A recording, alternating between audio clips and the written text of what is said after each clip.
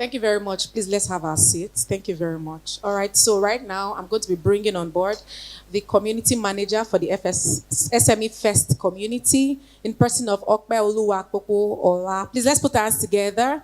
Please, let's clap for her. Thank you very much. It's not easy to manage a community. It's a lot of work, I can tell you. Thank you. Good morning, everybody.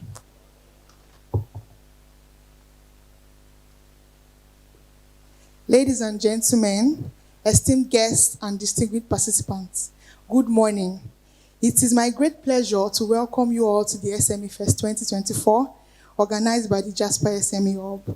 It is genuinely exhilarating to witness the assembly of brilliant minds and forward-thinking spirits all gathered here today, collectively shaping the dynamic landscape of small and medium-sized enterprises.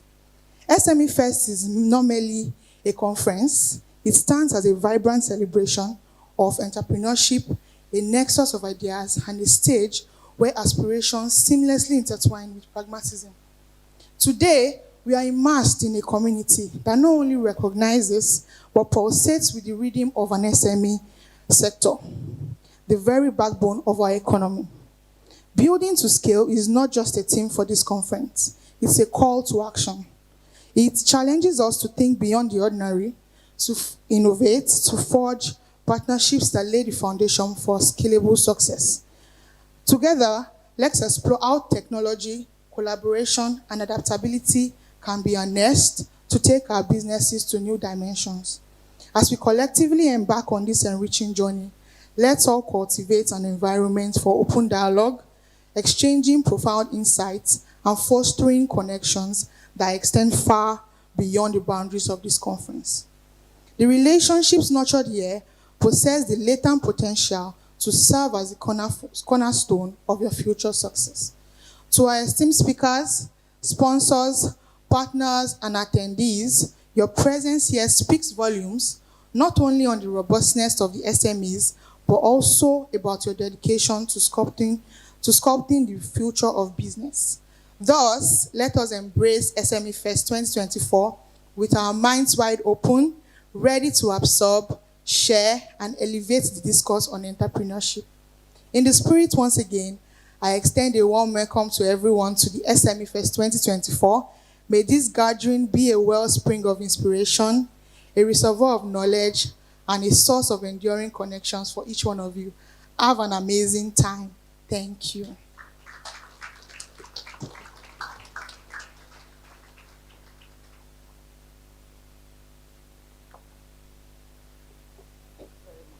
Please, let's put our hands together for Okpe Oluwa. Like I said earlier, it's not easy to manage a community. It's a lot of drama. All right, so once again, I would love to welcome you all to the SME Fest.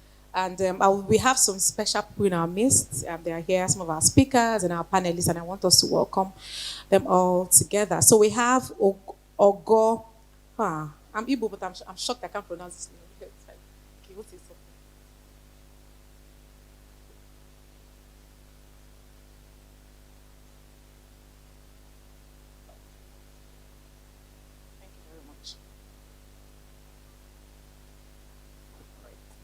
You're welcome, ma.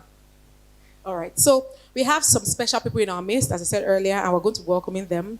So we'll have Ogo Onwuzurike. Am I right? All right. Please let's put our hands together for Ogo Onwuzurike.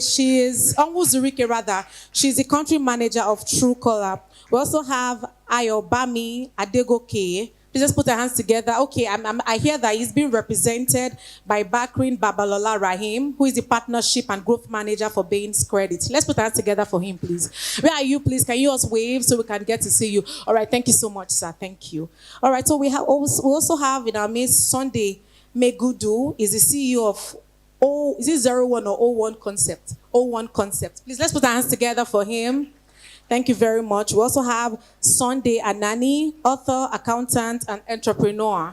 Let's put our hands together. Thank you very much for coming. We also have Agogo Akporido. I'm not sure I pronounced that right. Okay, thank you very much. He's the head startups and youth enterprise. Okay, and Youth Enterprise Faith Foundation. Let's put our hands together for him.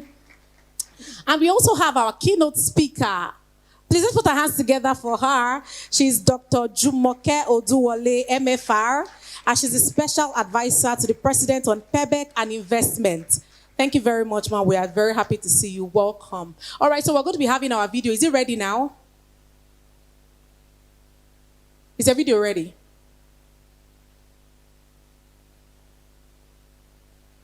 All right, so while we wait on that, I want us to engage ourselves again, right? So I know some people have come sit down beside you that are new. Just get to know them. Tell them what you do. If you have your card with you, you can just give them.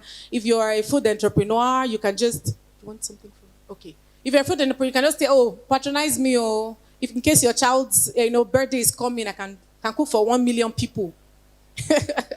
Yeah, so let's see. Let's just try to engage ourselves. So we're supposed to have a video for one of our SME hubs to, be projected here in a bit. So,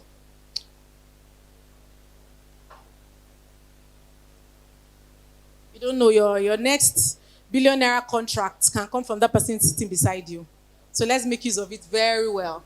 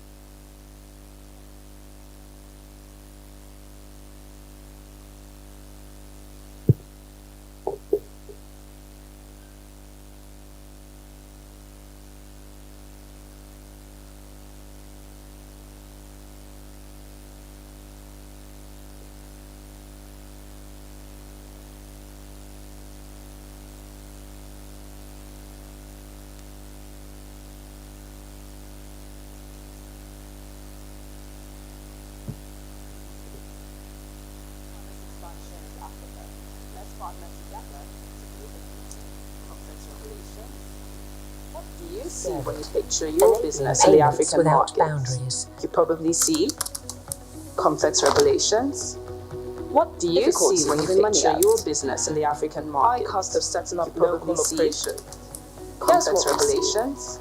With a marketplace of over 1 million potential customers, high cost of setting up local operation projected to reach $6.7 billion by 2030. The African market is an business and consumer spending within the presenting challenges lies an incredible opportunity by 2030 and expansion. The African market is a partner with you to tap into this within the presenting challenges lies an incredible solutions tailored to the African market expansion and easy repatriation of funds in your preferred tap into this potential. The payment solutions tailored to the African market Africa and easy repatriation of funds in your preferred currency. Expansion is effortless. The future of commerce expansion is Africa. Let's partner together to build the future. Servit, enabling payments without boundaries. What do you see when you picture your business in the African market? You probably see complex regulations, difficulty moving money out, high cost of setting up local operation. Oh, well, sorry about that. We're working on it and it's going to come up in a bit.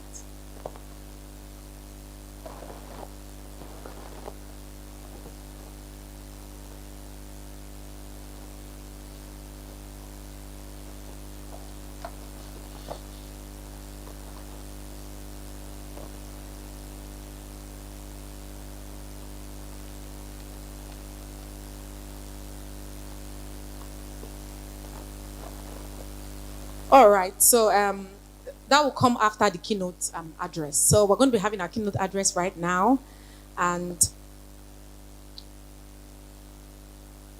we're going to be having it right now. So ladies and gentlemen, let's rise and give a round of applause as welcome Dr. Jumoke Oduwole, MFR, the special advisor to the president on PEBEC and investment.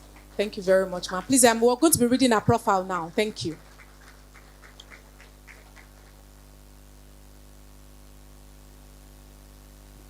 Okay, please sit.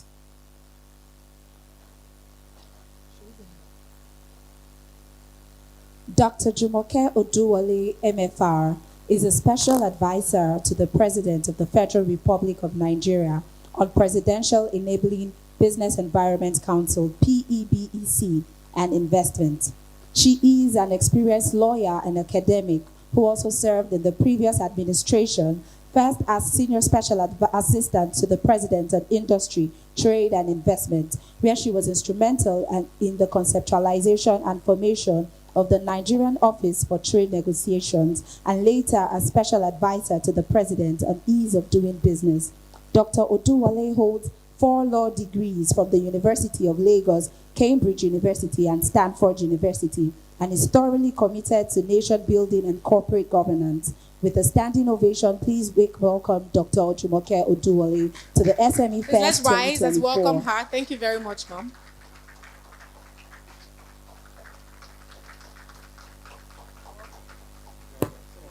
Thank you. Please sit. Yeah. Good morning, everyone.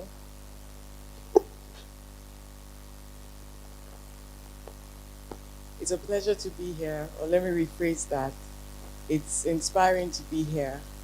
I don't normally accept invitations at the weekends, but I received this invitation in October of 2023. And when you have people who are organized and who are trying to reach high, organize an event that's going to be impactful and meaningful, I thought to myself to honor this invitation and come and be with MSMEs today. So I want to commend the organizers. They don't really know me well. Maybe one of them I've met professionally from KPMG. And that's what the country should be like. You don't need to know me, and you don't need to be a friend. It doesn't need to be a favor. When something laudable is good and you get a proper invitation, you review it and you do a background check and you accept it. So for that, I'm inspired to be here. This is the way Nigeria should be.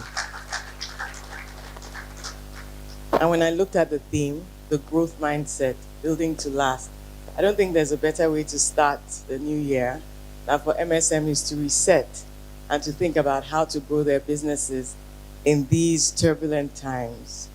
But how many people know that it's in the midst of turbulence that greatness happens? Yes, that is. So in the past 15 years, the world has experienced a financial crisis that came dangerously close to being a global recession. The world also faced a novel pandemic, the COVID-19, that has yet to fully run its course. The global economy has been slow to resolve and adapt to the new conditions. Supply chains have remained unreliable, production is suppressed, and trade costs have increased globally. Now, this is what is just happening all around the world. To compound matters, geopolitical competition occasioned by shifts in international arrangement has sparked tensions and wars, such as the war in Ukraine, and most recently, the escalated violence in the Middle East. The world converged for yet another COP in Dubai at the end of 2023, as extreme weather caused by climate change has further undercut global harvests, lowering food production, increasing shortages, and causing prices and instability to rise. The issue of climate justice remains pertinent, and the future of our own children hinges on our ability to liberate ourselves from the shackles of overdependence on oil. The political tensions are spreading in our own region, with at least at the last count 7 coups d'etats occurring in the West and Central African region over the last 3 years alone. So how should we then live? It's my pleasure to deliver this keynote address in a gathering of MSME owners, financial providers, and other key stakeholders, particularly at this pivotal juncture for small and medium-sized enterprises in Nigeria and around the world. The theme, Growth Mindset, Building to Last, summarizes the essence of our collective mission to empower and inspire SMEs to rise above existing challenges, to embrace opportunities, so growth is not just a destination, but a continuous journey, where MSMEs are not only built to grow, but are built to last. SMEs are essentially, for both global and local economic prosperity, they contribute significantly to job creation, innovation, and economic development. According to the National Bureau of Statistics in Nigeria, MSMEs account for 96% of all businesses in Nigeria, creating jobs for about 87.9% of the Nigerian workforce and contributing over 46% to the nation's GDP and 6.2% of all gross exports in Nigeria.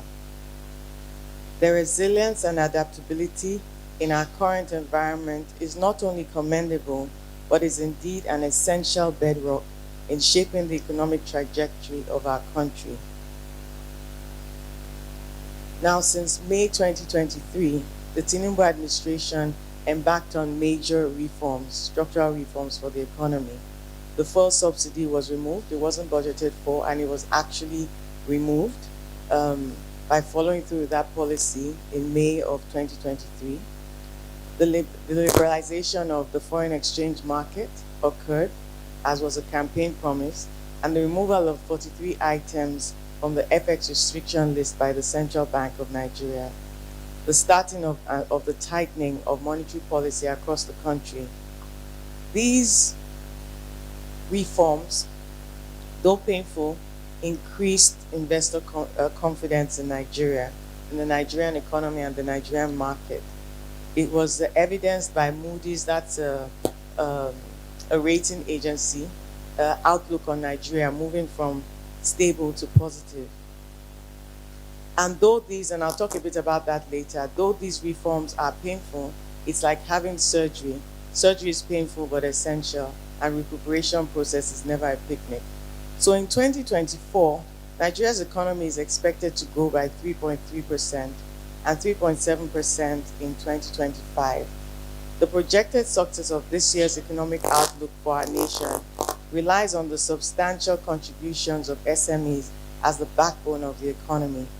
It is therefore important for us to use our vibrant entrepreneurial spirit to collectively build sustainable businesses that foster inclusivity, driven by innovation, and serve as agents for Nigeria's development.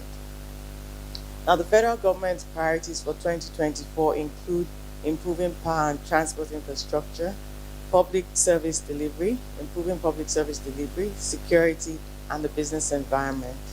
That includes reducing trade restrictions, reviewing tariffs to reduce the cost of key inputs for production, simplifying and harmonizing import and export procedures, and addressing bottlenecks, including what the PEBEC does, port reforms and port congestion, a whole array of interventions that I'll speak a bit more about later. And that is why Jasper SME Innovative Hub is creating an avenue for SMEs to collaborate and facilitating a much-needed access to financial providers and interactions with regulators and other key stakeholders. This remains a commendable cause, crucial to the continued survival and prosperity of SMEs in Nigeria. Now, building to last, what does that mean and how do we achieve that? You know more than me. I'm an academic and a policymaker, but I have done some research, especially in the past when I was an international economic lawyer and looking at the wealth of nations especially. In the landscape of Nigeria's economic growth, the concept of a growth mindset emerges as a cornerstone for lasting success. A growth mindset is not merely a belief in one's abilities, but a commitment to continuous improvement, learning, and resilience. By embracing a growth mindset, individuals and corporations around the world have not only weathered challenges, but have thrived in the face of stark adversity. In the book Good to Great by Jim Collins, which I first read many years ago, I can't even remember, certainly over 20 years. And there are several others of his books that I commend. Immediately I saw the topic, I thought about him. Good to Last is one of his books. Great by Choice is another one. But Good to Great, he provides a profound insight into the concept of building to last, emphasizing the transformative journey of companies from mere success to sustained greatness. Collins contends that enduring greatness is not an overnight achievement, but a deliberate and disciplined process rooted in a steadfast commitment to timeless principles. To truly build to last is to navigate challenges with unwavering resilience, fostering a legacy that stands the test of time. He also makes the important point, with concrete examples in his other book, Great by Choice, that the decisions we take as individuals and businesses can lead to greatness or to extinction. And they're very interesting books, and several other authors have written on this concept of building to last, but his is an easy read and very inspiring. I'm sure many of you have read his books. At the heart of creating lasting impact lies the paramount significance of vision and values. Vision serves as the compass guiding individuals and institutions towards a future they aspire to build. It is the foundation upon which enduring legacies are constructed, offering a sense of direction that transcends immediate challenges. Equally pivotal are the values that underpin every decision and action. A steadfast commitment to ethical principles and a moral compass not only shapes organizational culture, but defines the character of those who lead and contribute. In the Nigerian context, the visionary leadership of some of our best-known entrepreneurs exemplifies the transformative potential of aligning vision with values.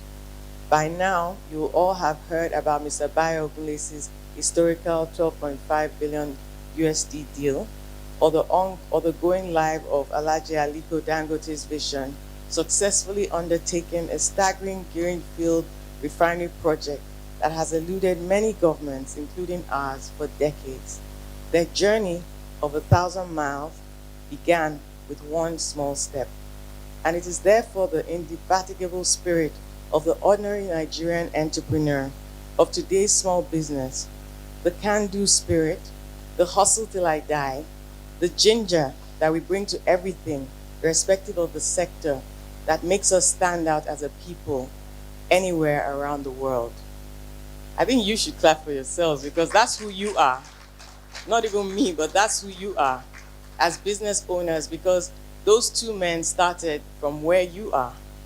No business was just born. Even if you inherited a big business, you started from somewhere and you had to grow it.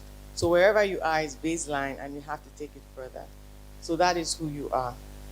By integrating a clear vision with unwavering values, we not only navigate turbulent waters with resilience, but we also leave an indelible mark on the fabric of our society, fostering lasting impact that resonates across generations.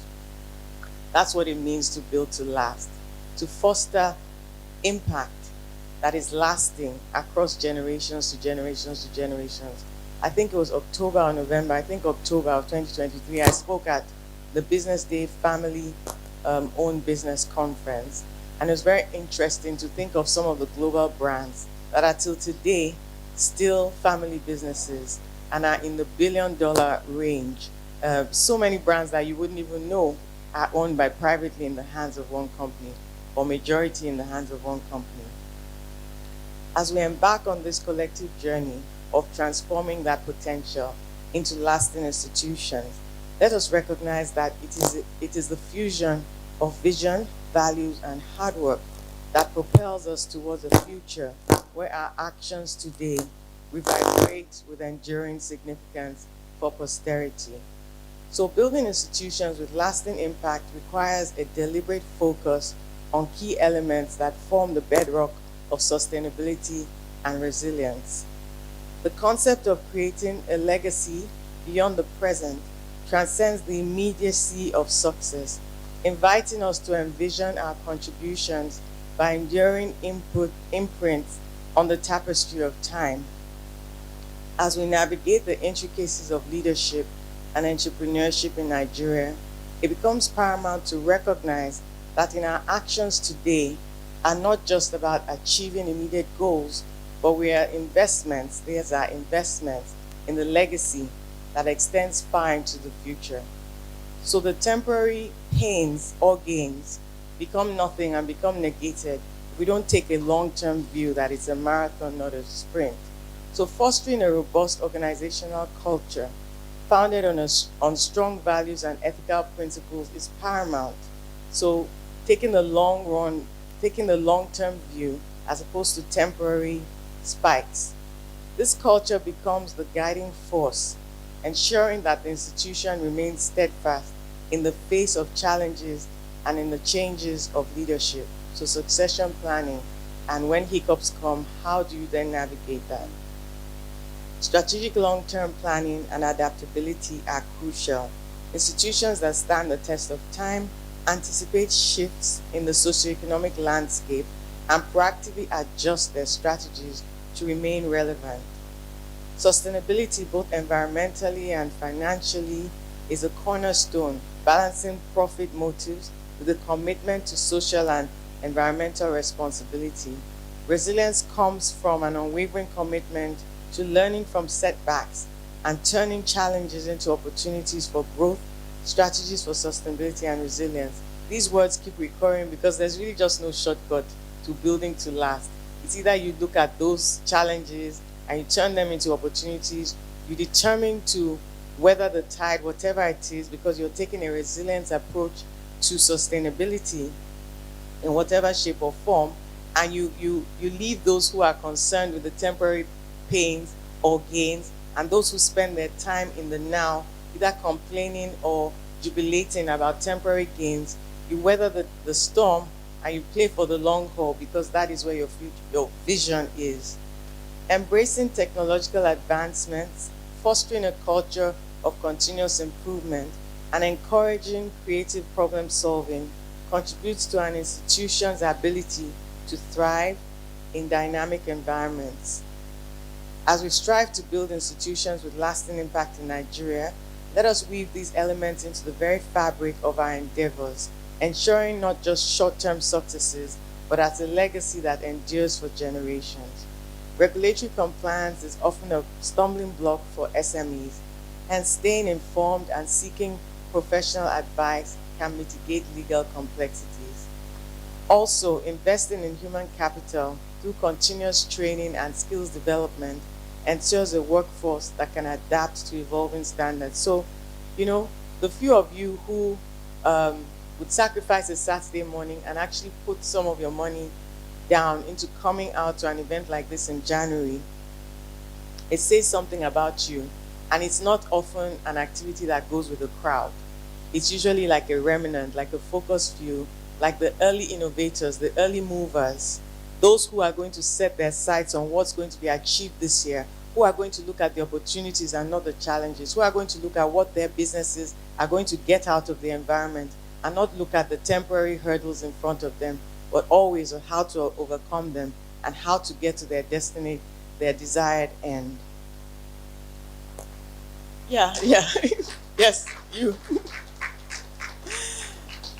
Cultivating resilience by viewing challenges as opportunities for growth and learning is crucial. As we chart the course ahead, SMEs are encouraged with these actionable steps to enable them not only to weather storms, but to emerge stronger and more agile in the face of ever-changing business landscapes. At the beginning of my comments, I noted that globally, SMEs are experiencing a paradigm shift. Leveraging technology, AI, all sorts of things to navigate challenges and capitalize on opportunities will be really important. The rise of digital platforms and e-commerce has opened new avenues for SMEs to search wider markets and streamline operations, and we really need you to focus on exports, because no matter what policies are put in place, if there's no production and more exports, we're not going to get the dollar to be able to afford whatever it is Nigerian economy wants to consume. So it's actually existential for this economy that there's greater production and greater exports. So in the wake of the pandemic and all these other things all across the world, those who do not adapt and very quickly will die. Governments have long recognized the vital role of SMEs in economic recovery and economic growth, leading to initiatives aimed at providing support, fostering innovation, and addressing systemic challenges. This is a global phenomenon. Many, many, many economies know the strength and the importance of the building blocks of every economy, which is at least 50% in developing countries, close to 50%, maybe lesser in more developed climes, but there's no way of getting away from it. And as you maneuver the current landscape, it's essential to understand both the positives and negatives faced by SMEs, paving the way for strategic interventions that will empower your enterprises to thrive amidst this globally changing landscape.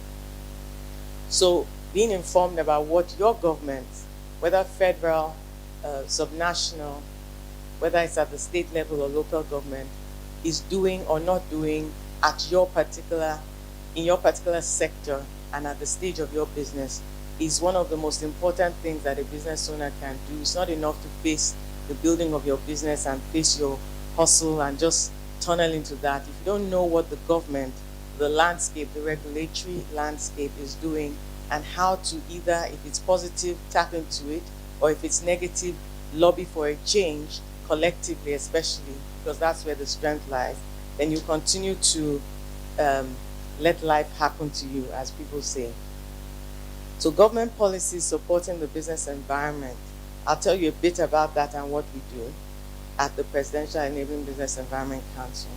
So the 8-point priority agenda for the President Bola Ahmed Tinubu administration focuses on economic recovery and the transforming of the economy to deliver sustained inclusive growth, strengthening national security for peace and prosperity, bolstering agriculture to achieve food security, unlocking energy and natural resources for sustainable development, enhancing infrastructure and transportation as enablers for growth, focusing on education, health, and social investment as essential pillars of development, accelerating diversification through industrialization, digitization, creative arts, manufacturing, and innovation, and improving governance for effective service delivery.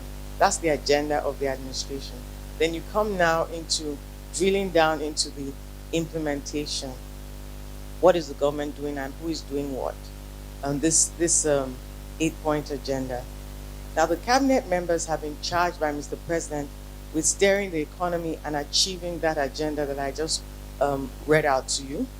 And they've been working since they were appointed, I think about August. And that has been spurred by the commitment of government officials to the critical performance bonds that they signed in about August at the end of the presidential cabinet retreat in October. Yeah. So about 3 months after they'd been in their offices and learned what their portfolios involved, there was a cabinet retreat, and then they had to sign these performance bonds. And that's being tracked by a Central Delivery Coordinating Unit, the CDCU, and that Central Delivery Coordinating Unit will be tracking and releasing reports on a quarterly basis. So there have been delivery units in the past, but I've never heard a president speak to it and charge the ministers to it, sign performance bonds, and publicly declare that there will be quarterly reports on what they're doing. So look out for that. That should be coming out by the end of Q1, and see indeed whether the ministers and the MDAs in your sectors are going to be held accountable for what they've committed to do in terms of performance. And then determine it within yourself, which organized private sector do I belong to? How do we lobby to make sure that what's positive is going better and what's negative is addressed? I think that's one of the most important things that an SME can determine to do for the long haul of their business environment. Rather than just complaining or tweeting or lamenting, what are the steps that you're going to take to make sure that any government in power at any particular point in time is working for the good of your business? The private sector is known to be agnostic, to be profit-driven or social impact-driven if you're a social entrepreneur. But the most important thing is that no business can thrive or can even survive without good government policies. And how does that then happen if the private sector doesn't organize into a voice and make sure that happens? Significantly, on our part, for the Presidential Enabling Business Environment Council, on November 16th, the new council was inaugurated. It's chaired again by the Vice President, and it has a whole bunch, there are about 24 members this time, of ministers, and we have representation from National Assembly, from the judiciary, in it and from state governments. So the new cohort has had its mandate spelled out, and there's been a strategic plan. The PEBEC Secretariat spent Q4 since my reappointment in October, taking a fresh look at what we would like to do with this new administration in terms of making sure that the business climate is more conducive, but particularly MSMEs to thrive. Now, since 2016, we've worked on a bunch of interventions, and those of you who know our work will know that we've delivered over 180 verifiable reforms to the business climate.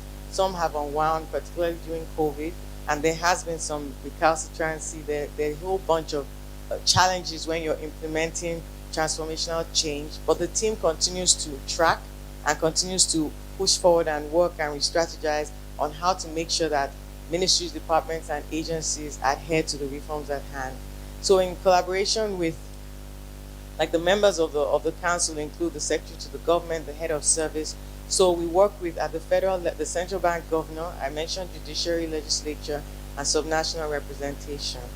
The PEBEC has used a lot of innovation in governance. In fact, we were recognized by MIT for our work in governance, innovation in governance, and just using creativity to bring to bear different kinds of changes in the workplace in Nigeria's civil and public service.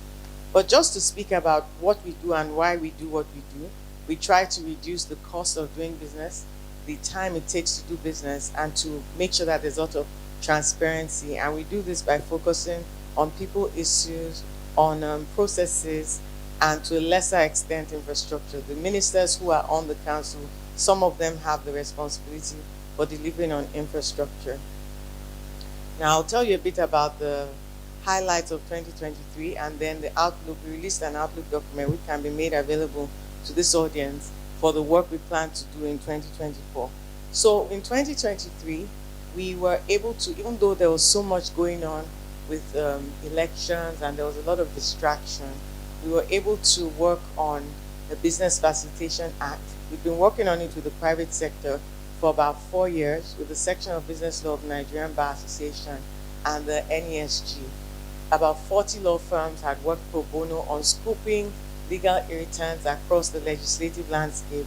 So we used that omnibus bill, the first of its kind in Nigeria, to amend 21 laws, including the CAMA that we had championed in reenacting, because the economy and the business climate is dynamic, and we didn't see the need to wait another 30 years before the reenactment that we worked on in 2020 on the CAMA. So that was signed just before elections. We worked with the 9th National Assembly. So that's the Business Facilitation Act 2022. That Business Facilitation Act was also used as a tool to codify the Executive Order 1. This is the executive order that was signed in 2017 to deliver transparency and efficiency public service delivery. And we track, it applies to the entire federal government, but we track 53 ministries, departments, and agencies at the federal level.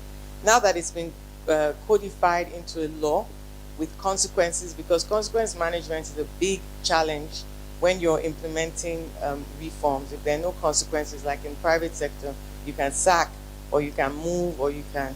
So public sector is a bit more difficult, it's a bit less nimble. So having a legal backing to the executive order, we believe that that will be impetus for better implementation. We also moved up on our small claims court. That's our judicial intervention. We started 2023 with 8 states having small claims courts. We ended the year with 25 states having small claims courts. Now, small claims courts are particularly interesting for SMEs because you can self-represent. There are relaxed rules of evidence. There are no adjournments, and there's automatic enforcement. The whole thing takes 60 days, 90 days, including implementation. And the processes are very simple. You just get a form for about 1,000 naira. It's part of the magistracy of each state, each of those 25 states. So small claims courts are where businesses can sue each other, sue their bankers, sue their, whoever.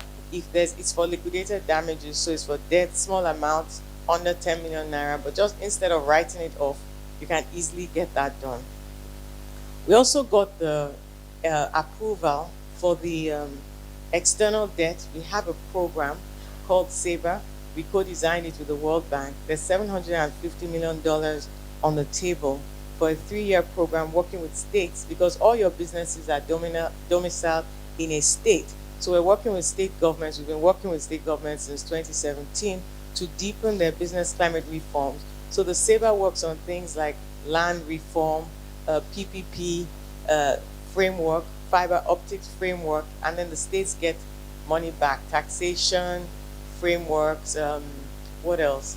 Business investment, business facilitation, investment facilitation, trade facilitation frameworks, and supporting the states on that to make sure that they can deliver it collectively. So they have action plans that they work on, and we give technical assistance to that.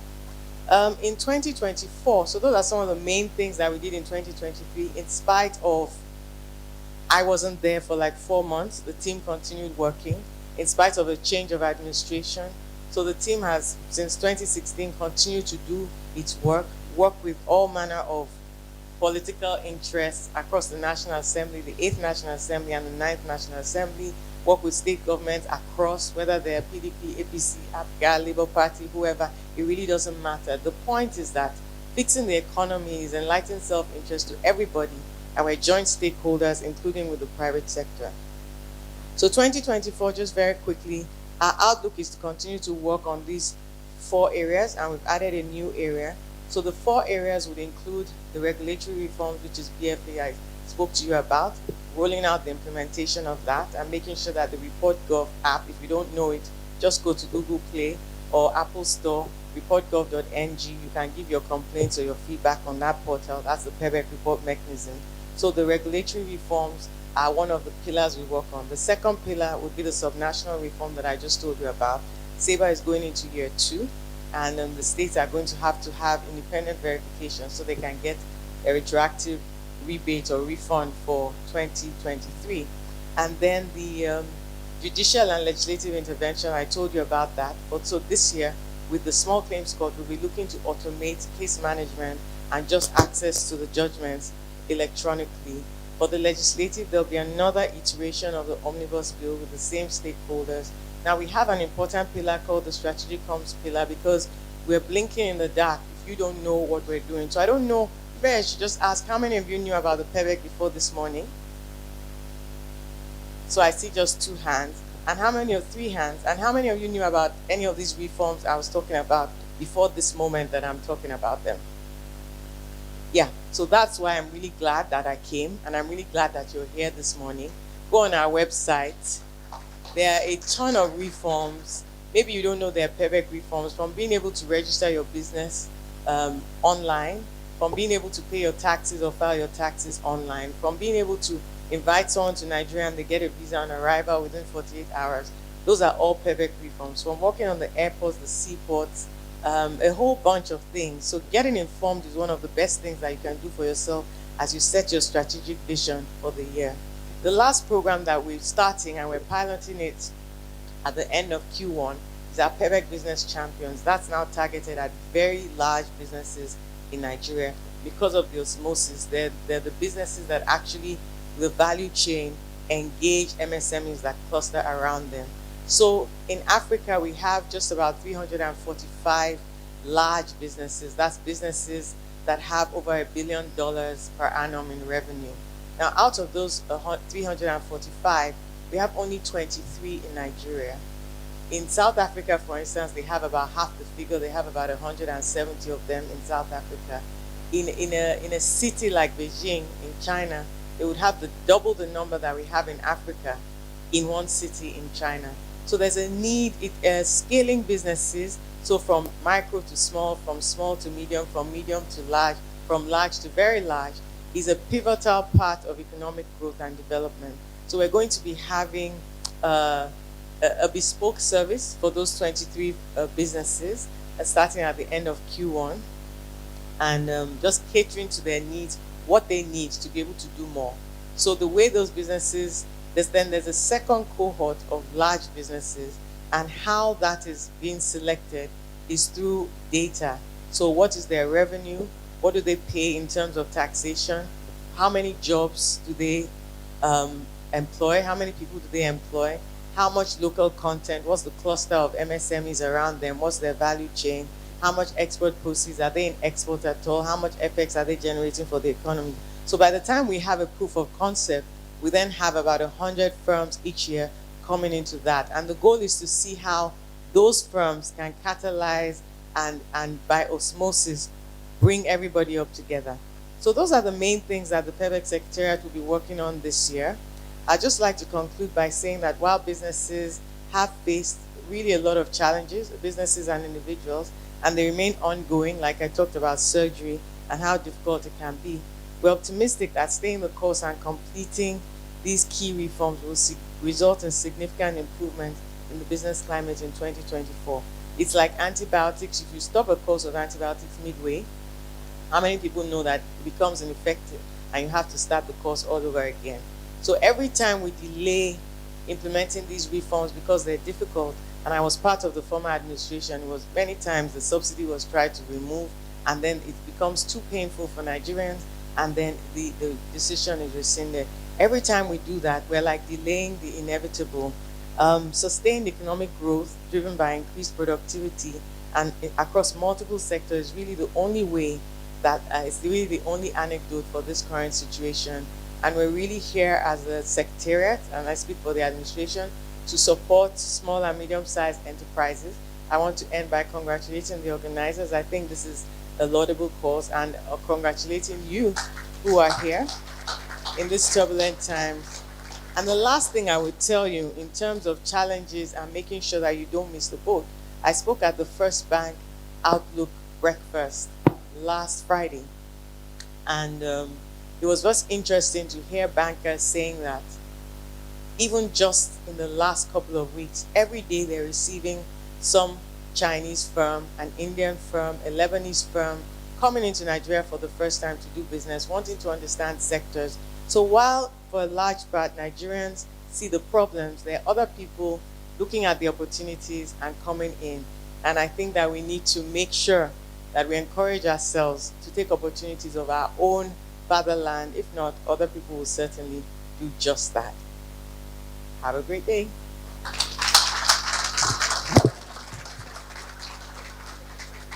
Okay, yes. All right, so I'll be calling on the founder of Jasper SME Hub to have a picture with our keynote speaker. Thank you very much, Ma. That was a very great one. Thank you very much. All right. Do you want to move it? Is there a way we can project? Can we project the SME backdrop? Can have like.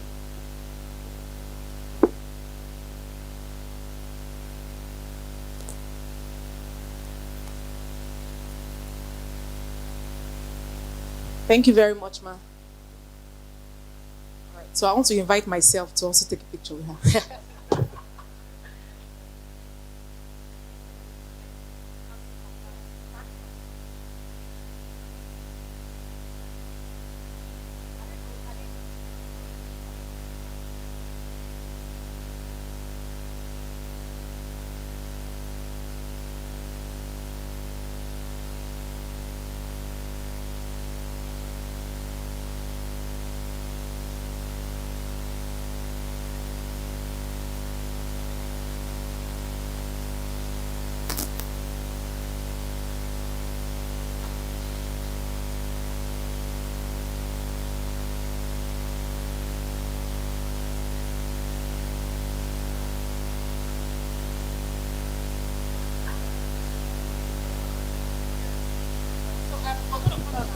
Now to please come up to take pictures with our keynote speaker. Thank you very much. Mr. Femi, please. Please, Daniel and Uju from Sebit, please join us on stage. Thank you very much.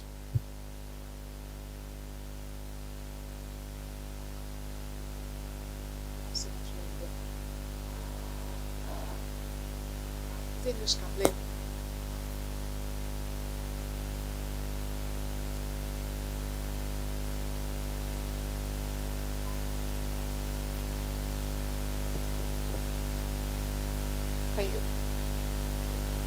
Can they move?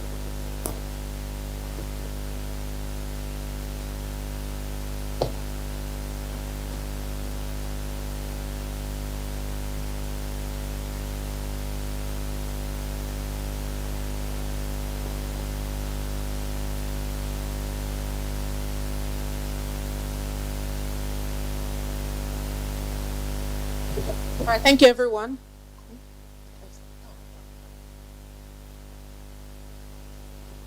All right, thank you very much, Ma. Please let's put our hands together for keynote speaker for that amazing keynote address. Okay, so I know that we learned a lot of things, and I have some little takeaways. So in case you may not listen, I was able to scribble some things down. And I love the fact that she spoke so much on resilience and how, as a people, I know we're going through so much turbulence and all of that. But in so much turbulence, that's where great things happen. Am I right? You know our motto for this year. What's our motto for this year? You're not speaking. Tell us. Say it again. That's not the energy I want to. No grief for. All right. So that's just like the Nigerian way of saying be resilient, even in the space of so much turbulence, right? And we should also think long term. Whatever we are doing now, you're selling food, you're selling jewelry, you're selling whatever. Think of how to scale and get to that point where you know that even without you, for generations to come, your business is still thriving. All right. So with that, I would say that we're done with our keynote address for now, and we're going to be moving to the next stage, which is the panel session. Right. So before we do that, I would love to say that I have a co-host. You know, when the Bible says one shall chase 1,000 and two shall chase how many? 10,000. So get ready. You're in for an amazing time. So I'm going to bring in on stage my co-host. His name is Femi Kumuyi. Please let's put our hands together as he will be introducing the moderator for the panel session, who will introduce our panelists. Thank you very much. You're welcome. All right. Thank you very much, Chine. All right. Thank you very much once again. Good morning, everyone. My name is Femi Kumuyi. I work with NIMASA. Very quickly, I would like to congratulate Jasper SME Hub for this wonderful program. But I'd like to say this, according to a World Bank report, evidence proves that SMEs contribute more than their fair share to their nation's wealth. SMEs are reportedly representing about 90% of all firms and are responsible for 50% of employment worldwide, as well as up to 40% of gross domestic products in emerging markets. This underscores the importance of SMEs in economic development. Once again, thank you, our keynote speaker, Dr. Jumoke. We appreciate your presence. Very quickly, we are going to the next session, the panel session, and to be chaired by Sunday Anani. Please, when you're up, please kindly come up. He's an author, he's an accountant, and he is an entrepreneur. You're welcome, please. So he's going to be introducing the rest of the team. Hello, good morning, everyone. It's a pleasure to be in our midst, and I hope that you are enjoying yourselves. All right, so quickly I'll be introducing the panelists very briefly, and as I introduce them, please let's welcome them warmly as they come up stage. So in this panel session, we are going to be focusing on the topic 0 to 1 million. Growth through bootstrapping. Can somebody say that? 0 to what? 0 to what? 0 to 1 million. Growth through bootstrapping. If you don't understand the word bootstrapping, you can Google it up already before we start. All right, so I'll be introducing the members of the panels right away. I understand that one of the panelists will be joining us virtually, right? Right, so, okay, so the first on the list is Ogochukwu Onwuzurike. She is the country manager of Truecaller Nigeria. Ogochukwu Onwuzurike is the country manager for Truecaller Nigeria. She brings together years of rich experience within the banking, FMCG, and fintech sectors. She also was, until recently, the sales director for Africa at MetaMap. In her current role as country manager, Truecaller, she is responsible for the overall expansion, growth, and operational strategies to increase Truecaller's share of market in Africa's largest economy, Nigeria. Ladies and gentlemen, please make welcome Ogochukwu Onwuzurike. You're welcome. It's a pleasure. Right, so right on the list again is my namesake. Is Sunday Mejugu. Mr. Sunday Medugu is the CEO of All One Concept and founder of Kudi SMS, a communication platform as a service that helps companies, businesses, churches, schools, and individuals engage and communicate with their customers and target audience via WhatsApp, voice, and email. He is also a seasoned entrepreneur and digital marketer who has established businesses in various sectors, including e-commerce, bill payments, and digital marketing. He worked in the private sector for some years as an engineer and line manager before stepping aside in 2015 to focus on his passion, which is entrepreneurship. Ladies and gentlemen, please welcome Sunday Medugu. Welcome, sir. Then we have Fred Egosa. Fred is an SEO expert. He's based in Lagos.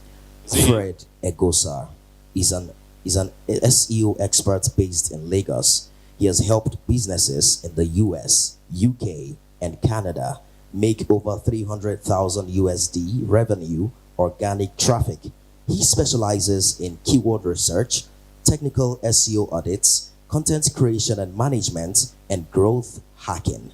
Ladies and gentlemen, please make welcome Fred Egosa. Is he with us? Coming in? All right. Okay, so then last on the list, we have Ed Folks. Hope I pronounce that right. Okay, so Ed Folks will be joining us virtually. Ed Folks is a seasoned creative, strategic, and growth-focused entrepreneurial professional with significant SME board-level experience in the United Kingdom. Ed works in an advisory capacity, helping businesses to plan and systemize efficiently to navigate market changes and to expand. Ladies and gentlemen, for the panel session on growth through bootstrapping, make welcome Ed Folks. And finally, ladies and gentlemen, Sunday Anani.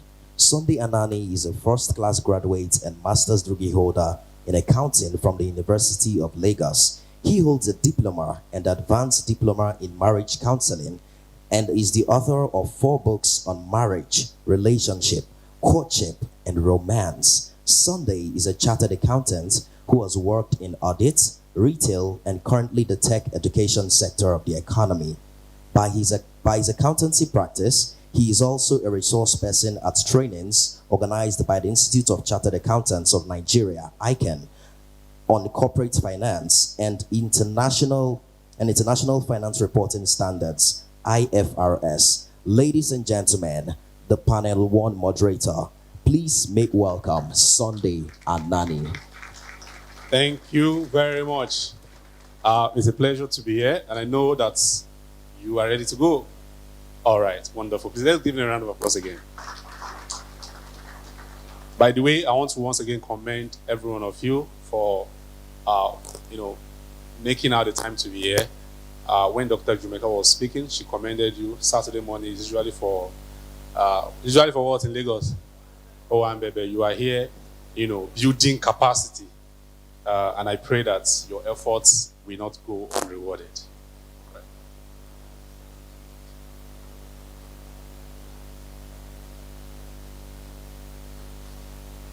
I also commend myself for being here because this morning, I just woke up and I found out I was purging. Somebody say purging. Before the day broke, I visited the restroom like 3 times. Maybe sit there. And then I quickly had to rush to the hospital because I knew that I have to be here. So I also sacrificed something. Will you clap for me? All right. Thank you very much. So we are going through a very interesting session. But before we do that again, I want to test your understanding of listening. While Dr. Jumoke was speaking, she read out some statistics. I don't know if you took notes. She talked about SMEs contributing some percentages to businesses in Nigeria, workforce, and also GDP. So she mentioned 96, 87, and 46%. Which of these percentages apply to their contribution to workforce? I don't want Kuro's answer. And our speaker cannot answer. Which of these? It's 96, 87, 46. Is it businesses, contribution to business? Is it workforce? Is it GDP? Okay? Come again? 87 workforce. Let's give her a round of applause. That's somebody listening. And she also talked about SMEs contributing 46% to gross domestic product in Nigeria. That means that a lot of us are doing really well. You might think your effort does not count, but I can assure you that there is data capturing everything you are doing. So this is me telling you not to give up. Not to what? Say it very well. Not to what? Do not give up. So we are moving into this session. 1 to 1. 1 to what?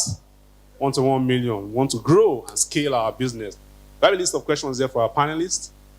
We have Mr. Sunday here. We have, let me just say Ogo here. And we have Mr. Ed. Can he hear us? Okay, awesome. Mr. Ed, please let's welcome him in the Nigerian way. We welcome you to our midst. Thank you for joining us. We appreciate your time. By Google CEO Sundar Pichai to invest $1 billion in Africa's digital transformation and move. Okay, we say hi to the audience, Mr. Head.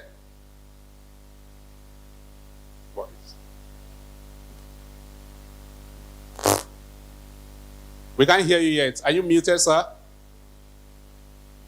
Let's check the connection.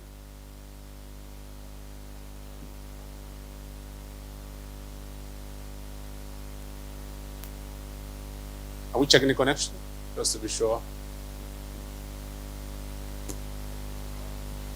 Okay, so let's go on while we fix that technical glitch. All right, so we want to be talking about bootstrapping this morning. So a list of questions are prepared. Don't also forget you are with us. So if you have any question, we'll take 2 from the audience. Are we together? Are we together? So has anybody checked or looked up for the meaning of bootstrapping? Before we continue, anybody? What's the meaning of bootstrapping? Please come over quickly.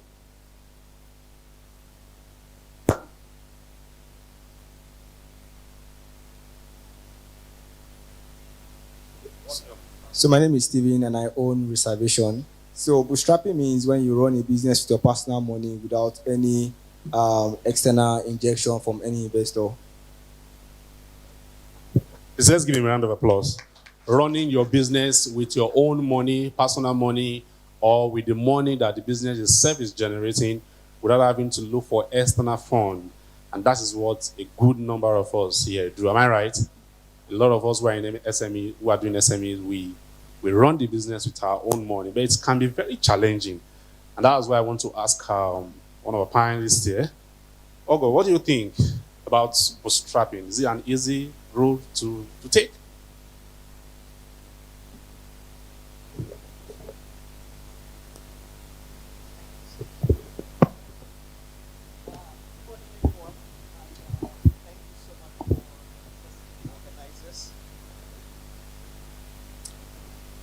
Good morning. Okay, yes.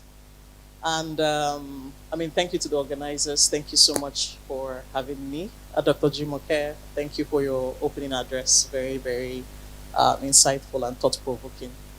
So to your question, sir, bootstrapping, it's not easy. It's not easy at all. It is attractive to a lot of investors. Bootstrapped businesses are the bride of investors. Most investors would want to invest in businesses that have shown track record of, being able to manage self-generated funds and manage self-generated revenue in the business. But of course, having to run your business, run your company from your cell phones, even if you're wealthy, it takes quite a lot. So it's not to be downplayed, but it also shows, it says a lot about an SME. It says a lot about the founders. It says a lot about the character of the founders of the business. It says a lot about that business as well. So in the VC world and in investor world, bootstrapped businesses are very, very attractive to investors. While it's not easy, but they are like the bride of the investor community. Yeah.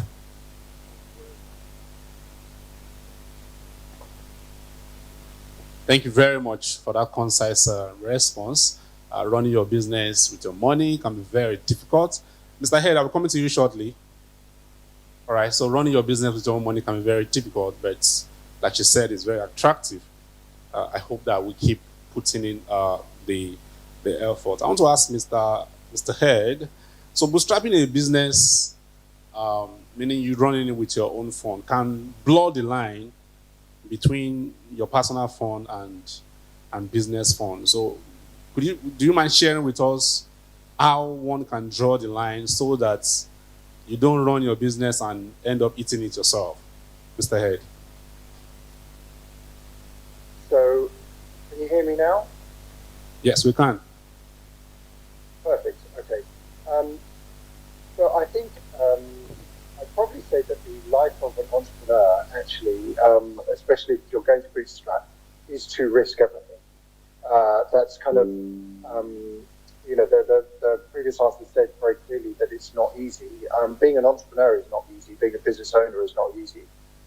You have to every morning decide that you're willing to step up and actually do the work, and hopefully make the world a better place as a result, and look after employees, etc. But it is kind of worth noting that of all businesses that start, 61% of bootstrapped businesses succeed, whereas only 41% of funded businesses succeed. And I think the reason why this is, and I personally always bootstrap a business at the beginning, is entrepreneurs who bootstrap are effectively, they are hungrier. They make themselves hungry by the fact that they don't have outside funding. I remember, I was actually out visiting Boston, visiting multifamily operations with the large operators in the US while we were looking at bringing that format of rental over to the UK. And I was there with a friend of mine called Richard Jackson, among other people. So we were with the head of JLL and people who work for CBRE, very high-level people. And Richard and I were the two entrepreneurs in the group. And we had, for a year or two while starting our companies, done the equivalent of lived in our caravan and eaten porridge while we tried to make things work. And the CEO of JLL had never done that, and didn't really understand the mindset that took.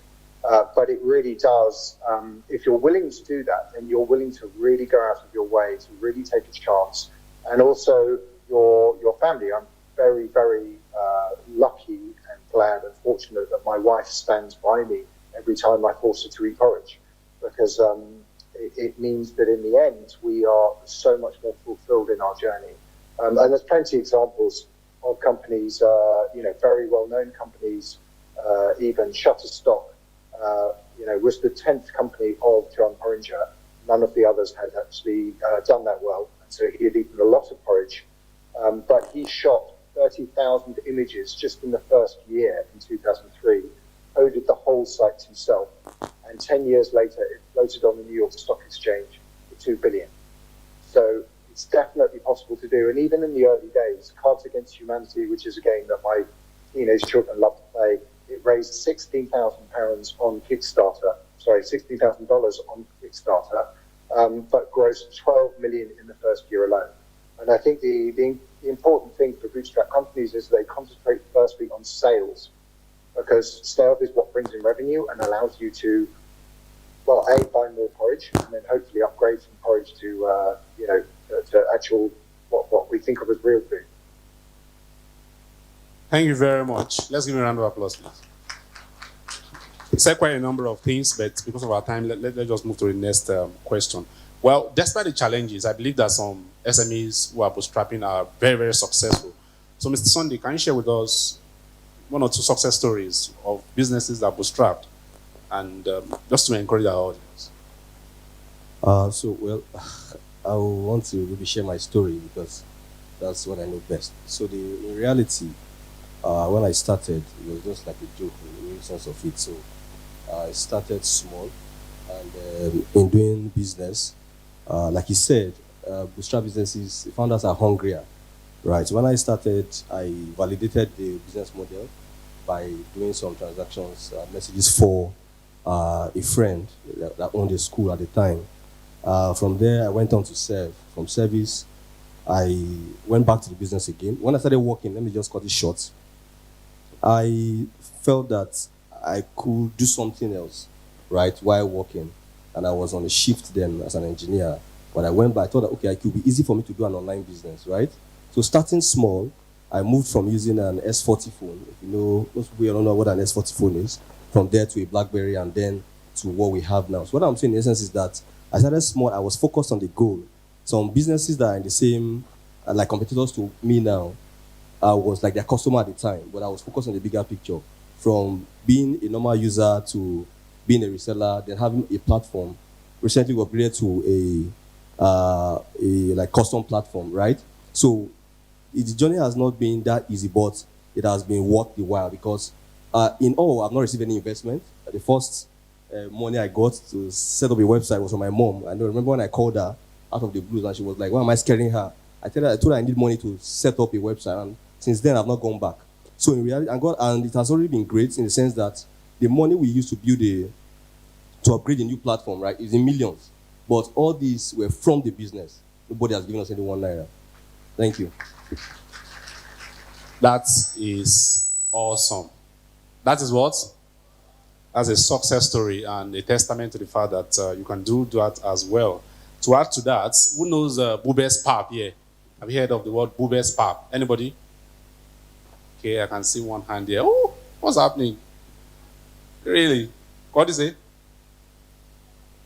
Thank you. The woman was into pap, Ogi business. And if you read her story, the inspiration started from a time when she was having a quiet time. And she said with 200 naira in her kitchen, with an idea and a dream, she thought of bringing, a blend of convenience and hygiene to people. And she started doing Ogi business. And like the special assistant, special advisor to the president mentioned, SMEs contribute a lot to export. She started exporting Ogi, the Ogi that we talk about, that we drink here. She was sending it overseas. So your dream is valid. And like you rightly said, imagine doing business and asking your mom. So it starts with yourself, your close people, family members, and therefrom your growth is established. You can do it. Tell yourself, I can do it. Yes, and definitely you can. But aside the fact that money could be an issue, I have this question here. Sometime in 2023, 9 Nigerian startups that collectively raised over $70 million, $70 million, not even 70 million naira. In the last 2 years, that's 2021, 2022, they shut down, and the closures raised a lot of concern about the fate of other young people and young and innovative companies that will be looking for funding in the coming years. What would you say are responsible for SME startups raising money but eventually failing? Oh God, do you mind speaking to that? Thank you so much. And it's a very important discussion to continue to have, especially because it's a learning opportunity for all of us. We must always investigate why do things like this happen and put in corrective measures, and other businesses can continue to learn from it even as they continue to grow and scale. So the first thing I'd like to say is that success in the startup world is very, very complex, and it's also very multifaceted. So success for a business, and there are different metrics, there are different dynamics that a lot of businesses look out for. Now, I know everybody's looking for funding, everybody's looking for investments, but let me shock you this morning and say that funding does not guarantee success. That you have funding does not necessarily mean that your business will succeed. Now, I don't know the peculiarities. Definitely, funding is very important. There are skill to business that you can never attain without funding, but it is not a guarantee that your business will also succeed as well. So to answer your question, what could have possibly happened? And then being a growth and market entry specialist myself, when I encounter businesses, the first thing that strikes me is the lack of a clear and viable business model. If I walk through the room and ask the SMEs here, what is your business model? What is your path to profitability? What is your revenue? Who are you selling to? It's in the very simple questions, right? But for you to be able to answer this question as a business, you need to go back and do your homework and do it. It doesn't matter how small you think your business is. You need to be able to articulate, who is my customer? What is my target segment? What type of business am I? Am I a B2B? Am I a B2C? Am I an online business? Am I a subscription business? What is the total addressable market? That this size, this business, what is the revenue of this industry? How much of this do I want to capture? Do I want to get 0.01% in the first year? Do I want to do 2% in the second year? So you find that a lot of the startups, when you and I work in tech, and I meet a lot of these people, and like, no, we want to grow. We just want to grow. We want to acquire users. We want to acquire 10,000 users. Okay. So how do you translate the funding you have gotten into revenue? You need to have a clear business model. You need to have a clear path to profitability. So that's the first thing I see. The second thing I see is misallocation of these resources. And when you do that homework, what are my anticipated costs? It tells you where to invest your money and where to put your resources into. So the next thing you see is misallocation of resources. So we get new funding and suddenly we want to hire 10 more people. We need a VP, we need a CTO, we need somebody with big title. How about another office space? This place is not befitting for our new funded status. We need to get a bigger office that befits our status. So a lot of times you see misallocation of resources. A job description that one person can do and have enough job. That's what you call workload, sufficient workload for a job. You see 3 people on one role and salaries are being paid on that role. The third thing that I see is lack of everything rises and falls on leadership, right? Everything it's all on leadership. And a lot of founders, you see a lot of inexperience. There is no clear corporate governance. There's no clear rules around decision making. How do we take decisions as a company? How do we take decisions as a business? Do you have people that you are accountable to in your decision making process? So, and of course, these are a myriad of issues, and we could go on and on. But these are the top 3 things that strike me most times we see this. Thank you. Thank you very much. Let's give a round of applause, please. While we're having the session, one of the panelists walked in, Mr. Fred. Let's give him a round of applause to join us. You're welcome.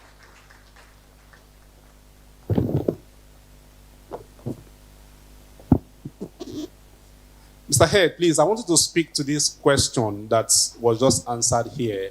Why is it that SMEs, despite raising funds, sometimes fail? Maybe in your own business environment, maybe you could have comparative answers. Why do SMEs still fail? Why do they collapse despite raising funds? Mr. Head. You cannot hear us. Oh, he's muted. There we are, that's better. Thank you very much. Sorry, can you ask the question again?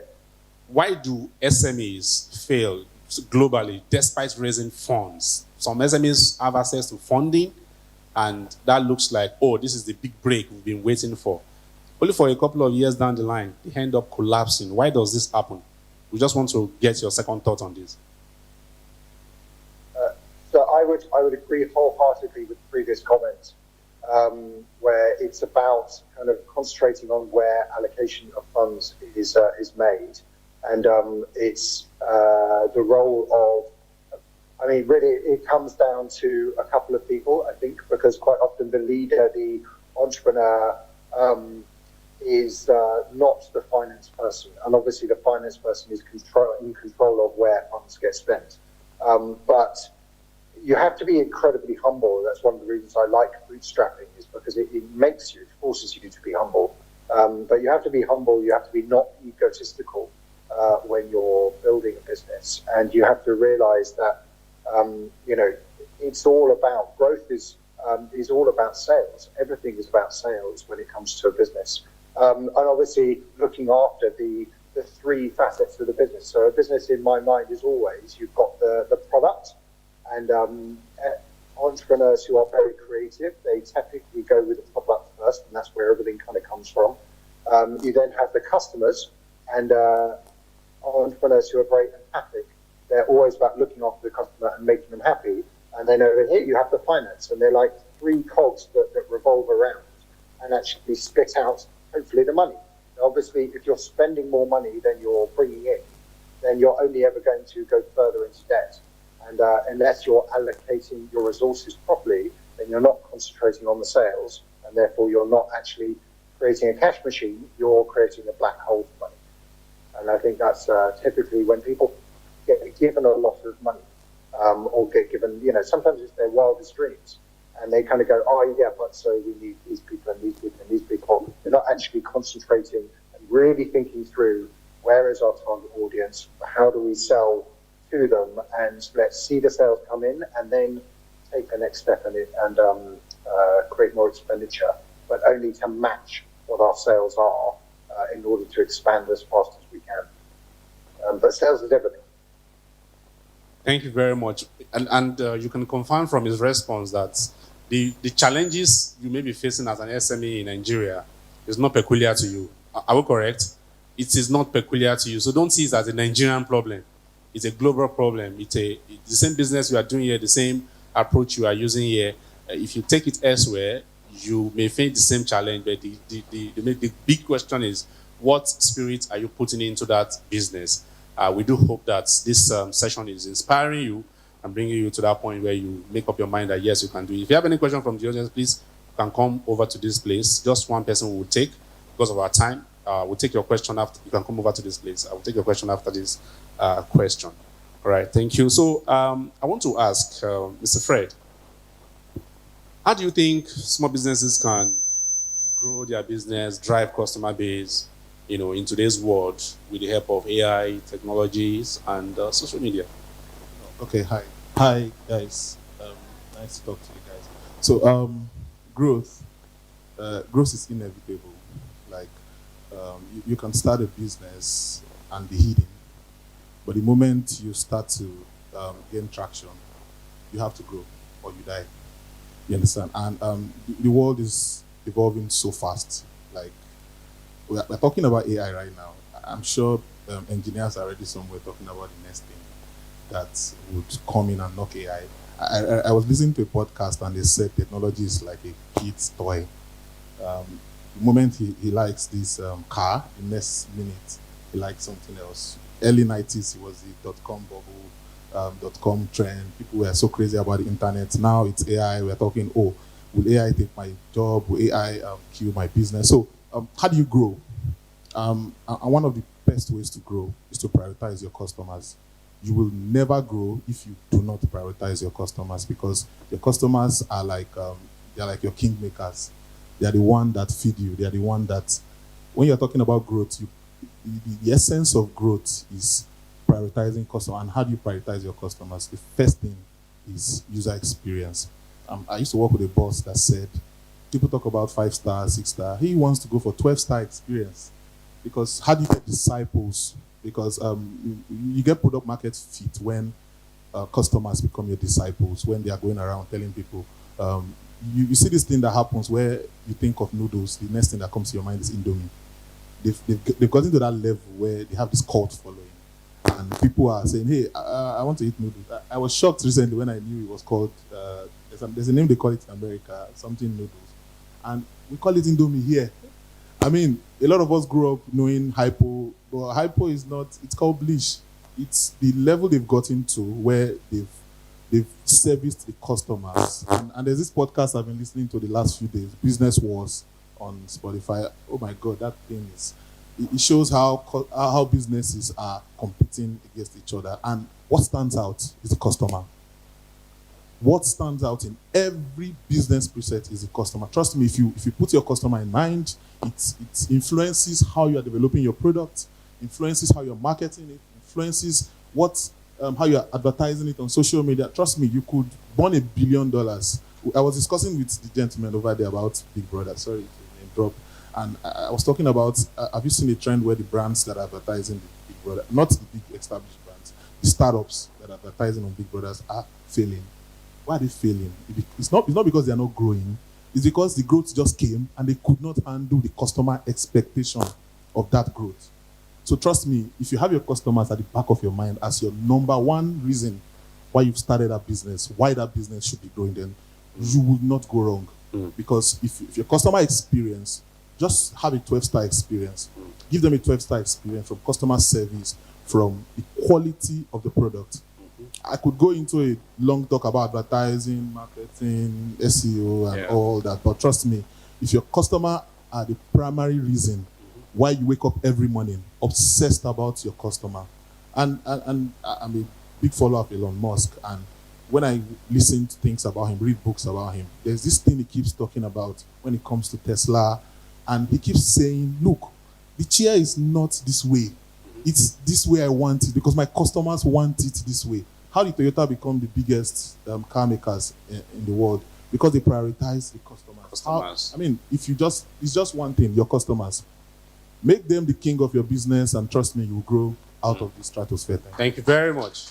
That's an amazing response. Make the customer the king.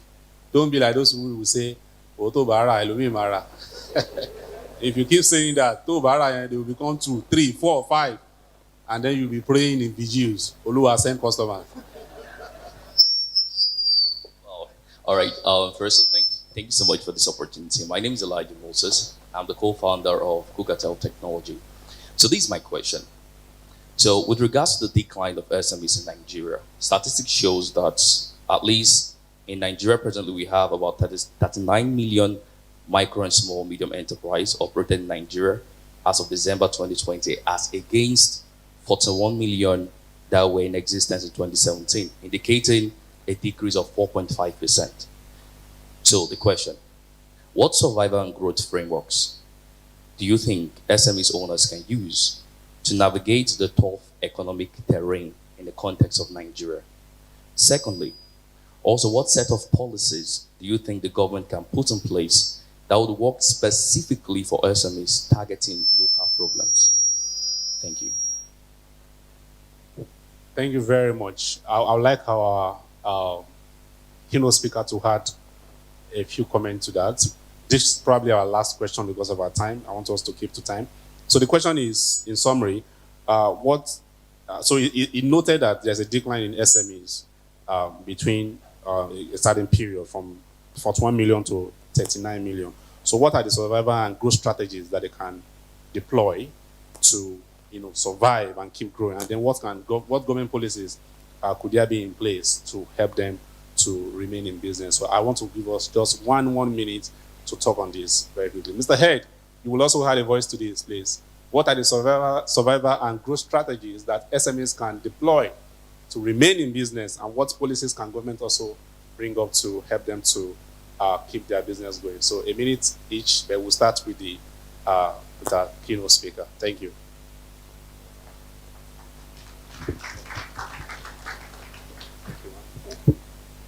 I think we've talked about I think the key survival strategy is knowledge. We get knowledge. You've learned a lot today. You're going to learn a lot more. Get knowledge and then apply it. That's wisdom. And I think for government policies, there's several already that I alluded to today. Find out what they are and how they apply to your business. Who are your regulators? Do you have the complete list of who your regulators in your sector are? How they affect you? What the regulations are? Are you keeping current?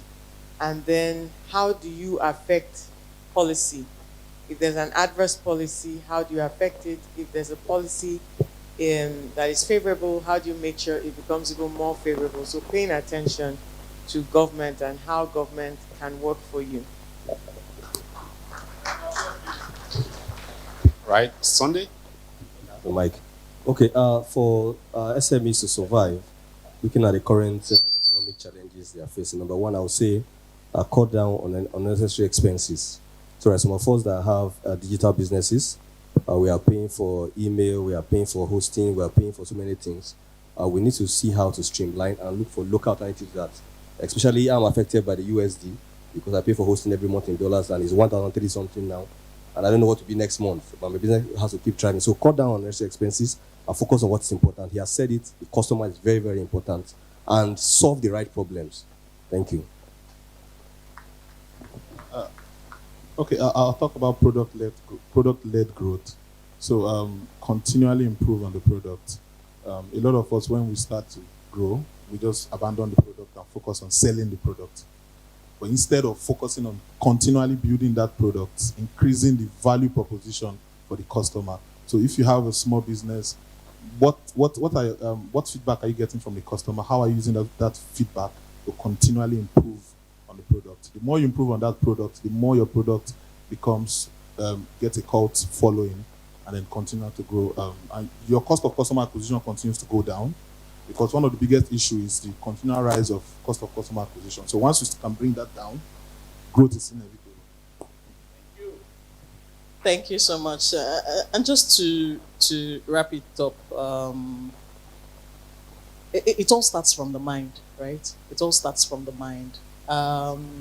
Just leaning off what our honorable speaker said when she was speaking, you need to have a growth mindset. You need to have a resilient mindset. You need to understand that doing business is tough. It's not glamorous. There's nothing. You need to you need to bring in your grit. You need to bring in your backbone. You need to bring in your sweat. You need to, if you're going for a party, you know you're going to a party and you're going to relax and you're going to have fun. If you're going to work, if you're going to own a business, if you're going to run a business, come serious, come ready. You will face challenges. You will overcome them. You will learn from them. You will grow from them.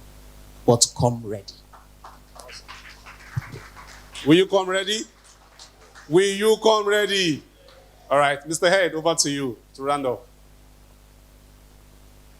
What growth and survival strategies can SMEs adopt, to keep remaining in business?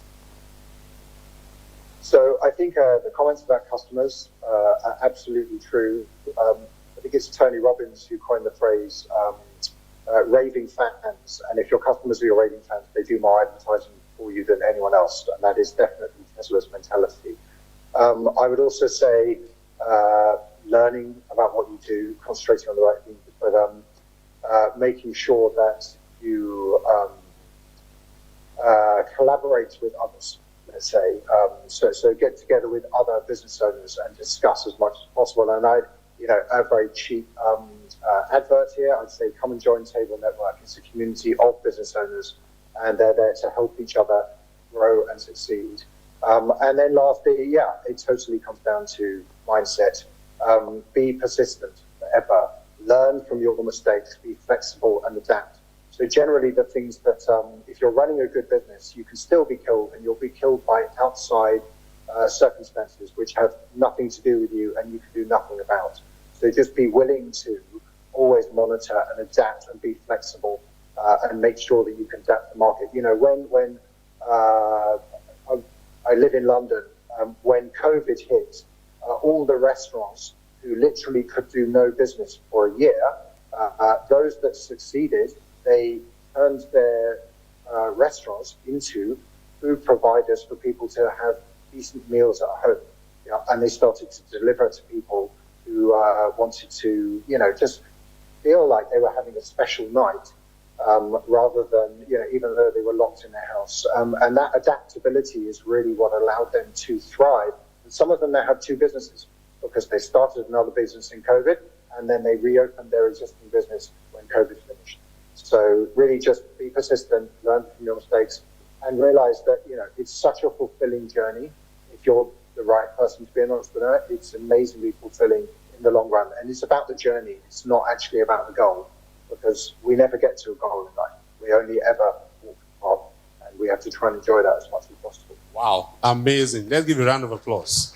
Thank you very much to all members of the panel. It's a pleasure speaking with you and interacting with the audience. I know somebody in the audience here who sells Tiger Nut milk. If you are there, can you rise up? She sells Tiger Nut milk.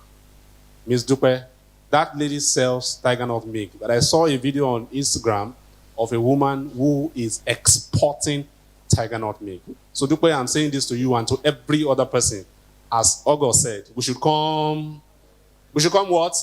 Come ready. And as you do that, your growth is ahead of you. Thank you. Thank you so much, everyone.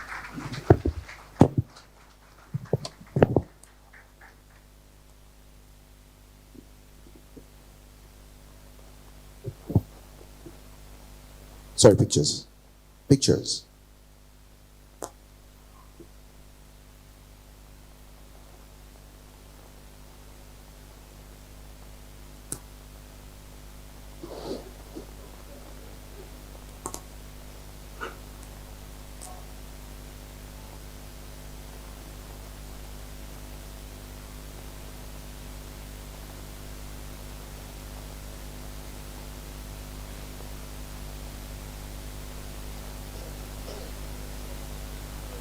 All right, thank you very much. I think they deserve a round of applause for this wonderful session. 0 to 1 million growth through bootstrapping. All right, very quickly, I'd like to also make some notes that there are some challenges that faces SMEs in Nigeria: access to funding and capital, increasing brand visibility, driving traffic for goods and services, and infrastructural bottlenecks, and a host of other issues are some of the major issues that confront retail entrepreneurs in Nigeria. But all the takeaways from this session is saying that doing business is tough and not glamorous. That means there must be some sort of discipline in business. Chineye, what have you learned from this session? I would say, first of all, I love the fact that one of the panelists said funding does not guarantee success. So a lot of people get a lot of money, and sometimes you don't know how to manage the money. Just realize that the money is all gone. I was checking. I got a mail one time about a founder that was he was paying himself salary of over 50 million naira, and the business just went down like that. So funding does not guarantee success. And again, the last speaker talked about customer experience. That if you can invest so much in your customer, you realize that they are the ones you are doing all the advertisement for. They are the ones you are doing all the PR and all that for. So if you're able to invest and make them happy, at the end of the day, you realize that you're selling and you're doing much more better than anybody investing so much in advertisement. So I think that's what I'll take away from this amazing panel session. Please let's put our hands together again for them. And I'd love to mention that I'm a bit biased because why do we have only one female on that panel session? Emmanuel will answer me later. Because yes, but then,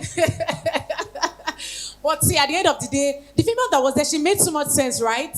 Yeah, so she was like one, but a million. But the keynote speaker was also a female. She was a female, right? Yes. But we wanted more representation. That's what I'm trying to say. You are also a female, the MC. Right. Okay, we'll forgive y'all. All right, thank you very much. All right, so very quickly, we'll be moving to the meet and greet session.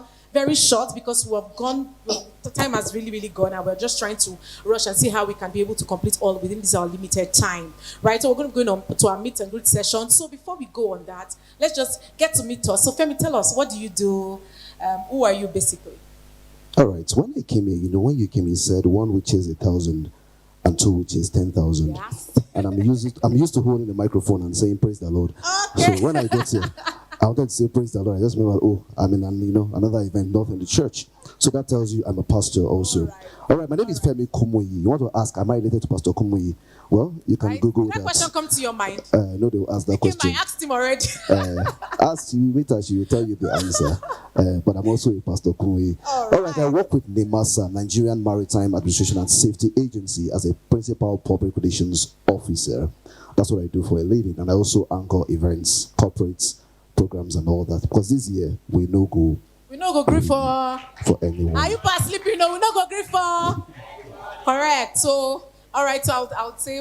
So what do you do, Chineye? All right, so I'm Chineye Adele, as I said earlier. I'm a true Nigerian because I don't know how many of you are here. I was going to ask you, yes. Chineye Adele. Mm-hmm. Okay. So you want to hear the full story? Yes, let's hear it. Sleep here. All right. All right, I'm married to a Yoruba man. So yes. So, is he here? Yeah? Is he here? No, it's not here. It's not here. Okay, my wife is not here too. No problem. Okay, so I'm a project manager. I'm also an interior decorator. I am a consultant. I'm also a wife and a mom. You may be wondering, a mom, this girl, where, how? I'm a mom. All right, so and I'm very happy to be here. I know you are too. So right now we're going to be going for a meet and greet session. You get to meet other people. You don't have to meet the person sitting by your side. You can come from the back and meet the person in front. You can meet the speakers. You can talk about what you do. Like one of our speakers was talking about the person selling tiger nuts. But export. I immediately said it to my mind. I'm like, how are they preserving it? Tiger nut. But I'm sure the person has hacked it. And that's why the person is exporting it. So you can be the next exporter, importer. Abi? Am I right? All right, so let's get to meet each Before other. we go, you know, when Sunday Anani came upstairs, he told us he was purging. But you know, I'm a pastor. Receive your healing in Jesus' name. Amen. All right, meet and greet session. All right, so meet and See greet you session. We in have just 5 minutes. Thank 5 you very minutes, much. please. Meet as many people as you can meet because I'm going to ask you to come and tell us how many people you've met, their names, and what they do to ensure that you have actually done what we are asking. If you are single, don't go and meet somebody that is married. Though. Be very careful.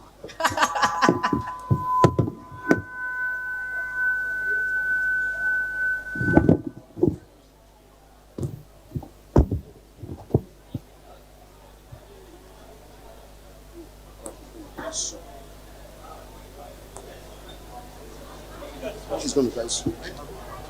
That's one person.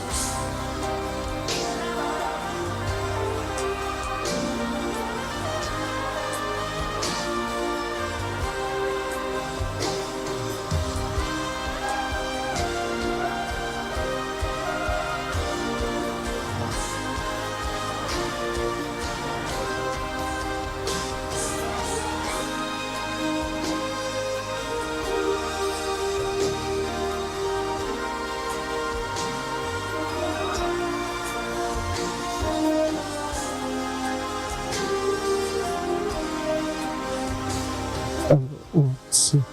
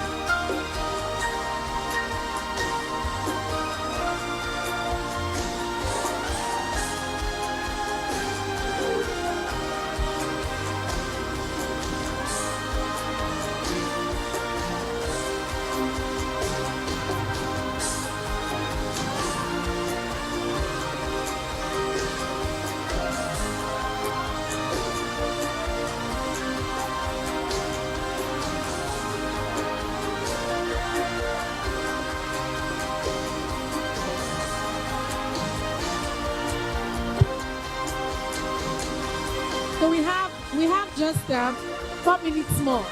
By 12:40, we'll need to reconvene. Thank you very much.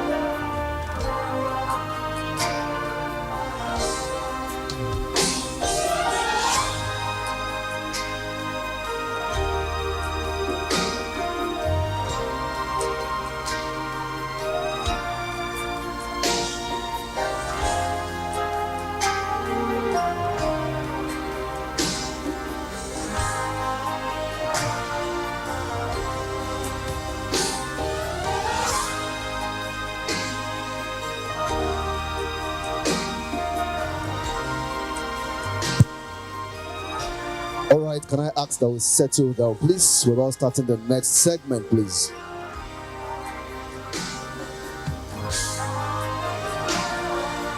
Please, can we settle down now so we can start the next segment and then we can leave here on time, please? Kindly take your seats. Hello. Please kindly take your seats so that we can start the next segment. We still have more time to do this meet and greet, so please, can I ask again that we please settle down so that we can start the next segment.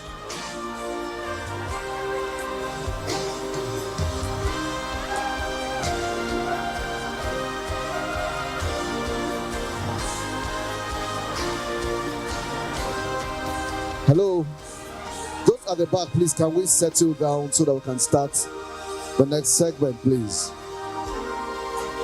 We still have a number of topics and panel sessions.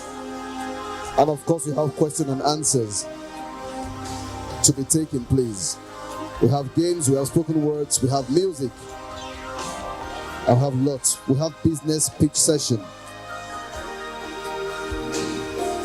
And we'll have another session for networking. So please,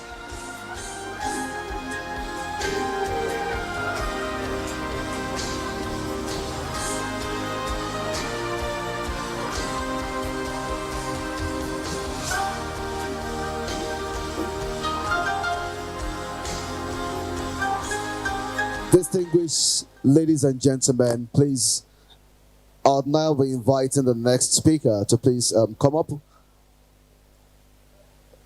But please, let's settle down, please. Meet and greet is over. Please, let's settle down.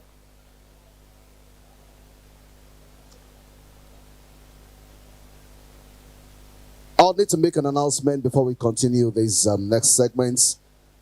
The next segment, we're going to be having the headline sponsor presentation on digital tools to increase business efficiency.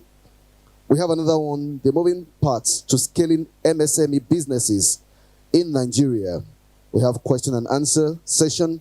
We have sponsor presentation to brand awareness and storytelling. We have recognition of partners and stakeholders. We have games, we have spoken word, we have music. And now to the announcements.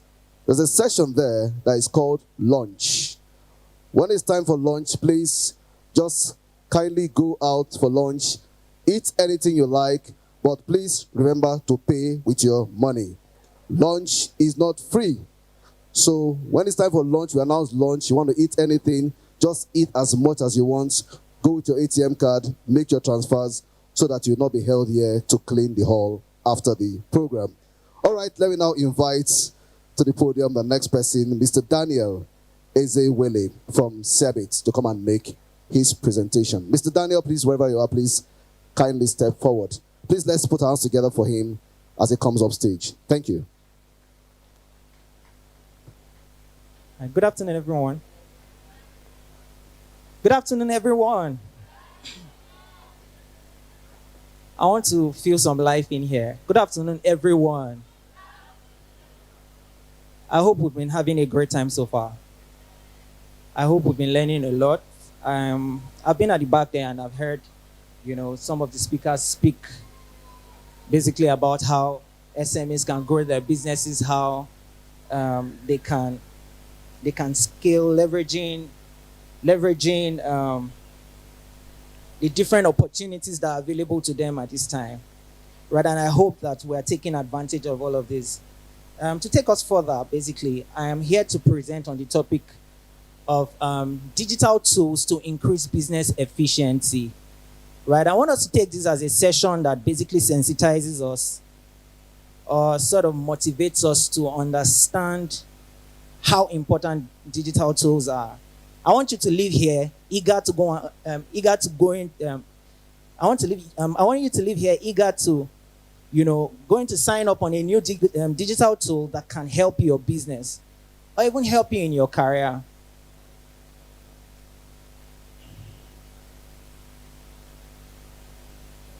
Have you ever heard of the concept called technophobia? Who here has heard of technophobia? I just learned that there's such a thing as that. But can you guess what that means from just the word, from the aggregation of the word? Fear of what? Fear of technology. If you are confident, raise your hand and let me bring the mic to you.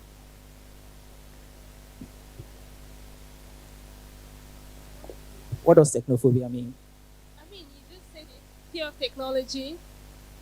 Thank you so much. So it's the fear of technology is the anxiety, an unfounded anxiety, and a fear, a strange, an unnecessary fear that you feel basically when you are interfaced with new technology. Of course, you don't feel that kind of fear when you are asked to use familiar technology. I will not call you now to say, come and use WhatsApp, except you were born in the Stone Age. But yeah, I won't call you to use WhatsApp now and you'll be afraid. So it's not like all technology is new technology commonly. And this happens to the best of us. This happens to a lot of us. Trust me, even the tech gurus in where maybe you work, or maybe in your startups, if you have an engineer or a software developer, some of them have this fear in them as well. Nobody wants to go through the rigors of learning how to use new technology that they're not familiar with. Everybody wants to play in that space where they have some level of command, some level of control, right? So technophobia happens to everyone to a large extent, but it just depends on the degree. For some people, it is chronic. And I want to believe that people that are here today, you are not one of those who experience chronic technophobia. I'm spending time talking about this because it's a blocker. It's a huge blocker.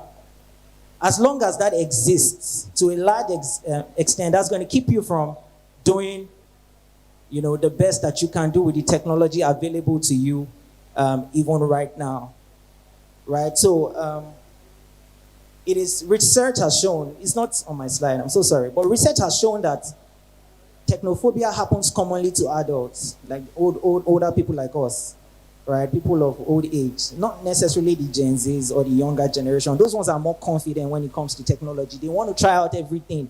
Oh, X just released this new feature. They want to jump in. Oh, there's this new technology for...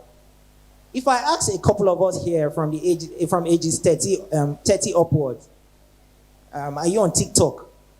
If I decided to check your phones, I'll most likely find out that you're not on TikTok. For most people from maybe 30, 35 upwards, right? But if I check the younger generation, they're on TikTok. They're just looking for, what's that new thing? Where can I plug in my curiosity? And so it's about curiosity. I want you to take note of that. Curiosity. I want you to leave here today determined that I will be the most digitized business in my business category, in my industry, in my vertical. I want to be one of the most digitized businesses in my community within my verticals. And trust me, some businesses that you don't even assume, I started my presentation, the other part of it I'll just run through. But some businesses that you don't even assume, basically, are so digitized, they're making a lot of gains, but you're probably more educated than them, but you're not getting the kind of benefits that they're getting because you're afraid of technology. Right? So, as one of our speakers during the panel session said earlier, she said, funding is not everything, and I want to reiterate that again. I'm a career person. I doff my hat for you guys, entrepreneurs, businesses. Funding is not everything. From the little I understand about business operations, funding is not everything. What is everything? Everything starts with you, your mindset, how you want to approach your business. You want to approach business in the traditional way. Do you want to leverage everything that's at your disposal to get the best out of your business? Right? So, in as much as funding is expensive, it's important, it's not everything. I think digitization gives you a faster opportunity to scale your business even much more than funding, because usually when you have funding, if you don't know how to go about utilizing the funding, will you just employ people? Will you just spray on maybe media activities? But if you are not technically savvy enough to understand where to plug in to get value, you probably waste the money at the end of the day. So funding is not everything, just like the speaker said earlier. And I think above funding, you should prioritize digitization, understanding how digital tools work. And this thing cascades from the beginning, or it flows from the top to the bottom. If you have employees, you would only have employees as curious as you are to adopt technology for your business. If you are not interested in technology in the first place as a business owner, most likely the kind of employees you have, even if they were curious about technology in the first place, maybe before joining your business, knowing that you are not eager to scale your operations, you are not eager to automate certain key processes, they'll be lazy to learn new skills, learn new technology to use on your business, right? I feel like it's very important that I have this sort of introduction. I wanted to talk about two businesses that I know, small businesses, right? And some form of digitization that they employed, as far back as 2019, that helped their operations. Okay, these are restaurants, right? There's one, Lounge 38 in Bode Thomas. I don't know if you live around Bode Thomas, you should probably know that. As far back as 2019, when, there were just a couple of these food delivery services, like we have now Chowdeck and, the likes of Glovo. Lounge 38 would have you, beyond having a physical store where people could just walk in and eat and have what they wanted to, right? There was a WhatsApp channel, as simple as WhatsApp channel. That's a digital tool. That's a way to even begin to digitize your business, right? So, as simple as having a WhatsApp channel where people can order on WhatsApp and get their meals delivered to them. As of 2019, I can remember I did a lot of orders on that WhatsApp channel. And I'm telling you that, and I paid for delivery, I paid extra service charges for delivery. And I'm telling you that significantly contributed to, must have significantly contributed to the growth of their business, because it was a way to scale. It was a way to give people who were not, opportunity to come in physically. It was a way to give them an opportunity to order, and even at a higher cost, because they would charge extra for that. They would even include some maybe extra service charges, right? As simple as that illustration is, I want you to see how leveraging digital tools can just turn your business around for the better, or even increase demand. Compared to another restaurant somewhere, Lounge 38 is not that popular. They're a small business as well. Compared to another business that does not see the need to be on WhatsApp. WhatsApp is free, for crying out loud, as far as I know. Right? So it starts from those small places. Right? Another one example is like similar to Lounge 38 is Jumoke. I know most likely you know about Jumoke. These are small businesses. I'm just using food, restaurants, small business, restaurants like this as examples, because these are traditional businesses, Amala Sports, Basically, you will not expect them to be into some sort of serious digital partnerships. For instance, Jumoke is on Chowdeck. I'm pretty sure they're on Glovo, So talking about business leveraging digital tools, sort of also an extended or an extended end of that would be partnerships, leveraging digital partnerships to give your business the wings to fly. There are many businesses like Jumoke that are not on Glovo. There are many businesses like Jumoke that are not on Chowdeck, right? So you need to take a cue from your peers. What are they doing? How can you leverage digital opportunities to get your business to the next level, right? And even as a career person, I see a couple of young people here as well. Take it from me today. If you want to stand out anywhere you are, where you are currently, or where you hope to be, home and abroad, it's going to be largely a function of how many digital tools you know how to use. Then your character aside, that's a constant. But how many digital tools do you know how to use to solve business problems? If you decided that you wanted to learn to use one digital tool every month, I'm sorry, I've not still started my presentation. But if you decided that you wanted to start to learn one digital tool every month for the rest of 2024 that's relevant to your career, trust me, you triple your income at the end of the year. Can we take a bet on that? Can we take a bet on that? Watch and see. if you decided that you wanted to learn how to use maybe Excel, for instance, let's start maybe with Excel. To even take it further, right? Some people have built entire businesses around just learning how to use a single digital tool. Some people are so proficient in using Microsoft Office tools that they feel like, oh, I can start a training around this. I have online channels where I can train people for this. I have physical gatherings like this where I can train people on how to use Excel. And they're making monies. So usually, the fact that you are broke or your business is not growing, sometimes at the end of the day is a function of irresponsibility. I'm sorry to say, with due respect, it's largely usually a function of the fact that you don't want to do what it takes to scale. You don't want to do what it takes to grow. All right, please, next slide. At least 40% of all businesses will die in the next 10 years if they don't figure out how to change the entire company to accommodate new technologies. I didn't say this, right? At least 40.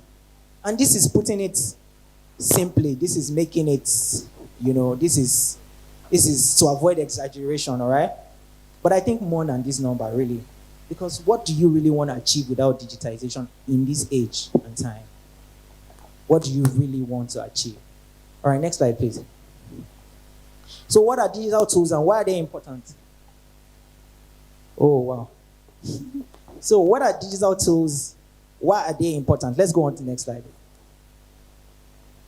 So digital tools, are a variety of software, applications online, technologies basically that help businesses automate, streamline processes, improve efficiency, and enhance overall productivity.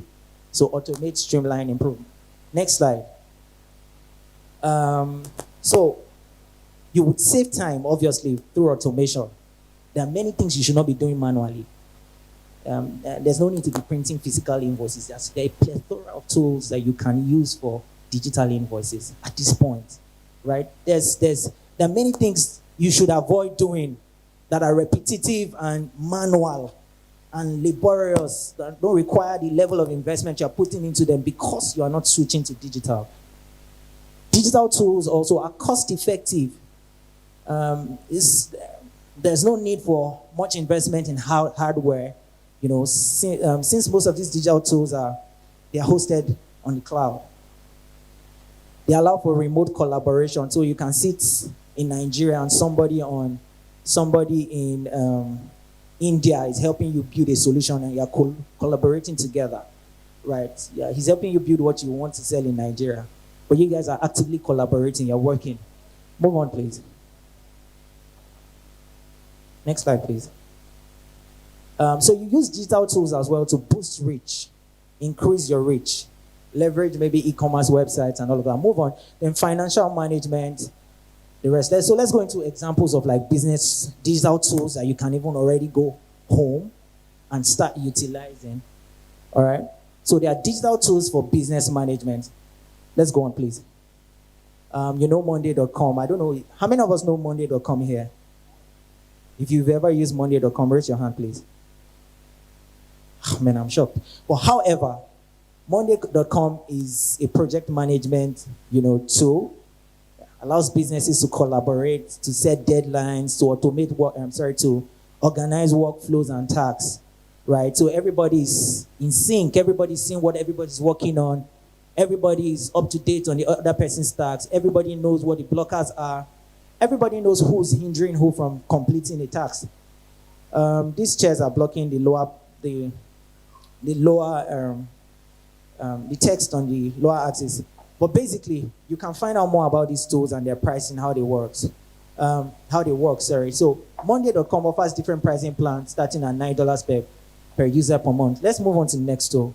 So similar to Monday.com, this is just another example that works just like Monday.com as well. Helps you track work, organize tasks within your team, manage deadlines, manage deliverables for project management. Next slide, please. So digital tools for brand and marketing. Next slide, please.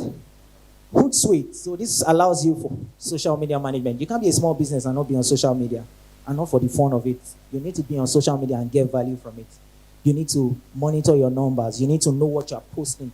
You need to know You need to post content relevant to the audiences you are trying to reach. You should not be on social media just for being on social media's sake. There are businesses like you or yours that are getting maximum value from social media. There are people ordering in their DMs, paying monies every day. So you cannot afford to be on social media as a business, but you are using that profile to read Linda Nkeji, read funny African pics, lounging away, when you could actually get true value from those platforms. All right, so yeah, basically, Hootsuite starts at $99 per month. You can learn more about this after now. Go on, please. Canva. I know a lot of us know Canva. Raise your hand if you know Canva. Yeah, I'm happy that we know Canva. Because if you don't know Canva, I might just ask you to, I might appeal to the organizers to organize another session for SME Fest 101. Right. So yeah, basically, Canva is a graphic design tool that enables users to create visually appealing content, including social media posts, presentations, marketing materials, using a user-friendly drag-and-drop interface. I just had to read that because it captures it succinctly, right? You need to know how to use Canva. It saves you a lot of stress. We just talked about social media. If you want to be able to create clean content, and it's not so pricey, for 23,000 Naira, you can get sub for a whole year, right? So you need to know how to create content, the kind of content that you want your target audiences to see. If you need to do a presentation, maybe for funding, you want funding, Canva will help you, design good slides, right? Move on to the next. And then videos as well, video assets as well. Who knows ChatGPT? Who knows ChatGPT? Raise your hand confidently, please. So if you don't know ChatGPT here, I'm sorry, you're not an SME. I don't know how you don't know ChatGPT. But however, ChatGPT is one technology I feel everybody should already be using by now. It's free. As far as I know, the version 3.5 is free, right? And then for the paid premium version, it starts from $20 per month. But however, ChatGPT can help you do a lot of things right now, especially if you're a content creator, especially if you need to do email marketing, social media posts, you want to generate on-demand content, you don't want to beat your head about trying to craft ideas around a certain theme. ChatGPT would give you all of those things at just a prompt. You just need to know how to fine-tune your prompts and ask the question. ChatGPT will answer you, and you can keep on fine-tuning that prompt until you almost get exactly what you want. So ChatGPT almost does the work that some people used to do in organizations, right? And if you have that as a business and you are utilizing, I use ChatGPT in my work, and I've not seen any of my colleagues that don't use it, right? So it's a free tool that you should be taking the most advantage of as of this point. All right, next slide, please. So Wix, Wix provides you with 900 plus customizable e-commerce templates. It allows you to build your own e-commerce, storefront, basically.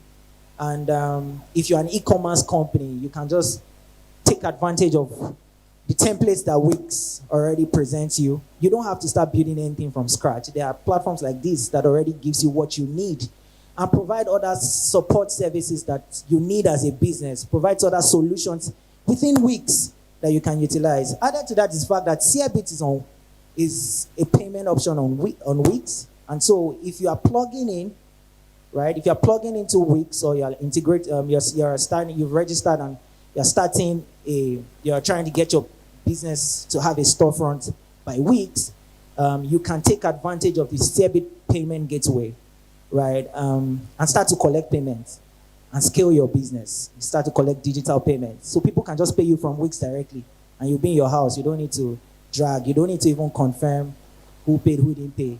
Seabit does all of that automation, shows you a report, shows you the dashboard where all of those transactions are happening, and the volume of them. Next slide, please. So digital tools for payment. I would like to talk about Seabit briefly here. Move on, please. So Seabit is a payment gateway, that provides innovative solutions for businesses, all right, to help them collect payments seamlessly, manage those payments, reconcile those payments, disburse. The solution also helps business owners receive the disbursements, settlements, right? We have a plethora of payment methods on CEBIT that businesses like yours can utilize, right? So CEBIT is supporting small businesses as well as large enterprises, right? We also have, CEBIT also offers a loan, a credit solution for small businesses. We know in Nigeria largely that credit is a problem. You know, access to credit for small businesses is a huge concern, right? So CEBIT provides what we know as CEBIT Capital, what we've termed CEBIT Capital, to help small businesses, you know, who need funding, who have a genuine need for funding, right? You can stop at CEBIT to learn more about these solutions and how they can better your business, right? Transaction fees for CEBIT are as low as 1.5% and capped at 2,000 naira. Move on to the next slide, please. So we just talked about, you know, the fact that you can collect payments seamlessly. You can collect payments seamlessly from your customers, access credit to scale your business, you know, scale your business beyond Nigeria. So like these businesses that we already provide, you know, solutions to, you can scale your business to that level, right, by leveraging the right digital tools. Next slide, please. I might not be able to go into detail because my time is up, but for advertising, let's just go through. Google Ads gives you a variety of audience types. You can target audiences with the right messaging, right? You can leverage Google search, Google display advertising, you know, YouTube ads. You can start doing these things to give your business more reach, to help your business, similar to Facebook, right? You just need to learn how to use them. The knowledge doesn't drop on people. You need to watch videos, you need to ask questions, you need to get better with time.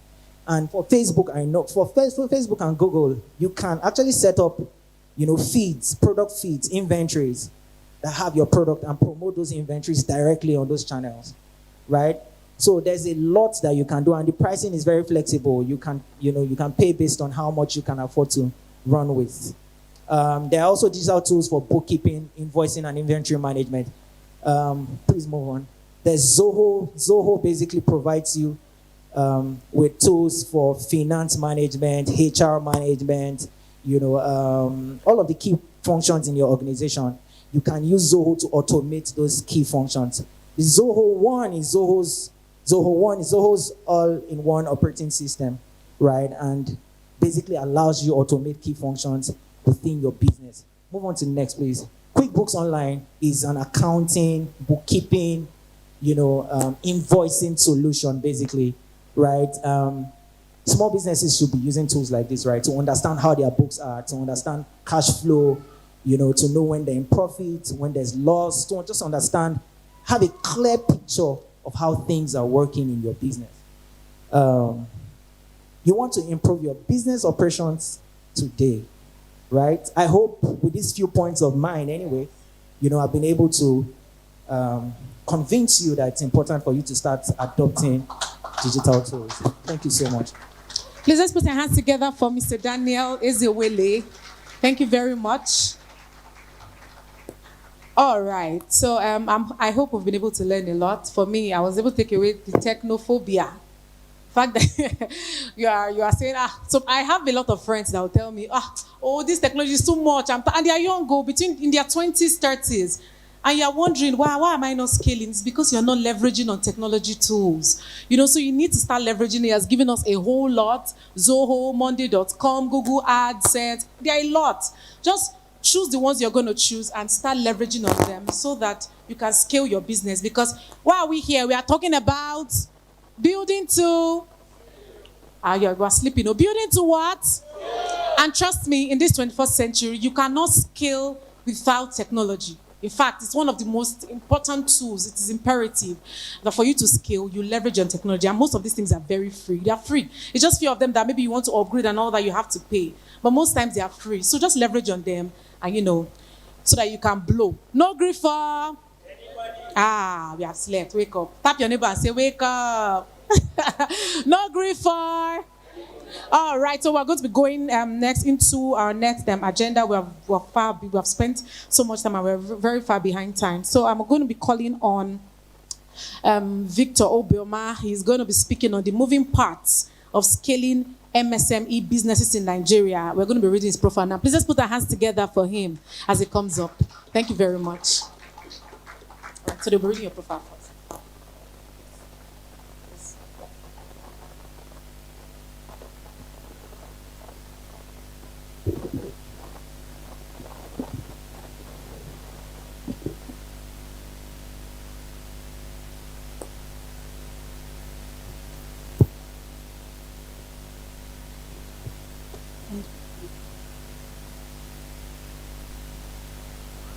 Victor Uche Obioma is the CEO of VicForce Integrated Solutions Investment, a Namibian minerals prospecting and equipment rental services company.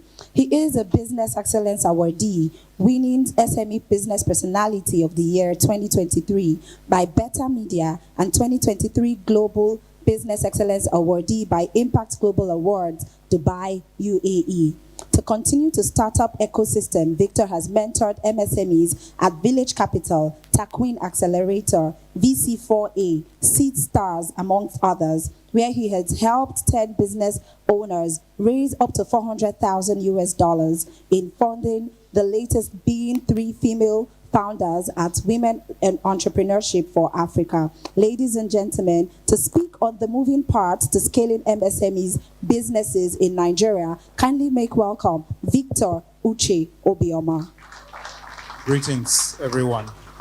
So besides all that long talk, he's just an average Nigerian like every one of us.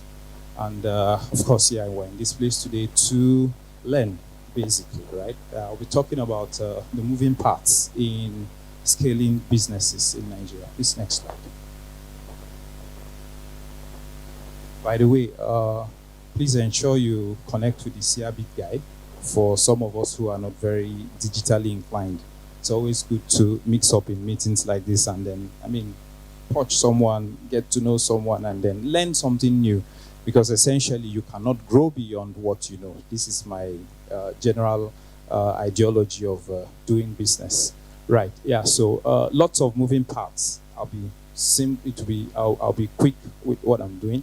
It means a complicated situation with a lot of variables or components. Examples, government policies, monetary policies, statutory, regulatory, operating policies, business external environments. So some of these things, again, my watchword in this particular team is most of these things are out of the scope of our control, right? You can't change the fact that dollar sold for 1.370 3 days ago, and it's around 1.376 or 77 this morning, right?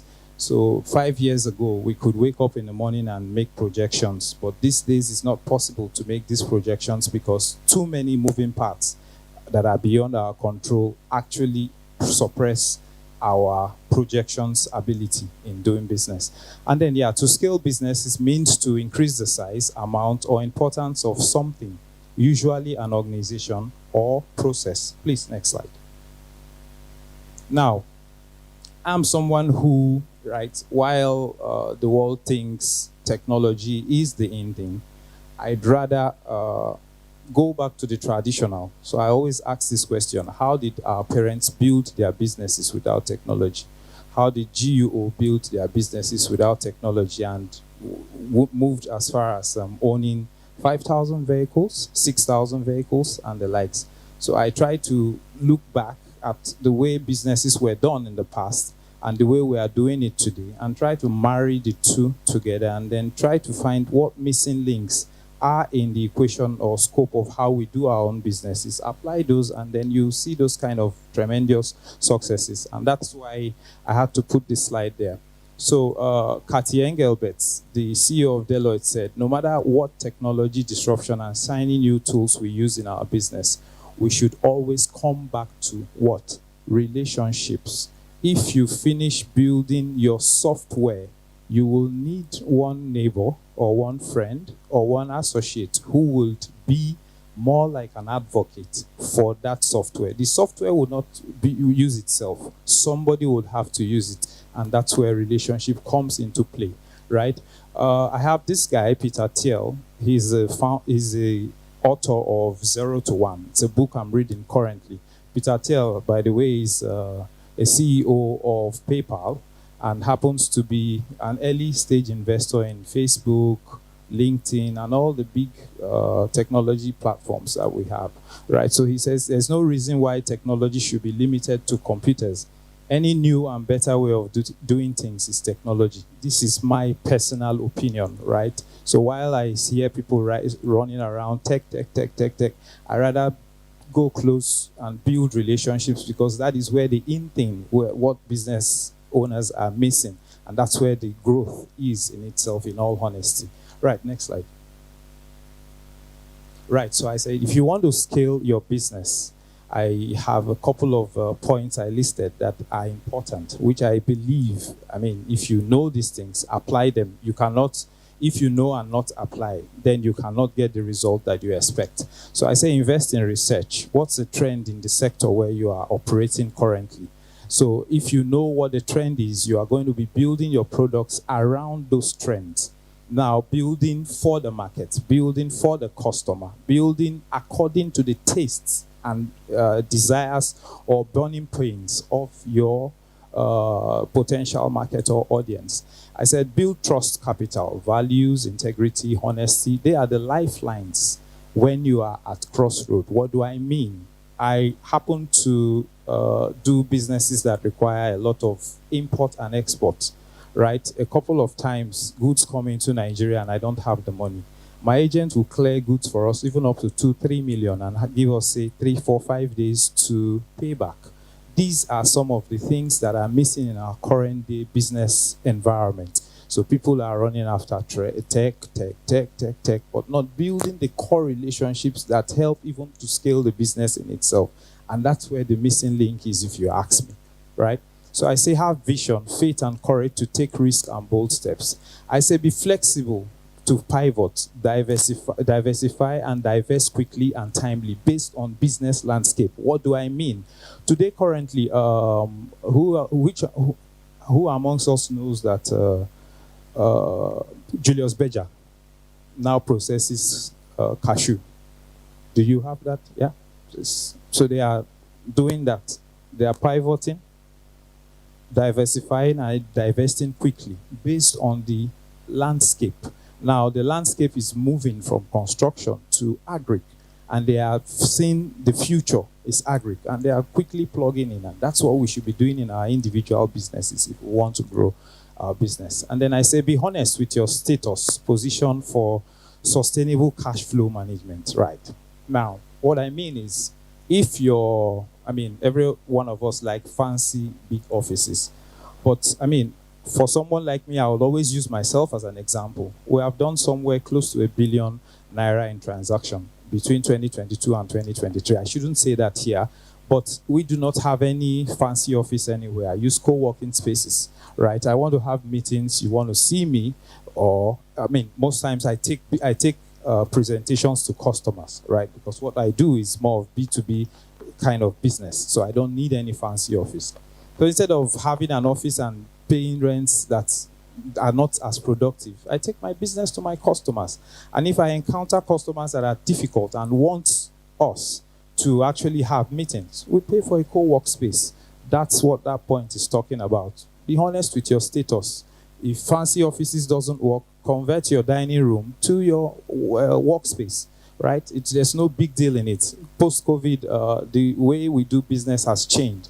And what that means is we should always follow the trend, pivot where we need to, and then scale, grow in, out, essentially, right? I also said vertical collaboration, strategic alliances to leverage opportunities like recommendation, referrals, utility utilization, human resource that impact operations cost, right? Why compete when you can collaborate, essentially? This is my personal strategy or personal opinion as to some of the best ways to build businesses, right? I said adopt sustainable practices. Example, co-work space, pay per service, commission, outsourcing that aid organic growth. Then finally, I said fail early, fail quickly, learn swiftly, and move on time. essentially. Right, next slide. So the question I'll leave you with is, should you rather compete or collaborate? The choice is yours. Thank you.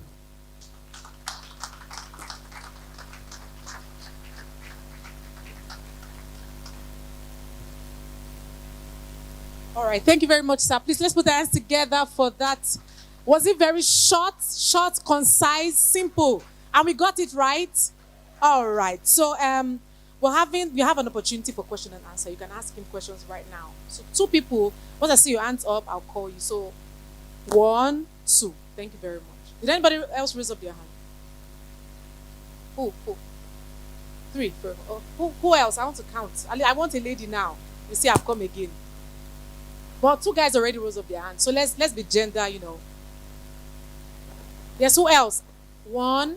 Can't see well. 2. All right. Oh, there was. I saw her. I saw someone there, and I saw someone here. Yes. All right. So please, can I have you, sir? Good afternoon, sir. My name is Bolu. I run an HR consulting firm. I'm asking this question based on experience. I got a call or a communication with a bigger HR firm outside of the country trying to do collaboration with me. And over time, I was a bit excited because of the opportunities that come out of it.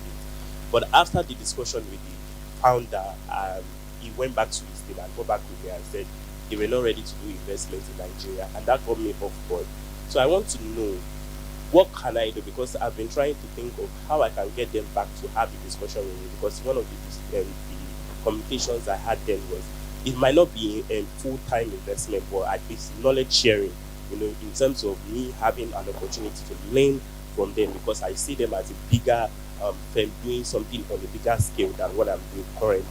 So how can I reignite that communication so that they can see the viability of having to come back and have a discussion with me? Thank you. Thank you. What did you say is your name again? Oluwati. Yeah, Boluwatife. Thank you for that question. So I would always use, storytelling is the best way to answer questions, if you ask me. So we happen to be Nigeria partner for a US-based fleet telematics company. Fleet telematics is a vehicle tracking solutions, basically, right? That's one arm of the business we do. So to answer your question, when they came to Nigeria, by the way, currently they use a space around where we have a parking store, and that space they pay for, right, to park their own stuff, which they brought into Nigeria. When they came earlier, one of the first transactions they wanted to do was the Dangote's transaction, and because of trust and fear of doing business in Africa, they were withdrawn to an extent. So they needed some thousands of dollars to do that transaction. I offered to make that payment at the first instance. Fast forward to 2 years after we started that relationship. I can't tell in numbers now how many transactions we have done and how much commission we have taken out of just that singular collaboration. So to answer your question directly, your guys are withdrawing, give first. Whatever it is the bottleneck. Offer yourself to give it even for free. Take in the service for free at the start. Money will come much, much later. Have I answered your question? All right, thank you very much. Permit me, I would be as practical as possible. I'm not used to talking tech, and I'm not. I'm more a practical person because doing business is very difficult, right? Again, I mentioned earlier, we woke up last week to the dollar at 1,360. It was 1,375, between 1,378 and 1,380 yesterday. It changed twice, fluctuated twice yesterday. I have a pending transaction that is not done because I'm trying to see if it can drop a bit so I can make that transaction. So I will try as much as possible to be practical because what we are talking about is Naira and Kobo and regulatory business environment that oppresses our growth, right? Go ahead. All right, my name is Jerry Kai. I'm a business consultant and an AI expert.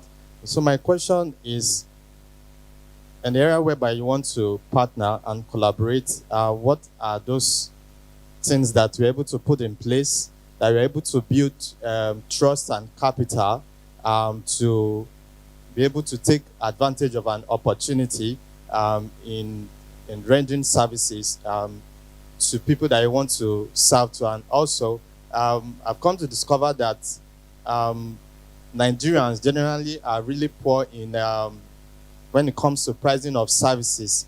So how have you been able to navigate businesses in making them to see the value of what you are ready to offer them, even though they cannot see it physically, but they know what you are able to offer to them, and they are willing to pay for it. So, and what is the best way to really begin a partnership-based business? Because most of the successful business in this world are based on partnerships. But we see in Nigeria, partnerships don't really work.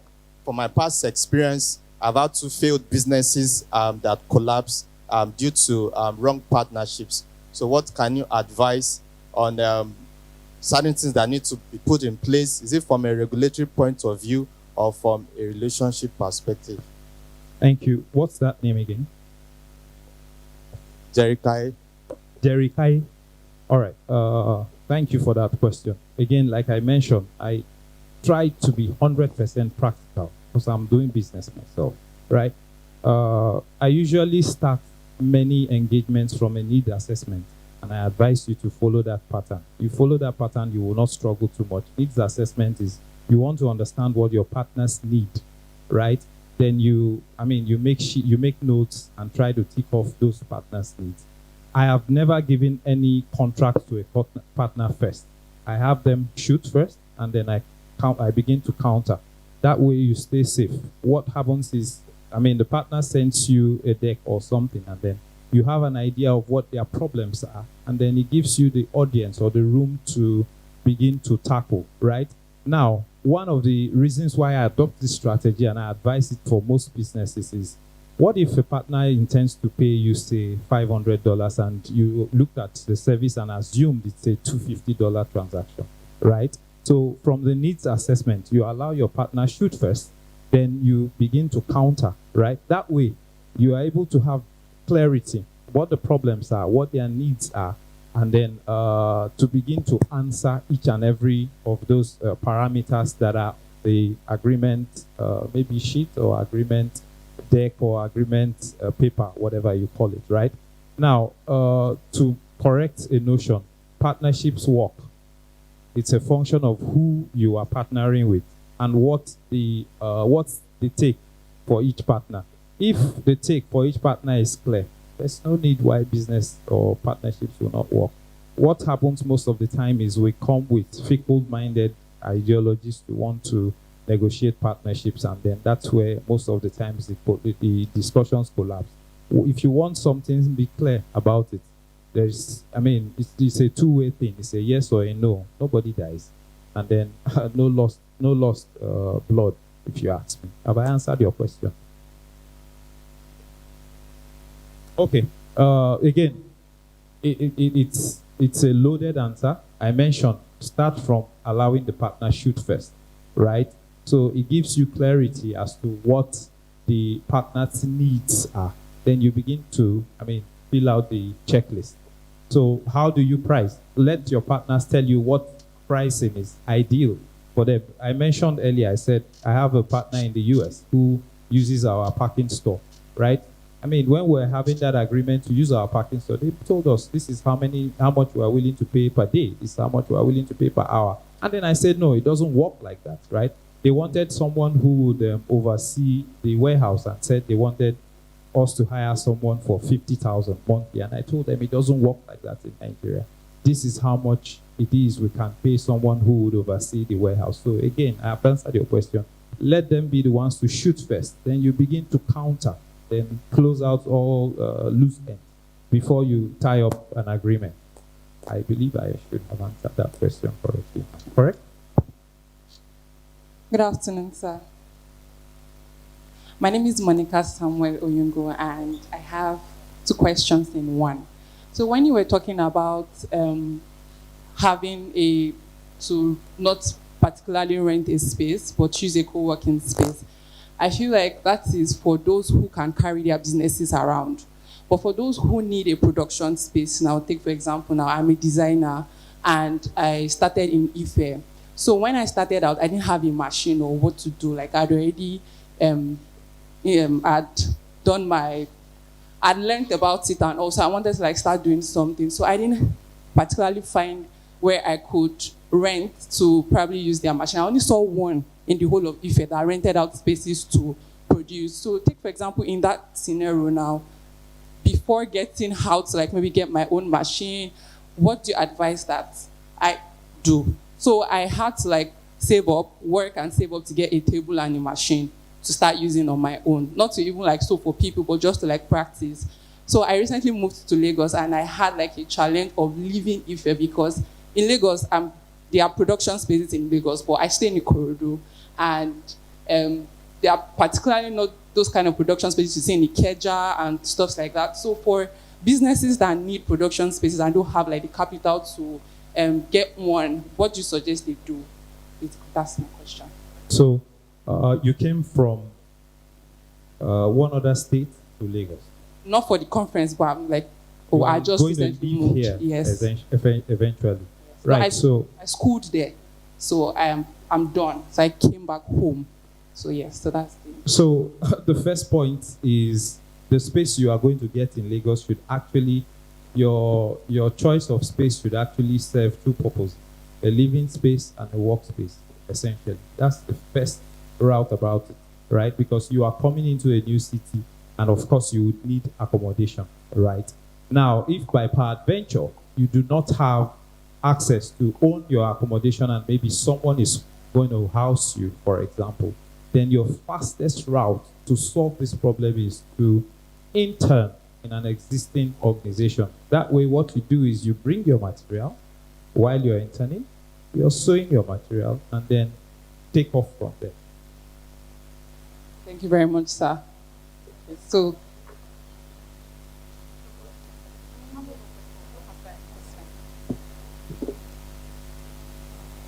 what did you call your name again? Did I give you insight as to? Good morning, sir.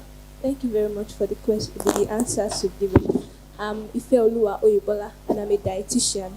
So I would like to ask for how do we balance between the difference between you being honest with your status and the packaging of whatever you are to your service or product. Now, I produce natural spices and I also make natural foods, right? Now, there are some way of packaging some of these things that people really want to, they find it so attractive, yes. So, and at the moment, you are looking at, I'm looking at my status, the way I'm able to, the amount I'm able to put together to make this, and people are saying, oh, why not do it this way, and I'm like, oh God, I'm not up to that extent. So how do I bring up the balance? Yes, thank you. What did you call the name again? Ifeoluwa Oyebola. Ifeoluwa, right?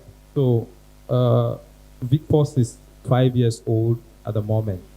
I left paid employment to start VicForce 5 years ago. My last role was as a service network account manager for West Africa, Samsung Electronics. When we left, we didn't have billions anywhere, right?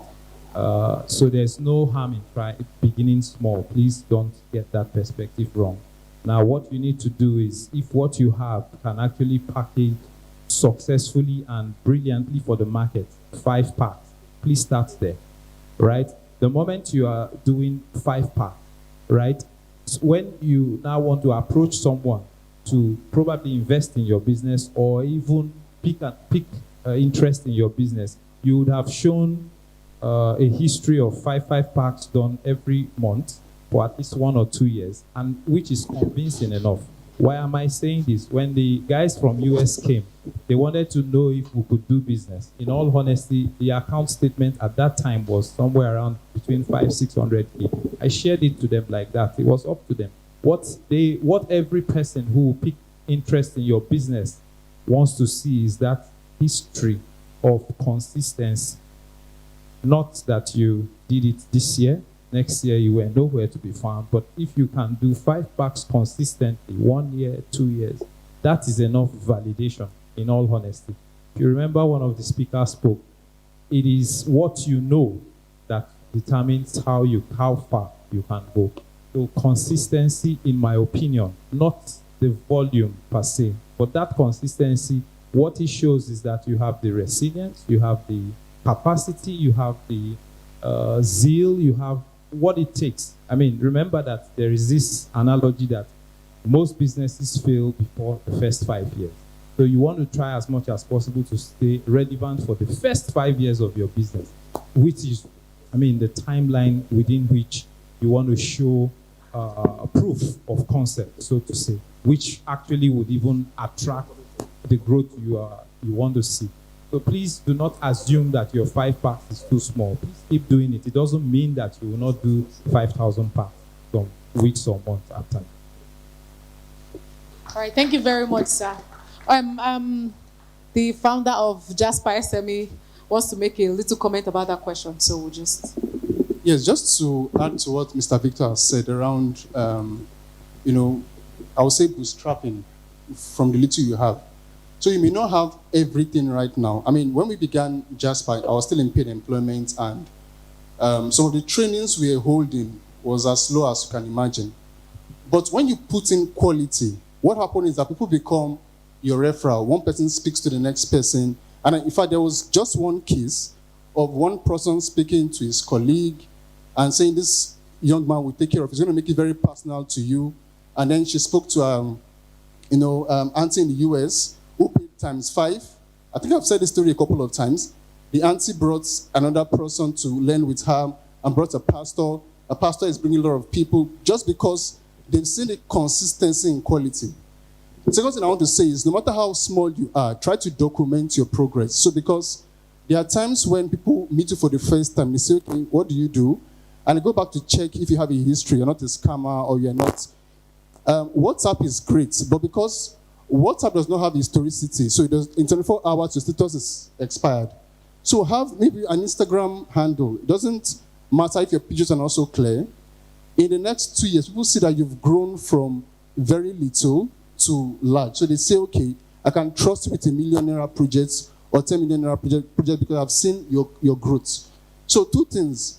Be very particular about everybody you serve. They will speak for you. It always works organically.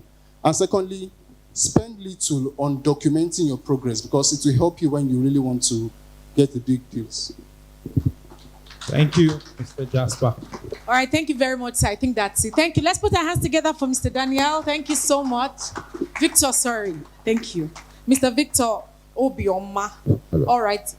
You're welcome. So immediately he stepped on stage. That's Mr. Victor. I just saw him and I was like, this man is a businessman. He embodies you not think of it. He's not fancy and all of that, but you know that he's in core business. And I hope we're able to learn, like we learned practically from all he has been able to explain to us, right? All right, let's put our hands together again for Mr. Victor. Thank you so much. Thank you so much, sir. All right, so before we go to the next thing, we want you, please get your phones out and go to Twitter. If you're on Twitter, if you're not on Twitter, I don't know. That means you are maybe 70 old or 80. Even 80-year-olds are on Twitter. They are tweeting, no, I can show you proof. So if you're on Twitter, please go on Twitter, follow at Jasper SME. Jasper is spelled Jasper, then SME is just SME. Follow them. Then tweet. Some of these quotes that has been, some tweetable quotes. Tweet, then push the hashtag SMEFest2024. So it's possible a lot.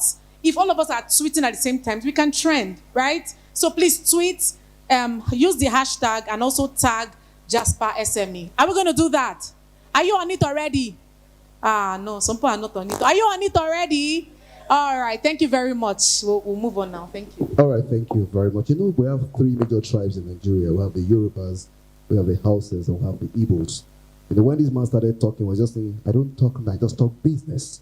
I talk business. You know, that is typical of an Igbo man, you know. Yes. You know, he's just talking business and talking money and all that. Thank you very much, Mr. Victor, for that very insightful section. And then, the Jasper Hub, convener said, no matter how small you are, try to document your progress. Take note of all these, lessons we are learning from this. It's a tweetable quote. Yes, so no matter how small you are, try to document your progress. All right, very quickly, I want to invite someone in our midst to just come and say something. He's also a very technologically inclined person, and I would like to invite, he's the divisional head, Business and Technology Central Security Clearing System, CSCS, and the president of Mr. Tobe Unadozie. Please kindly step forward. Yes, let's put our hands together for Mr. Tobe Unadozie. Speak to us.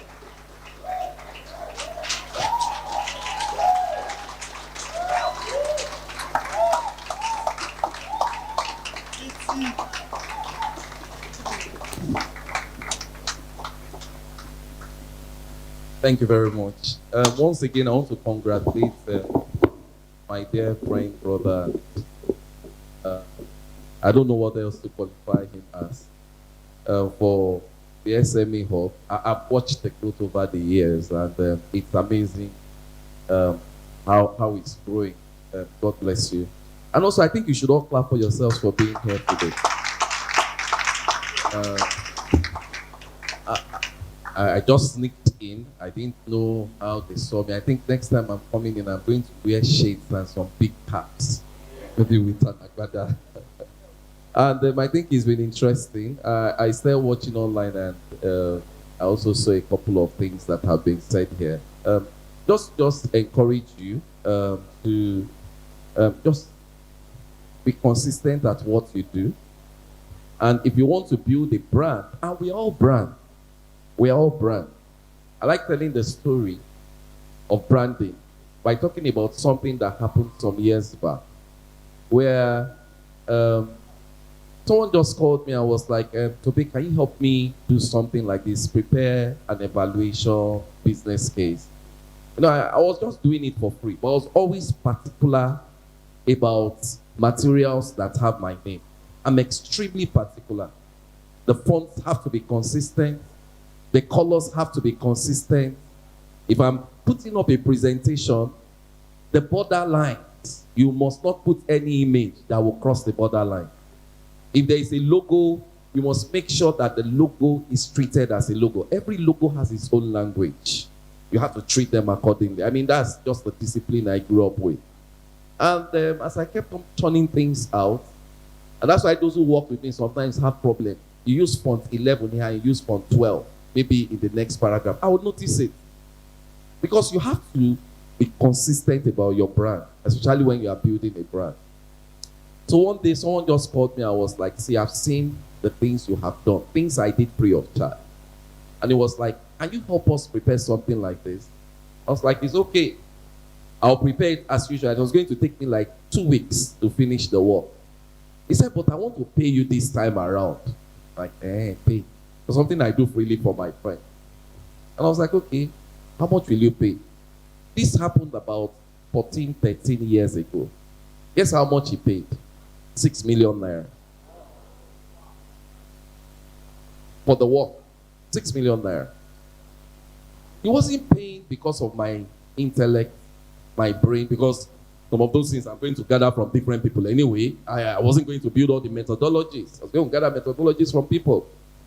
He was paying because there was a worth, a value he associated to the brand. Are we together? Build your brand. Even the way you dress, don't dress like me if you have to go for a meeting. They're all part of the packaging of the brand. They're all part of the packaging. You are shouting what? There's another one, he told me to come and do something. In 2 weeks, he paid 14 million. They don't come every day. But when opportunities come your way, the price people attach to what you have as a product or service is tied to the brand you have built. I don't know how many of you saw the video that came out recently where someone was talking about the cost of building an Apple phone. How many of you saw that? You saw the video? You didn't see? Less than $100 to develop an Apple phone. An iPhone, okay, I don't have the latest one. Some of you have the latest iPhone. iPhone 15 Pro Max. The entire materials to develop it is less than $100. But how much is an iPhone 15? It's $1,000. It's $1,000. What is the difference? The brand. I have two phones in front of me. This is an Oppo phone. This is an iPhone. Almost everything the same. Same camera, same systems. The operating system of Apple is different, but between you and I actually prefer using the Oppo phone. Everything. In fact, Oppo has some features that Apple doesn't have. But guess what? This one, $100 and something. This one, over $1,000. What is the difference? Brand. Build your brand. Be very, very, very, very conscious and selfish about building your brand. Anything that wants to stain your brand, avoid it. So if you work with me, for example, and you churn out materials 3-4 times that don't fit into what I want, I put you aside because you are not consistent to my brand. So please, important, build your brand. And before I go to my say, 3 things you should always remember this year as you sell product. We're all selling products, by the way. How many of you know that? If you're a staff, you're selling product. Who knows what you are selling as a staff? You're selling your competence. You're selling your competence. Last year, we started in promotions committee, and there was a young man we promoted the previous year, and really his name came on the board. Everybody said promoting. Normally, promotion should be 2 or 3 years. Everybody shouted promoting. I smiled. I mean, it was in my division. I did not need to defend him. Why? Because the space he sold for the previous year was such that we all knew. If we want this organization to keep moving forward, we should promote it. So we're all selling. The issue is how do people who see what you are selling price it? 3 things. Number 1, evaluation. Number 2, education. Number 3, execution. When you say evaluation, you need to evaluate 3 things. Evaluate the product you are selling. If you find out that what you are selling is not going to give you premium pricing, look for what will give you premium pricing. There's no use telling what will not give you premium pricing. You are in a career that the truth is your career is, for any reason, not your fault. Look for a career that will help you to give you the best. I was talking with someone yesterday, and she's a dear daughter and all that. She's a nutritionist. And nowadays, the way they price nutritionists is becoming very, very discouraging. But guess what? There are content writers who are selling nutrition that are making a kill. All they do is that they write content about food that helps you achieve certain things. Do you want your skin to glow? This is the type of food to read. Concentrate on that space. Guess what? People pay a premium for that than someone just coming, I'm a chef. If you are a chef and you build your brand, yes. But if you are an upcoming chef and you have not found the space yet, look for a space and have a product. Number 2, pricing. You should evaluate your price yourself before people evaluate your price. Don't wait until people have evaluated your price. Number 3 is perception building. You need to be conscious about what the other person thinks about your brand. Not those that don't matter. Those that matter. Then, education. As you talk about education, you need to build awareness. If you don't sell yourself, who will sell you? Because we're all selling something. Are we together? You have to sell yourself. And in selling yourself, you have to brand yourself. Then finally, execution. See, this year the truth is, I speak in conferences and I am on a couple of boards and advisory boards. People are becoming impatient. You know why we are impatient? Everybody wants to eat into everybody's space. Everybody wants to eat. Someone, we are doing UI UX. See, let me tell you, the number of Nigerians trained to do UI UX now, you'll be shocked. You will be shocked. 3 years ago, UI UX was priced premium. Today, you cannot just ordinary UI UX and be priced premium. You're a back-end developer. Go and see CV of back-end developers. Every Tom, Dick, and Harry today that has entered Python and just written 10 lines has become back-end developer. I'm telling you the truth. I'm telling you the truth. So, if you don't have what is different from the pack, so that when the opportunity comes for you to present what you have, people separate you from the pack, then you will just remain regular. Do whatever you need to do today to move yourself out of the path. As we talk about execution, I remember the story my mother told, which rings in my head every day. Everything I do, I remember that story. He said, son, in this world, sorry, my father, not my mother, my father. My father said, son, in this world, everybody is in a boat. Everybody. We're all struggling. We're all hustling. And he said, because we are so many in that pocket, the opportunities are very scarce. Because simple economy principle. When there is high supply and low demand, what happened to price? So he said, my son, make sure that in everything you do, climb above. He calls it the line of Rubicon. He said there is a Rubicon line that takes you out of the mess, of the mass in that space. That when you climb out of that line of Rubicon, that Rubicon line, very few people are above that Rubicon line. And in that space, because they are very few, and the demand is very high, they become prime and premium price. Ladies and gentlemen, thank you once again for coming for SME.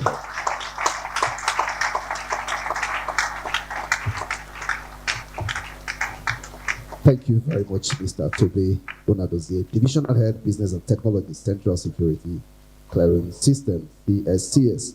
He has told us the things we need to do this year with evaluation, education, and of course, execution. And he has also reminded us of the need to be consistent, and of course, we should, in all you do, especially when you are building a brand. Distinguished ladies and gentlemen, we're going to the next segment of the program as I invite to the microphone Mr. Victor Medigo to speak to us briefly on Goody SMS. Sir, please, you have just 10 minutes, please. Sorry, Mr. Sunday Medigo, please. 10 minutes, please. Thank you. You spend an extra 1 minute, you pay $100. Thank you. I'm put on the spot. Okay. So, the last speaker, Pastor, has said some things related to what I was saying. I was talking about branding and storytelling. I have just 10 minutes. Let's see how it goes. So, before I move to branding and storytelling, I just want to talk about market. Please help me. So, I have something on my slides that says marketing, putting the right product, the right place, at the right price, at the right time. Some of these things have been said because of this program, right? So that's basic for marketing. The product, is it doing what it's supposed to do? What's the pricing like? Are you overpriced or underpriced? Now, the timing of your product. Some products are seasonal. We have just left December. Some products sold in December are no more useful now. Am I correct? Then we look at the place. Where do you reach out to? How do you project that product? Where do you project that product? We are sponsoring this program today because we know that SME use our product and they are here. Am I correct? So that's why we are here today. So these things are very important in marketing. Every SME should know. Currently now we have more than 6,000 people registered on our website. And I can tell you that I've not met more than 10, 15 people who use out of those 60,000. How did we get there? We got them through digital marketing majorly. And talking about branding, as we proceed, I will share more. I'll have, please help me, slide on marketing funnel.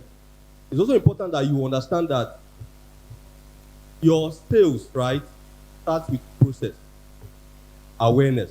That's the first thing. People need to know about what you do before they eventually become, next slide please, before they eventually become patrons. So this is the larger part of the funnel, right? Everybody that expose your brand here, at this point, they begin to consider either to drop what they are currently using to start using yours, and you need to educate them more about the USP of your product, the unique selling proposition, how you stand out. Then is the point where a few of these people buy or start using your product. So you see, if in e-commerce, it says the conversion rate in e-commerce is 2 to 3%. It means that 100 people come here, only 2 eventually buy. So it tells you that to make 100 sales, you need to reach how many people? 100 times 50 here. Are you following the mathematics? So more people need to know about your brand. You have experienced something before. Somebody around you did use the service. And you said, oh, and I used to offer this service. So why didn't they use your service? Because the person was not aware of what you do. Am I correct? So today, prioritize letting people know about what you do. No matter how small you are, as I'm talking to you now, I'm not bragging. If they one of the biggest fintechs in Nigeria now, some years back, have used our OTP service for our APIs for their OTPs. We did back and forth signing contracts with Chinese and everything, and they used us, paid in euros. I didn't have an office at that time. It was just me, but the image I put out for the brand, made them perceive. iPhone is $100, like Pastor said, and it's now sold at $1,000. But the perceived value of Good SMS with those Chinese made them feel that Good SMS was bigger than it was. So you need to put more effort in brand. So brand awareness. Brand awareness is the level of recognition of your brand by your target audience, right? So what to do now currently? If we are talking about maybe first 10, first 20 people in Nigeria, your space, are you among them? How many people know about what you do? You might be cooking the best food in Lagos, but nobody knows about it. You might be sewing the best outfit in Lagos, but nobody knows about it. And translates to how much you make. So prioritize letting people know about what you do. I was telling my staff this morning, somebody contacted me early this morning that this event I posted on WhatsApp, that I should give him the address, the flyer. I told the guy, I said, look at I posted on WhatsApp. Translated to this guy. The guy is here this morning. I'm talking to you. So as little as WhatsApp, prioritize letting people know about what you do. Brand awareness is very key. Awareness is the first part of getting patronage in your business. How do we increase brand awareness? 10 minutes. Number one, create a distinct and consistent identity for your brand. If you are here, you don't have a logo yet, you don't have as basic as a logo, try to create one. It will cost you money. Try to create one, right? Sometimes don't just do things. At this point, you might not want to do everything your own. Go to Canva, do yourself, and everything. Canva is good, but if you want to create a solid brand that will transcend the normal level you are now, invest in that branding. Then let it be consistent. If you go to Facebook, Twitter, Instagram, you will see the same handle as Kudi SMS, and you see logos everywhere. Everything is the same. You can't miss it. Then define everybody is not your customer. I will bust your bubble now, please. Everybody is not your customer. So know that as an SME, know your target audience. And in social, so now you want to ask me, how do I know my target audience? People that patronize you, study them. What is their age? What's their location? What do they like? Right? Also, where do they work? If you are just starting out, you have competitors, for example. Your competitors, what are the characteristics of their customers? You can use the website like SimilarWeb. SimilarWeb you can check websites and see the demography of their users to aid you in drafting or getting an idea of who uses your product. Then also, define your USP. I've said it. That differentiates you from other brands. Apple gives you an experience, right? That you have maybe a special feeling or this and that. Because, you understand, they are sold more than some phones that are cheaper. But because you have that perceived value, and Apple, maybe their cameras, some other things, people believe that iPhone takes the best camera. Am I correct? But Google Pixel takes the best cameras. You want to argue it. So, but because of that field that Apple has created, the USP, people tend to get iPhone just for camera. Then run digital campaigns. You can do offline, but digital campaigns help you in one sense. With Facebook, Twitter, and Google Ads, you can narrow down your target audience. You select the age, the location, the interest, and behavior, right? It's more granular than just your offline marketing that is not data driven. Then SEOs, local content marketing, you can just write, so you can do organic in your campaigns. you must not pay every time. You can start just writing about your brand, document your processes on social media, and people can also use that to be aware of your brand. Also, leverage referrals. So you can do like I know a very big brand that use like all these referrals. If you register, you get this and that. So people use the opportunity to promote the brand just to get commission for referrals. Then also, I talked about offline marketing campaigns. Sorry, I'm very, very fast. Benefit of brand awareness, use brand recognition and trust. Now, there are some products that you use that are less effective than the unknown ones. I don't know, there are products like that the big brands that you buy don't function as well as the unknown ones. But why do you trust those ones? Because they are adverts everywhere and you feel that they are more reliable and stuff like that. So you tend to use those ones. So it increases your competitive advantage. If you want to compete, if you have a strong brand, you are able to compete. Why? Different people are struggling for the customers in your segment. But if you project your brand more than them, you are likely to get more sales than those other people. Also, customer loyalty. I'm a proud user of maybe this product, that product, that product. People tend to, how would I call it now? People tend to associate themselves with brands that are well recognized. Then, because for now, you're using an iPhone, for example, now. Everybody wants to flash an iPhone or a MacBook because Apple is a very big brand. And they feel like confers some level of respect on them. Also, I was talking about perceived value of your brand. If you do more in your brand awareness campaigns and exposure, people tend to feel that your brand is more superior than others. Also, the last thing is that I want to mention here is it translates to sales. I've shown you the marketing funnel from awareness, conversion, then sales. If you want to get more sales in your business, the economy is tough now. People are prioritizing what to buy and what not to buy. Let more people know about what you do, and you make more sales. Now, I have some statistics here. 61% of consumers are more likely to purchase from a brand they recognize. That's the reality. Then, a study found out that consumers are 2.5 times more likely to choose a brand they recognize over a lesser known competitor. That's also a fact. Consumers also buy the first 3 brands that come to mind. If they want to buy something, they'll start thinking, which brands produce or sell that thing? Then the last thing I have here is 59% of consumers will wait for products. If you want to buy, for example now, a toothpaste, right? And you use a particular brand of toothpaste. If you go to a supermarket to buy it and it's not available, most times, 59 of 100 people will not buy the alternative. They will rather wait or go to another shop to buy the ones that they already affiliated with. So you need to do more to let people know about what you do. Quickly, I move to storytelling. Now, promoting your brand, stories go a long way. People are tired of come and buy, come and do this. This is Kudi SMS does XYZ. Now, how are we able to project the benefits of the product that we offer? That's what people want to do. What are the benefits? Features, good, but how does it reduce time? I bought a car at the time because my father told me that Toyota is more economical. All this Uber you see now, the Kodak Corolla, why did they buy it? Because everybody feels that those cars are more economical, right? So, because of the benefit of that product, everybody's mouth to my generation, people are buying this product because of the benefit that they derive from it. So, learn to share more of the benefit. How much time does it save your customer? What does it help them to achieve, right?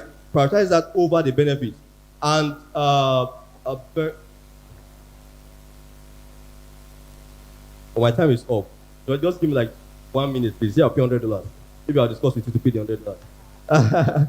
So, how do you craft brand stories? Number 1, you share your brand. I was talking about my mother giving me money to start up a website and stuff like that. And someone told me, he was telling me if I repaid the money to my mom and stuff like that. So, created a connection between I and the person. So, share your brand. How was your brand founded? Also, customer stories. You have customers who have good reviews. Tell them, let them record themselves, talking about your brand and the benefits, and share it on social media. Also, share product stories. Your product, how does it help with the benefits like I mentioned earlier? Then also, elements. There should be a hero. They are your ideal customer. Then what's the problem that a customer has? You are sharing your story.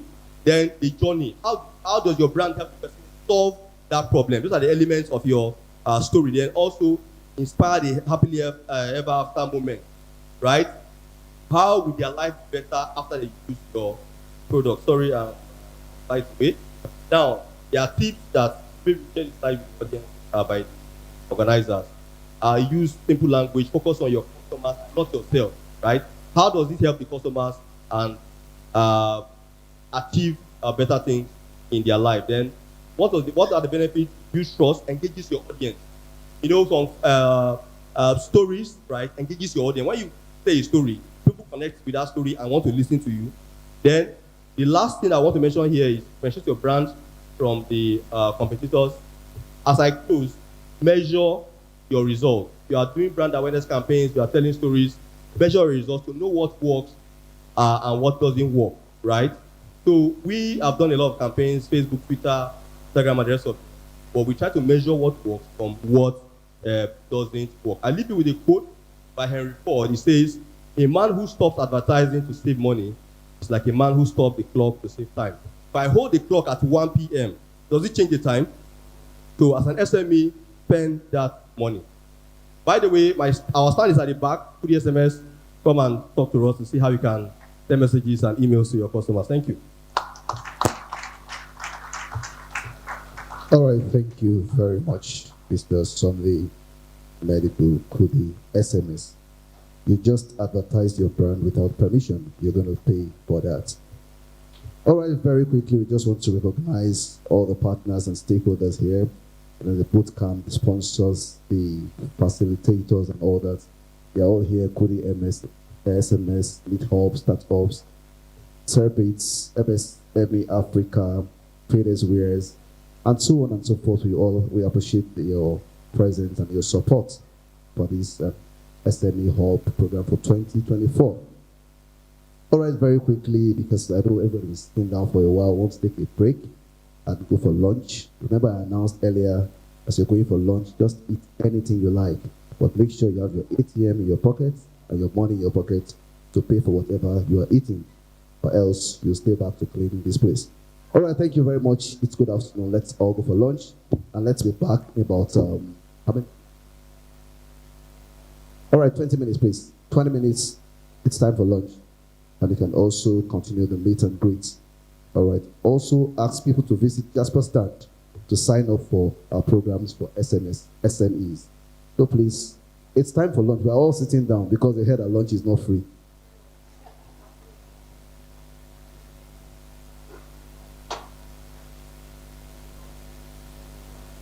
Please, we have just 20 minutes to do this, and then we're back.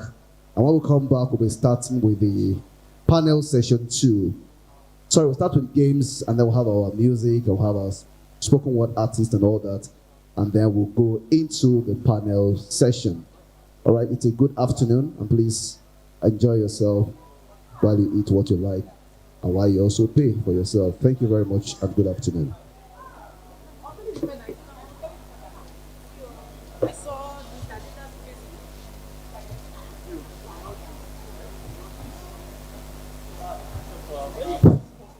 Please don't go after the lunch. Please stay back. We have more inciting sessions to give to us and to share with us today. Please, while you're on break, please, informal interactions. Share your complimentary card to people. Visit the stands behind you there. Thank you very much.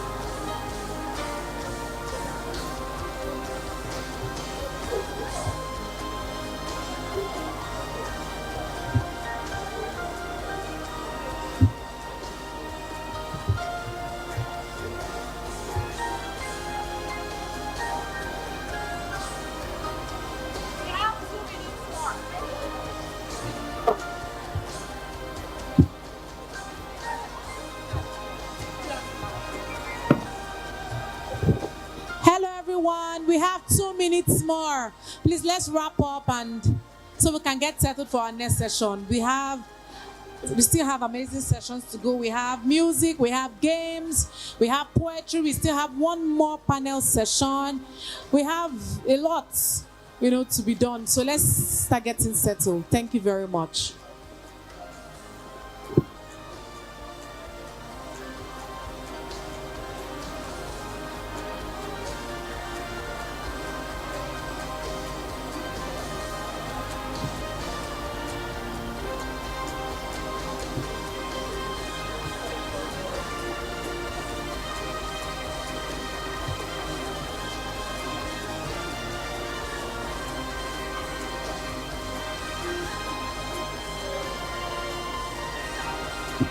I know the energy will be low because of eating. I know many people will say food is to gain strength. But I realize that every time I eat, I get so tired. Who is with me on this table? I get so tired, and sometimes as I'm eating, I'm sleeping. And I'm wondering, but they said food is for strength. How come I'm getting weak again?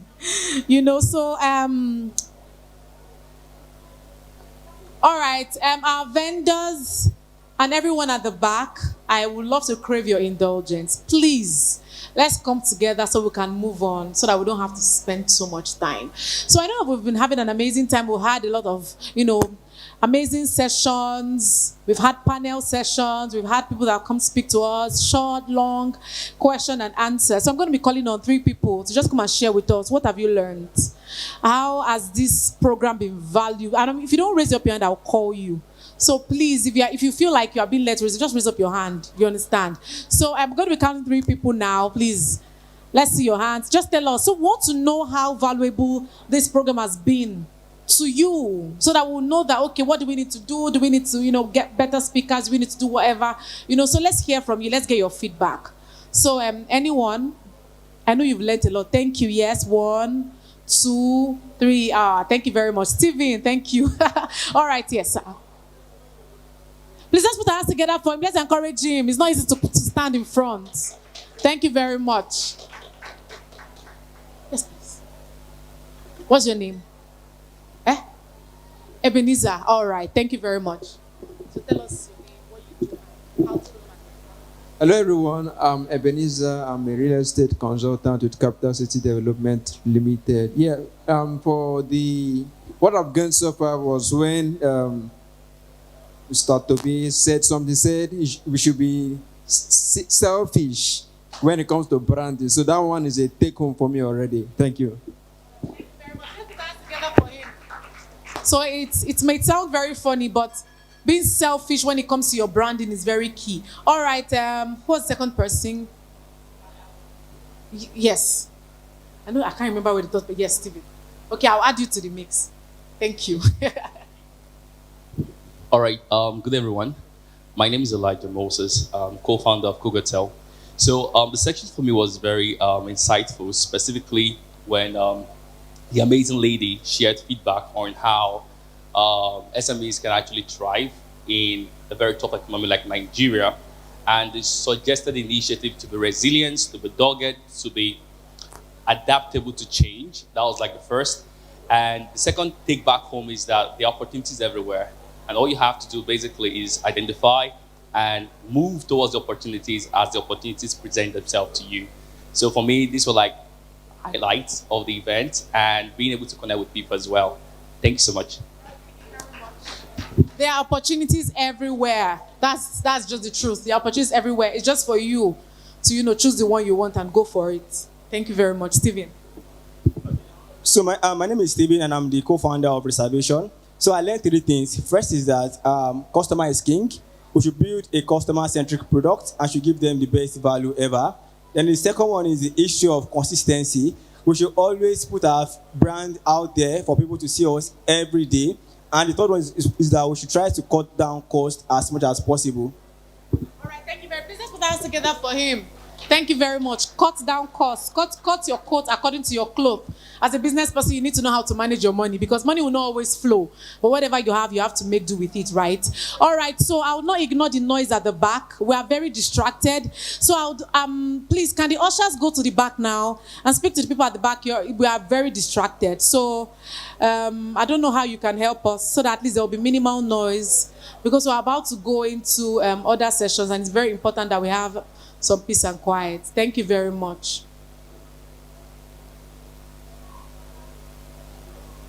Ushers, I'm not seeing you do the work. Oh, that lady at the back. Yes. Thank you very much. Please, let's just try to bring it down. Thank you. Thank you very much. All right, so now we're going to go into some just a little, something that will just take us away from the normal talk, panelists and all of that. We just want to go into some little fun, right? We're going to be having someone come to speak to us on some spoken word, that we can take away. So I'm going to be calling on Ninu. Please, Ninu, if you're here, please let's come out right now to give us your spoken word. Let's put our hands together for Ninu. Ninu, are you here? Okay. Is she or he or she? The person is downstairs. All right. Okay, while we wait for Ninu, let's just go to music. Amokaye, are you here? I love it. Please let's put our hands together for Amokaye as she comes up to give us some soul-lifting music. Thank you very much. Where is she? Oh, he. I'm so sorry. Thank you. Please let's put our hands together for Amokaye as he comes up. Where is he?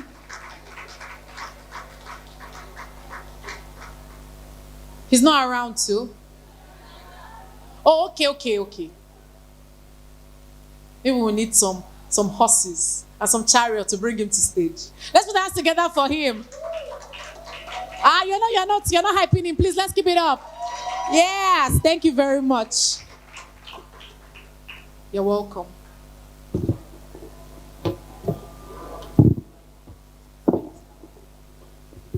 Good afternoon. Okay, so I'm a very shy person, right?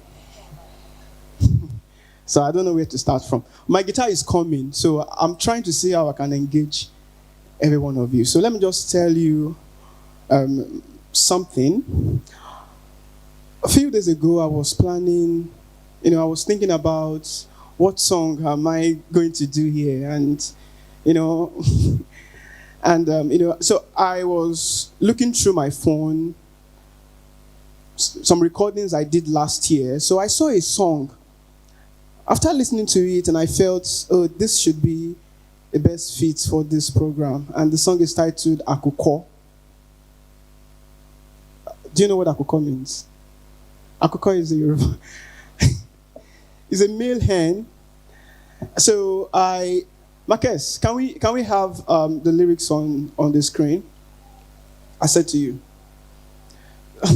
So Akuko, in Africa, there's something about when we say Akuko, like when there's a sound the male hen make at some intervals, in the middle of the night, in the morning, in the night, in the evening, and it tells the time. It helps us know the time, right? So time is a very important element that we should take very seriously.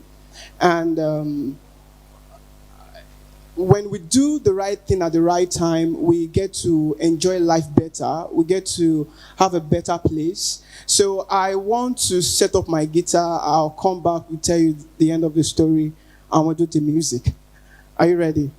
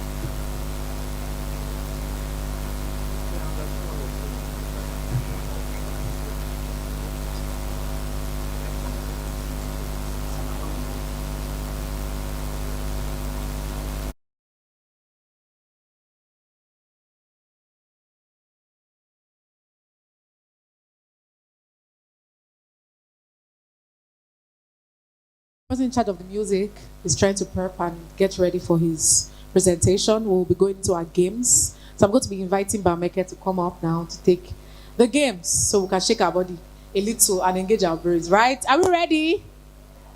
You've eaten and you're tired. Are you ready? All right. Thank you very much. All right.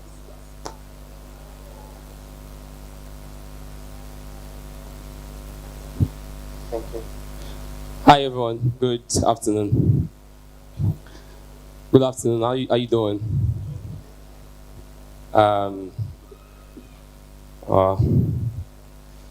If I'm a business now, the way I came here now, let's assume I'm a product. How much will you invest in me? Don't look at me because I'm dark. Some of you will say because this guy is dark now. With all my cap and my shoe and how much will you invest? Let me serious investors. I look like you invest much. So how much will you invest in me? I don't accept dollars. Sorry, I don't accept naira. You have to invest in dollars. Yes, no. I'm a business. I'm a product. How much will you invest in me like this? Okay. So let me convert the naira equivalent of what I want to say in dollars. I can invest, let's say about $5,000. Clap now, clap. I'm premium. It's not easy. So why will you? What is the reason? What do you see in me now that want to make you invest $5,000? Okay, so one of the things I saw in you is your courage. Yeah.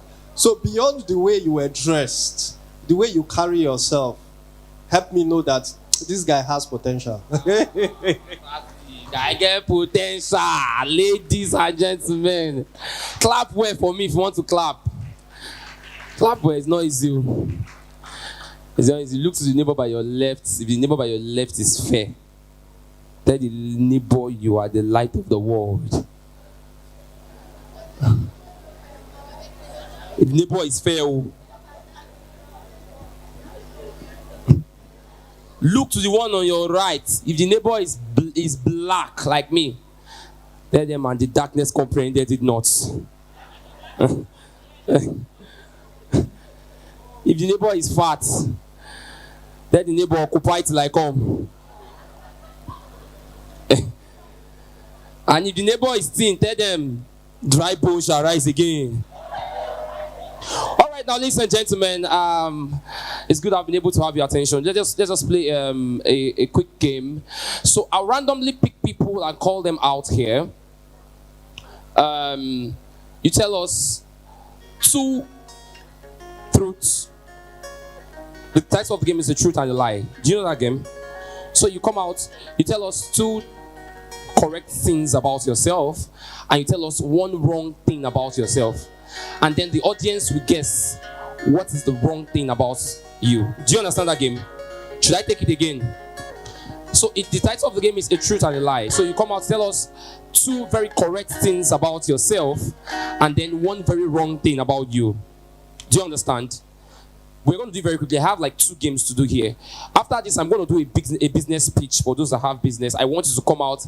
You come out and run your business for us in like 1 minute. You know, the kind of elevator pitch we do for when you're looking for a job. Now it's a business pitch you do in 1 minute. You don't know. Your sponsor might be here. I just came out and somebody decided to invest $5,000 in me. Are you getting the check? I just came out. Somebody decided to invest $5,000. You know, it shows I'm a brand, man. So you tell me 2 correct things about yourself and 1 wrong thing about yourself. Then we guess as the audience. So who is going first? Who go? I like the way you are smiling. IG. So come. Please give her a round of applause. Yes, just tell us 2 correct things and 1 wrong thing, and then we guess the wrong thing. Okay, so my name is Mary Katambi. The 2 truths about myself is that I'm a founder. No. Mary Katambi, no. Just tell us. Just tell us the 3 things. We will now decide which one is the lie. All right, so I'm a founder, I'm a Yoruba, and I'm Hausa. She's a founder. Okay, she's Yoruba and she's Hausa. What's the wrong answer? She's Yoruba. Oh, that's the wrong answer, right? Did you get it? That was simple. Even the way you sound, I know that. Even me, I know that you are Yoruba. A round of applause for her anyway. That's fantastic. Can I get the guy now from the back? That guy on glasses in front of it that is bending down now is the one you should come.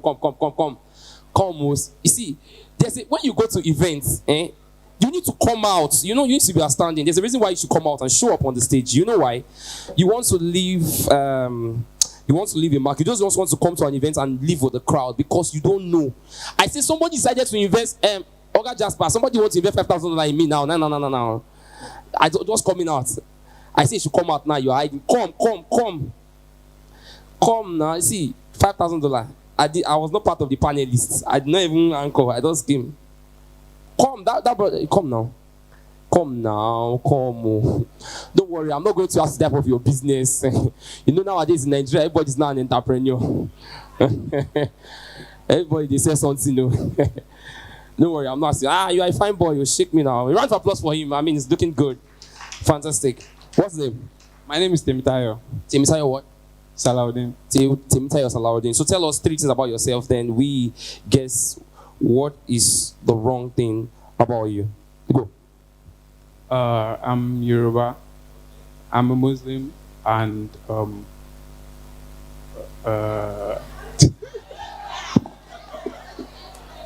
which one is the lie?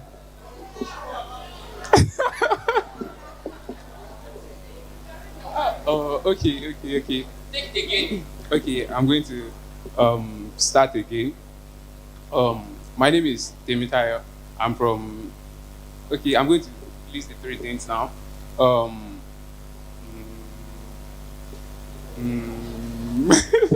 you an entrepreneur? No wonder. That's why I know entrepreneurs. We think fast. There's a way we think. Are you a tech guy? What do you do? I'm a front-end developer. Front-end developer. Okay, I see. Coding, all these things. I'm not a developer. I talk for a living. I'm a talker. I just make my money from talking. I'm a marketer. I don't. So that's that. So okay, let's go now.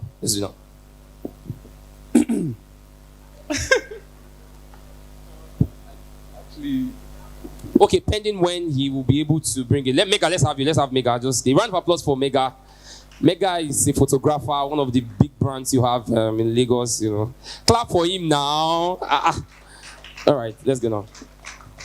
Good afternoon, everyone. I'm Nigerian. I'm Nigerian. I'm a Christian, and I'm a terrible photographer. So what's now the?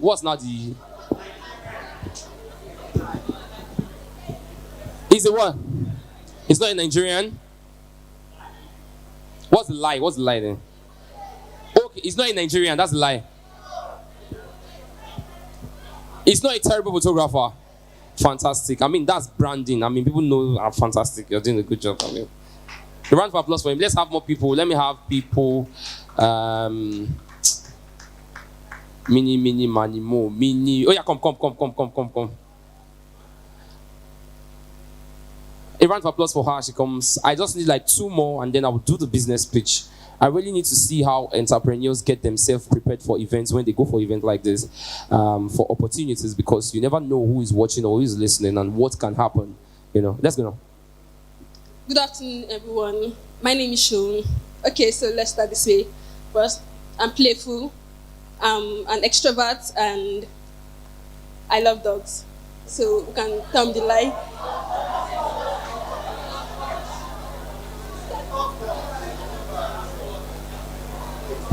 What's the lie? She's playful, she's an extrovert, and she loves dogs. She doesn't love dogs. Yes. She loves dogs. What's the wrong answer? I ain't gonna go. Extrovert. That's the wrong. Why do you just think somebody that came out here and you say that person is no? Okay. Somebody that came out here, you say the person is no. What's the wrong answer? I'm an extrovert. Oh, I'm an extrovert. Wrong answer. My round of applause for Amin.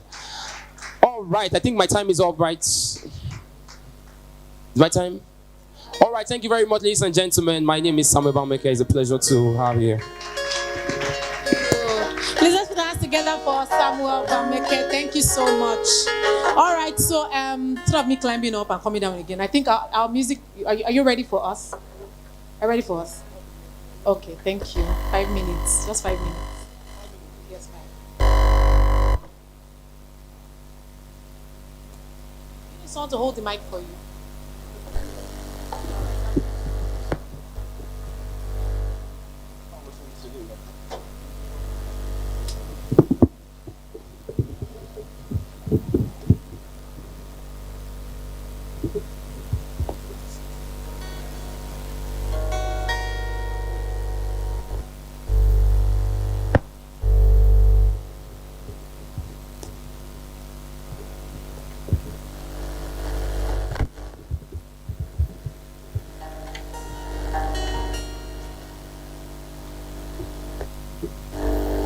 Oh my God, what happened?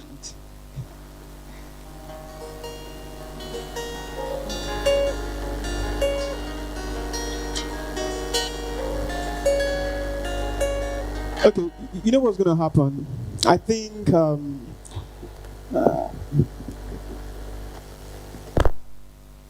wouldn't want a situation where we don't enjoy ourselves. So let me just move straight to the second song, right? So can we try? Okay.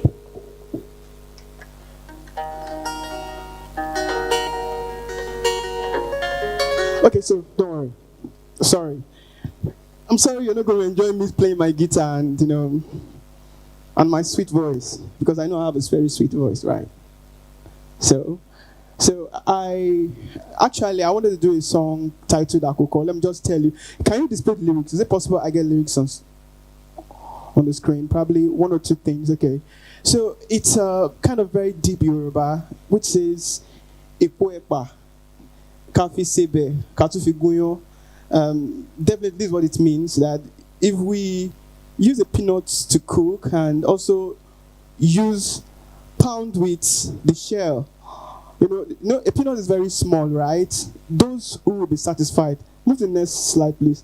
Those who will be satisfied, and those who will not be satisfied will not be satisfied. This means that no matter how you say things or you give a certain information, some will get that information and some will not get it. And I'm sure we have a lot of people here that are willing to get valuable information from what is going on today. SMEFest2024. I know you've learned something. Please don't throw any of these things away, because they are very important to our growth.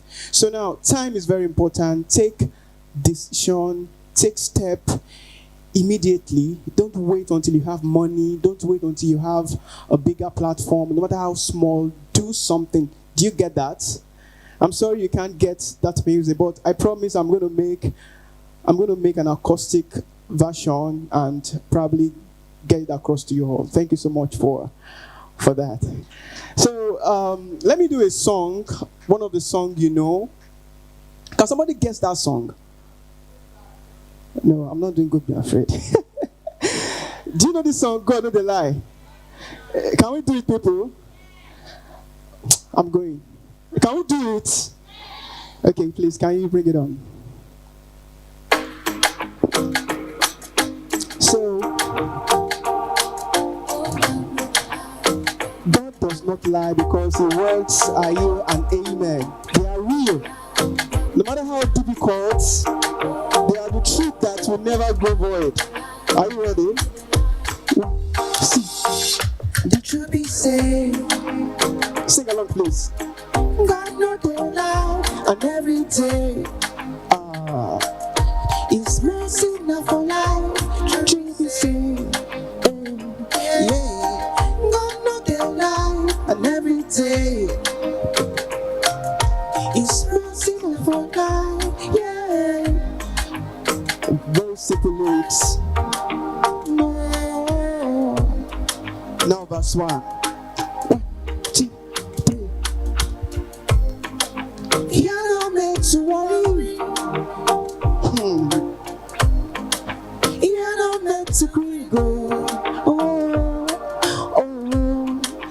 His glory is so real, so real. Mommy, yeah.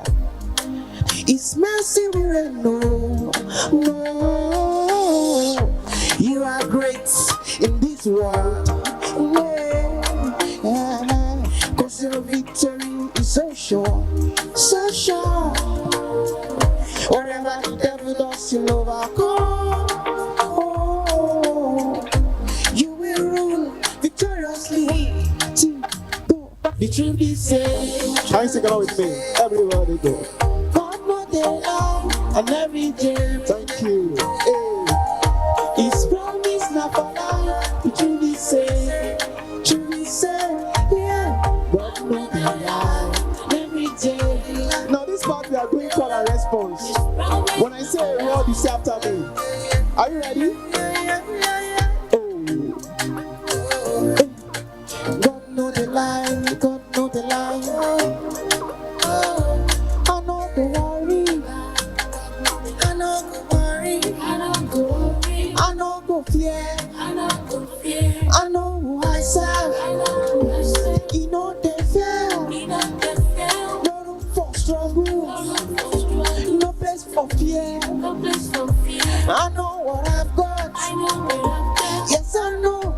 One more time. See, I know go worry, I know go fear, I know who I serve, he know the fear, no room for struggles, no place for fear, I know what I've got, yes I know. Now the chorus.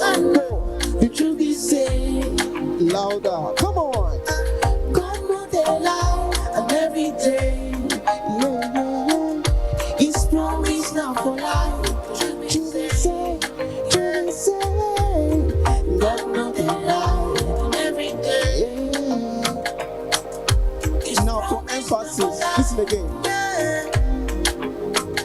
The truth is say, God know the lie and every day. His promise now for life. The truth is say, God know the lie and every day. His promise now for life. Thank you so much. So I hope you got that lyrics right. So no matter what you're going to write in your business, at work, I want you to hold on to God's promises that says, I will be with you, I will go with you. You are the head and not the tail. Even if you feel like the tail, God's word says you are the head. So hold on to this. That business will bloom. You make progress. That's the word of God to use. Just hold on to it, and you see things come real. God bless you. Please let's put our hands together for him. Thank you very much, Amokaye. Beautiful voice, beautiful lyrics. Let's put our hands together for him once again.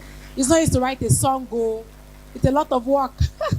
All right, so right about now, we'll be going to our second panel session, and it's a very interesting topic, right? Towards $1 trillion SME economy, programs and policies. As soon as I saw trillion and I saw dollar, my eye opened like this. I'm like, hey, $1 trillion, hey, that kind of money, you cannot keep it in the bank. The bank will blow up. But that was just a joke anyways. All right, so I'm going to be introducing our moderator. And as I introduce her, they're going to be... do you have a mic already? You don't have a mic. Please, can you help me pass this? It's not so loud, but you just manage it. All right, so I'm going to be introducing Linda Oduwole. I'm not sure I pronounced that well. Am I right? All right, so they're going to be reading your profile now. Please, let's put hands together for Linda Oduwole.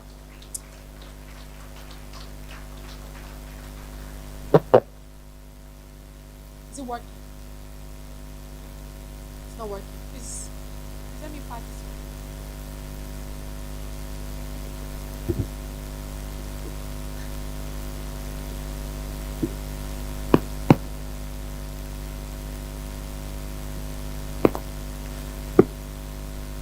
Linda Oduwole is a seasoned marketing and sales professional with over 13 years of experience across various industries, She began her marketing career at Radin Oil and Gas before proceeding to the United Kingdom, where she bagged the first-class honors from the prestigious University of Surrey with a master's degree in management. She's also an alumnus of the prestigious Lagos Business School. Linda currently works with Business Day Media Limited, a leading business newspaper in West Africa, where she leads the strategic digital transformation of the advert department, leading to increased revenue sources for the organization. Ladies and gentlemen, please make welcome Linda Oduwole.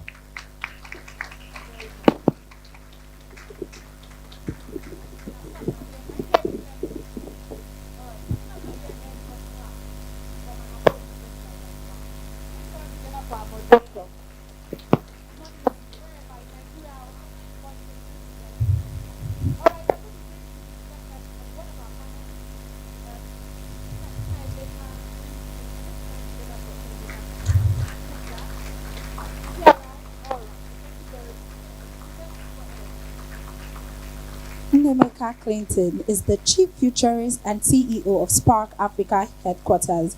He is also the convener of the Africa Startup Festival and the Africa Technology Expo, two of Africa's major technological events that brings together thousands of investors, founders, and tech talent together.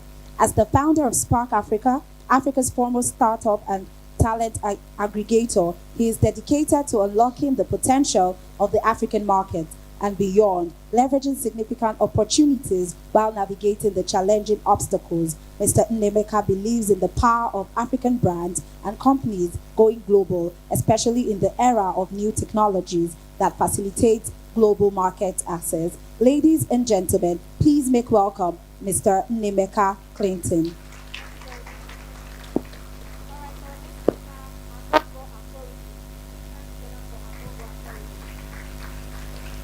Agogo Akporido leads the startups at Youth Enterprise Initiatives at Faith Foundation as an experienced program manager with expertise in program design, management delivery and evaluation, strategic development, instructional design, stakeholder engagement, capacity building and consulting in over a decade.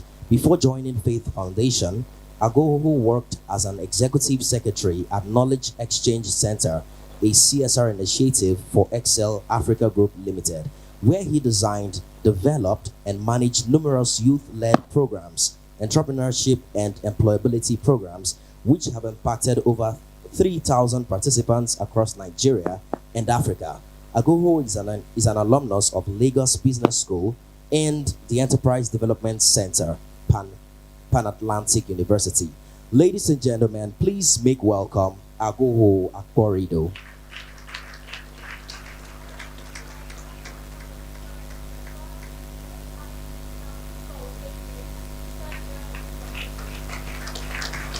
Victor Okeke is a seasoned professional with over a decade of experience in the banking and financial services sector. He is renowned for his strategic prowess in propelling growth and expansion through innovative distribution and digital payment solutions. Victor currently leads the offline business team at BudPay. In this role, he plays a pivotal part in building and nurturing strategic distribution networks for merchants and diverse user segments. Victor is also a founding partner at Distronomy, a program designed to help sales and distribution professionals network and access relevant skills to excel in their craft. Ladies and gentlemen, please make welcome Victor Okeke.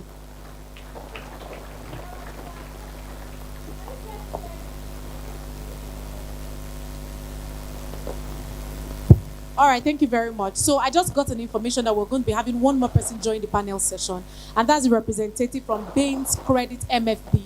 Please just put that together for the person presenting Bain's Credit MFB. All right, thank you very much. What's your name? Sorry. Sir? Okay, so his name is Bakre Babalola, and he's going to be part of this session. So, I don't know if you listened to the topic earlier. The topic is towards $1 trillion SME economy, programs and policies. if nothing is catching your attention in all of this program, look at $1 trillion and think of how you can scale your business to $1 trillion company. So you have to listen. If your seatmate or your person beside you is distracting you, no grief for that person. Move away from there. Listen attentively. Thank you very much. Let's together for all our panelists. Thank you very much. Good afternoon, everyone. Just wave your hands if you can hear. I promise that it's going to be as quick as possible, it's going to be as interesting as possible. So just get your pen and paper. So before we start, I wanted us to have a background into what the SME space, and for you to just really understand where we are going to be playing in. So where we are now is that we currently have that 90% of businesses and over 50% of employment in emerging economies, MSMEs, which means that they are very important. They contribute significantly and up to 40% of the national income or GDP of Nigeria. Now, according to SMEDAN, there's statistics of 2020 that also says that SMEs contributed a substantial 43.31% with an estimated 39.65% micro small business. So imagine the number of 4 years after. We had some impact with COVID, and we found out that about 2 million of those businesses went.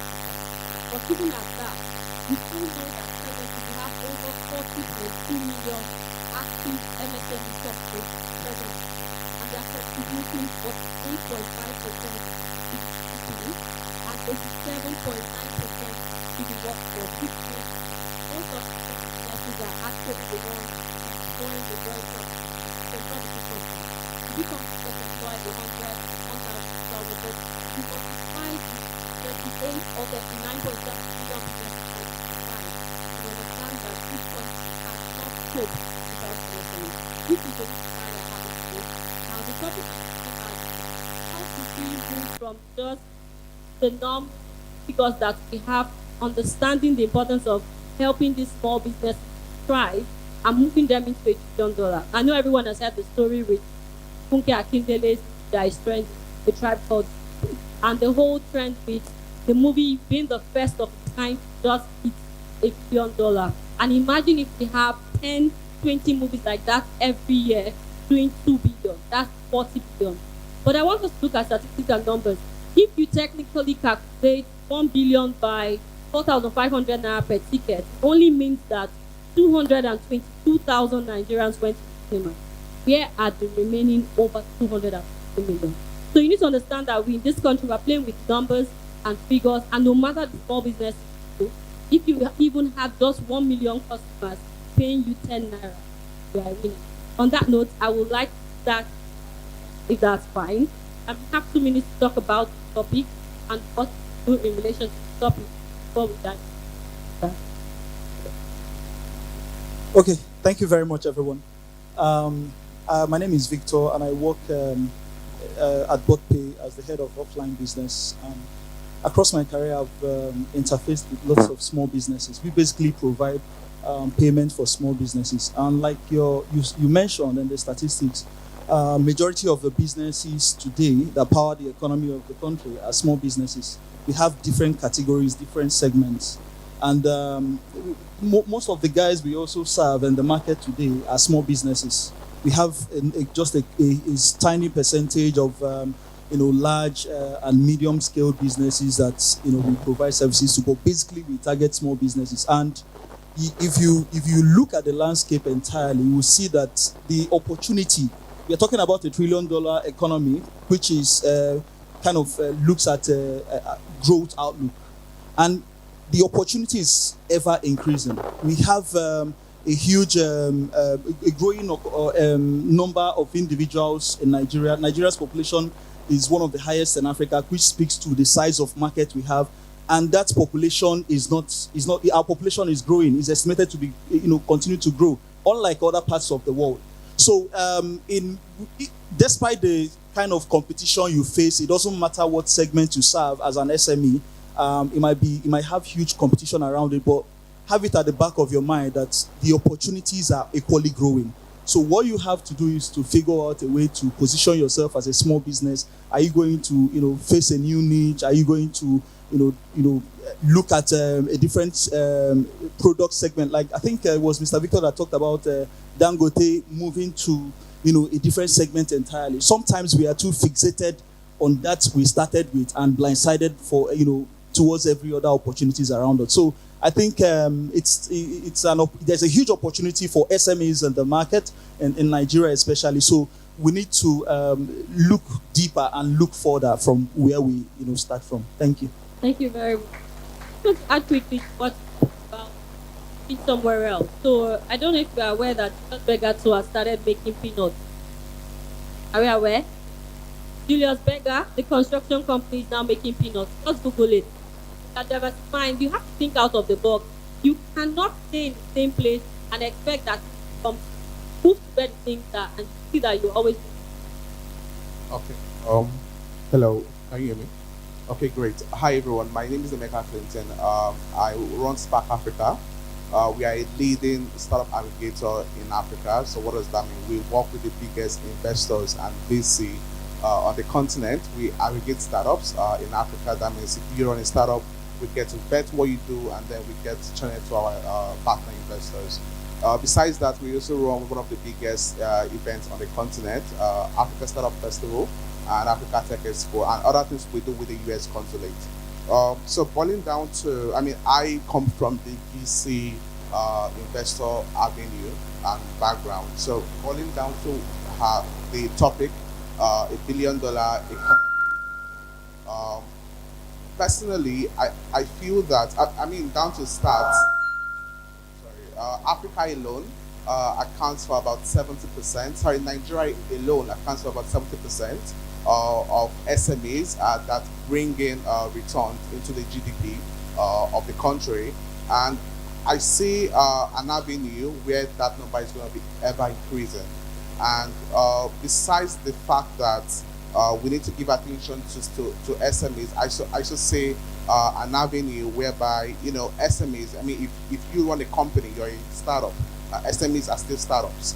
I see an avenue whereby you should start looking for, you should be open to pivoting.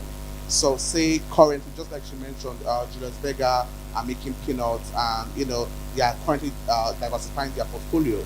So I feel that if you've been at something for, say, the past 4 or 5 years, and you've been working on, say, you sell sandals or you sell shoes, and over the past 5 years it hasn't been bringing in substantial returns, I feel that at this stage in time you should be open to pivoting, trying out other ways of bringing in revenue, because you can't call yourself a startup, you can't call yourself an SME if you're not making money. So you have to make money. And this year, the banks we get to work with and the businesses we get to work with are trying to see how to support more SMEs, support more startups. But then they want you to be able to make a way, or at least make some form of traction first.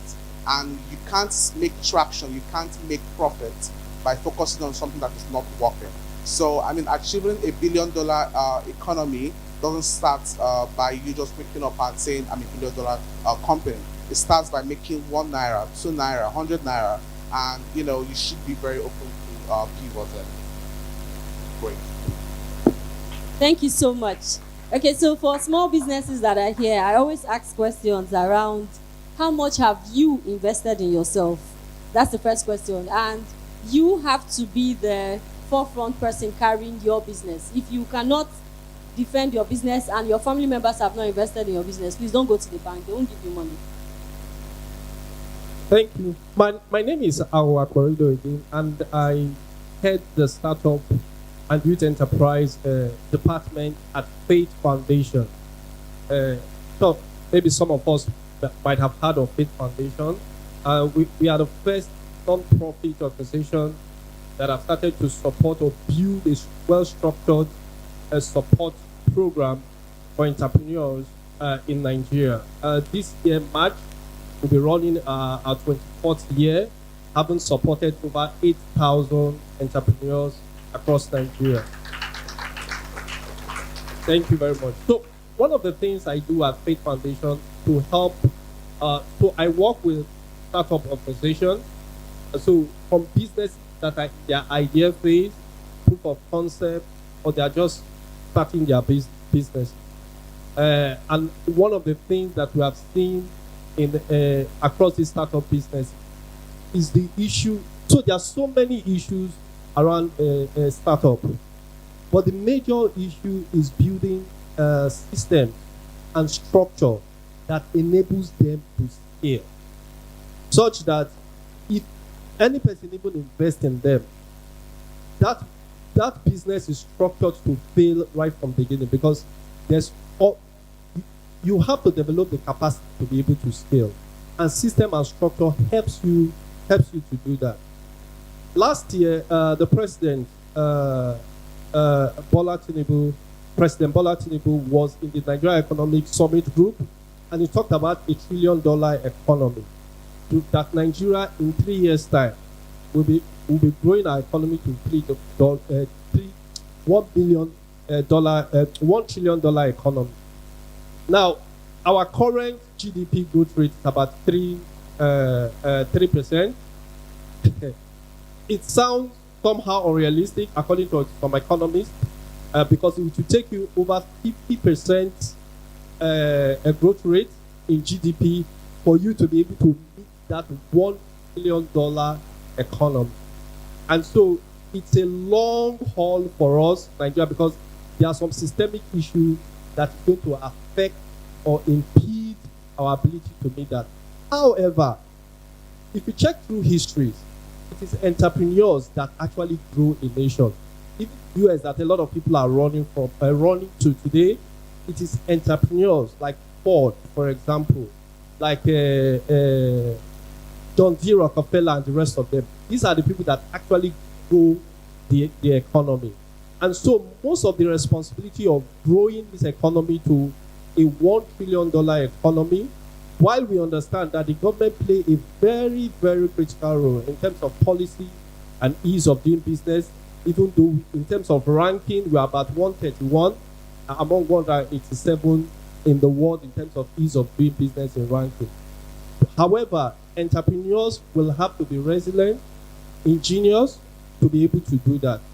In Africa, for example, among the 7 unicorns that we have in Africa, 5 of them are here in Nigeria. That shows that Nigerian entrepreneurs are doing well. So it's just to tell us that we have to, as an entrepreneur, play our part while the government, as much as possible, is trying to see how they can make the ease of doing business better for the entire SMEs. Thank you. Thank you so much. All right. Yeah, my name is Bakin Babalala, the Partnership and Growth for Bain's Credit Microfinance Bank. And basically, my role is to look for growth opportunities for the bank and also partner with people that are aligned with our vision to make more money and to have more social impact in the economy. So, on playing our part and the journey to a $1 trillion economy, well, first of all, if you're an entrepreneur here and you've ever done something to sell before, can you please give yourself a round of applause? I said that to say this basically because of the statistics that the beautiful lady read. Entrepreneurs contribute over half of the workforce in Nigeria. Like you said, Dangote maybe is the largest single employer after the federal government. He has 100 and something thousand people he's employed. But at the same time, we have value chain businesses all around it, and we have people supplying and making support to the businesses. And what are you doing? Are you playing your part? We can sit here all day and talk about, oh, the government is not doing this, government is not doing that. But if you're not playing your part, you're only joking. All right? Nobody is coming to save us. Nobody. My panelist here mentioned the fact that individuals built America. Yes, truly, go and watch the documentary, The Men Who Built America. They will tell you about Ford, John D. Rockefeller, and this man for the bank.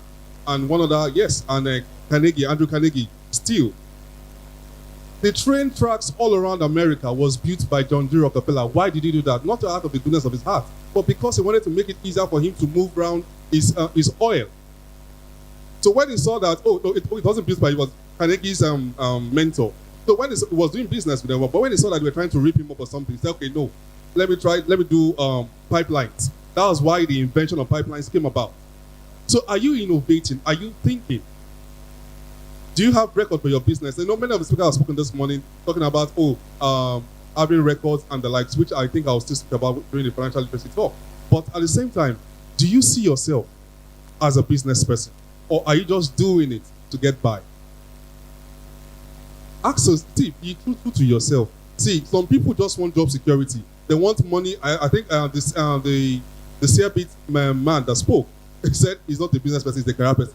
He's being truthful to himself. I tried business as well. I was when I went to serve in Taraba, I saw an opportunity. They had a wildlife there. There's only natural, only and everything. I could do this because usually, as a business developer, I'm a problem solver myself. So I'm like, okay, I could bring this. I know that a lot of people need it. Oh, my dad doesn't like sugar. His friends also let me start supplying. I spoke with a friend's boss who invested. That was when I appreciated what the Kudi SMS man said. Storytelling. I sat down with this man. There was no pitch deck or anything. I just told him a story of bees and how they are helping the economy, the vegetation of the world, one thing, blah, blah. And he gave me 1.5 million naira for honey.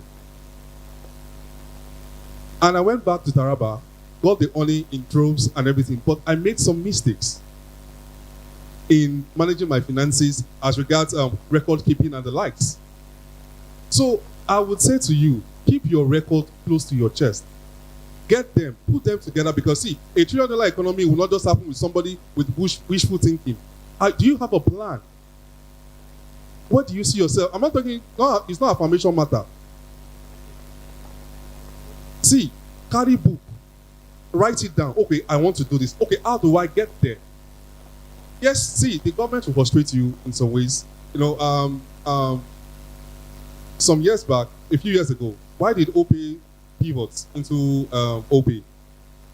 They were a delivery mechanism, dispatch riders, right? Dispatch and also delivering people. But when Lagos State government tried to frustrate them, we say, okay, we've invested too much, we can't just shut down. Okay, let us pivot to dispatch, then move into financial payments. I have a friend here. The OPay started just because the Chinese man wanted to order food, and he had to go and look for cash before he could pay. He told me the story, and the man said, you can't transfer, you can't do. Nobody said, okay. He told his friend, okay, there's a business here. So where are you seeing problems or opportunities? $1 trillion economy, what is your share? You are not small. One of the things I wanted to talk about today, basically, if I'm given the opportunity, is the fact that Vietnam and some other countries, they are major, apart from every other resource that you have, they produce easy to wear, round neck shirt and those things. They go and produce it there. Even they have cheap labor, and I'm very sure Nigerian workers are even cheaper. So there is a lot of things. There are many places that we've not tapped into. So what you should be thinking about, $1 trillion. Don't look at the amount. First of all, take your share. What is my share inside of it? And now make plans. Don't go and make affirmation. Don't go and fast 3 days and 3 nights, because you see, we are very prayerful, yes. But at the same time, be diligent in your doings. When the Bible talks about a diligent man, who is diligent in his work, will sit down with kings and not with men. He wasn't talking about Christians. He said a diligent man. He did not say a pastor. He did not say an imam. He said a diligent man. Are you diligent? Thank you very much.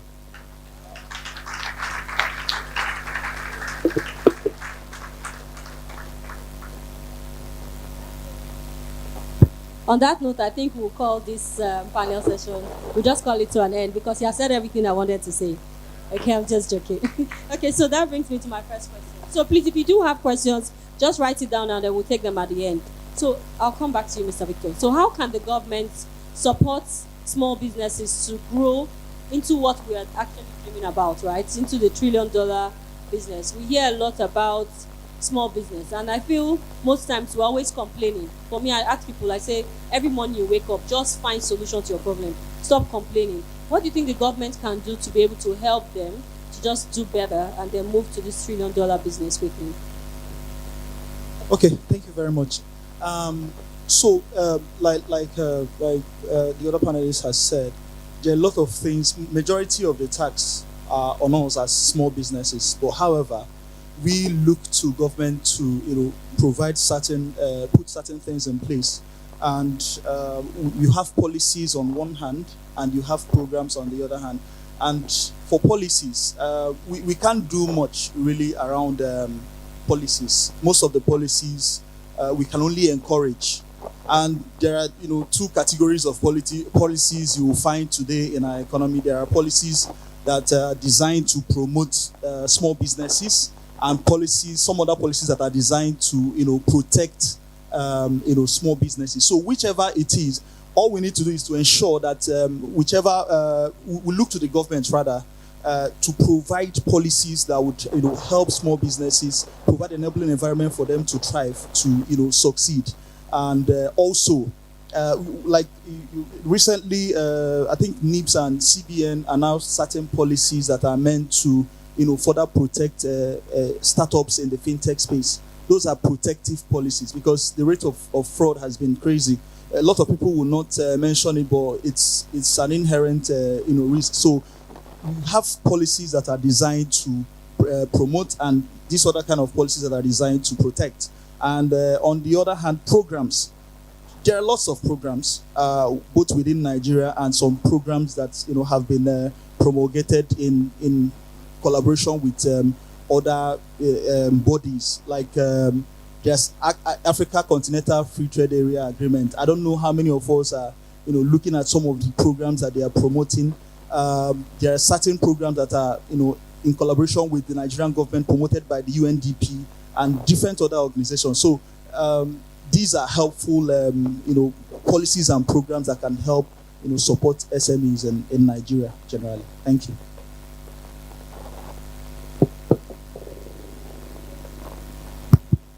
Okay, so that brings me also back again to Jumoke. Do you think that the government is doing enough in trying to help these small businesses? And what can you suggest that the government can do to be able to help us grow faster? Okay, great. So first question is the government doing enough to support startups, SMEs, and what can they do better to help them? Regarding supporting SMEs currently, I think just like he mentioned, they are doing what they think is best. They are doing what they think is best. I think that the government has a lot more to do. We've seen over the past 3-4 years, we've seen a progressive attitude from the government in the startup ecosystem. But I think that at this point, the government needs to just come from a policy standpoint. And they need to come from a policy standpoint and come from the enabling environment standpoint. They need to be able to create an ecosystem that can help SMEs build and give them room to build.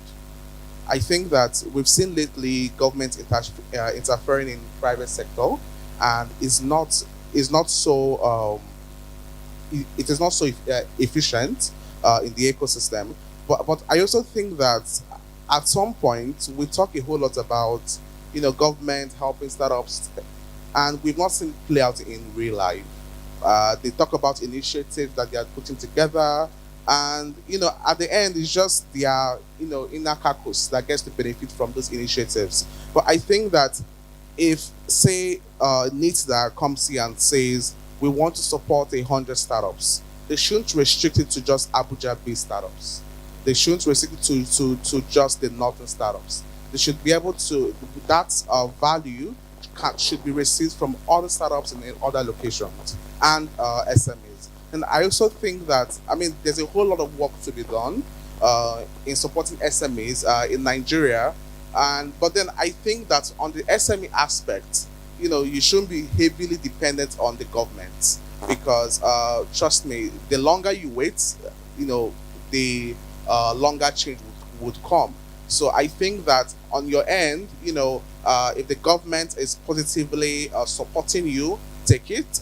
If not, just see how to work around it. But I think that the government needs to be able to, project policies that support SMEs realistically, not in paper, realistically. And also, more importantly, they should create an enabling environment and give us room to build. Okay, thank you so much. Yeah. So they have already told me that I have to leave the stage, which I feel like crying because I haven't even exhausted my questions. But it's okay. So I'm going to ask you 2 questions in one, and I'm going to ask you 2 questions in one so that we can maximize the time that's remaining. Okay, so I want to ask, are there specific industries with untapped potential for SMEs, and how can they unlock it. Now, the next question would also be programs that SMEs can actually embark on that can help them be better or scale faster. I know that's what I do a lot from Faith Foundation. I'm also an alumna of it, 2007. Okay, so let me start with the last question. Programs that will help SMEs here. Programs such as this. Please let's give a round of applause for Jasper. So we need more of this. I always tell people that there are four factors of production. Who can remember them? We have land, labor, capital, and what? Entrepreneurship. Among four, one more valuable than the remaining one. And which one is that? Can anybody guess? Can anybody guess? Entrepreneurship. Because if you have fantastic labor, if you have fantastic capital, if you have fantastic, what's the third one? A land, and the entrepreneur himself does not have that capacity to organize his resources, the business will fail.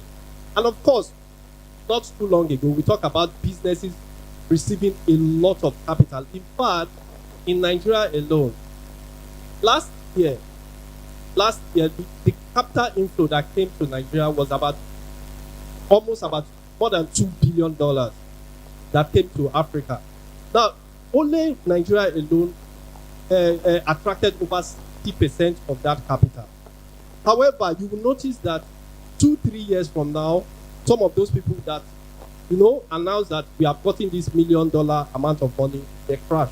Why? The single most important factor, entrepreneur himself. And so, some of the programs that will help entrepreneurs to scale are programs such like this: incubation hub, accelerator hubs, a training program. Because just like what he says, some people, no investor will touch them because they don't have a track record of keeping their finances. In terms of their revenue, in terms of their profit, there's no proper account record.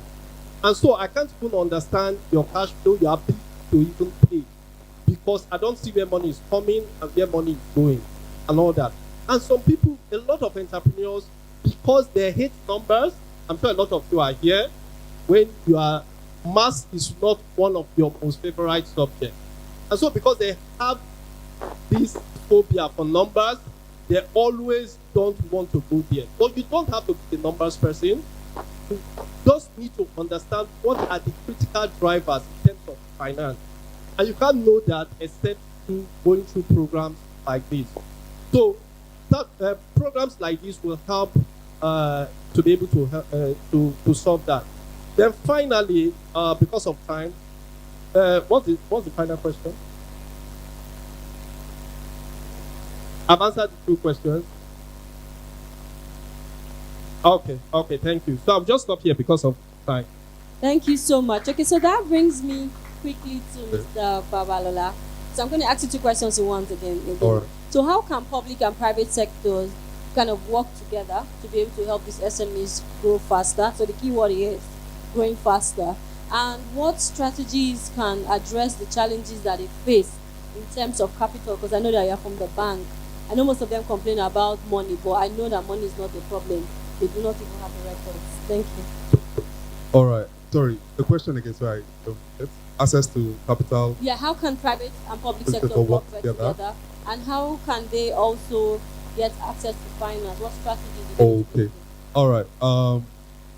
First off, how public-private partnership can work. Basically, let the big businesses do their bits.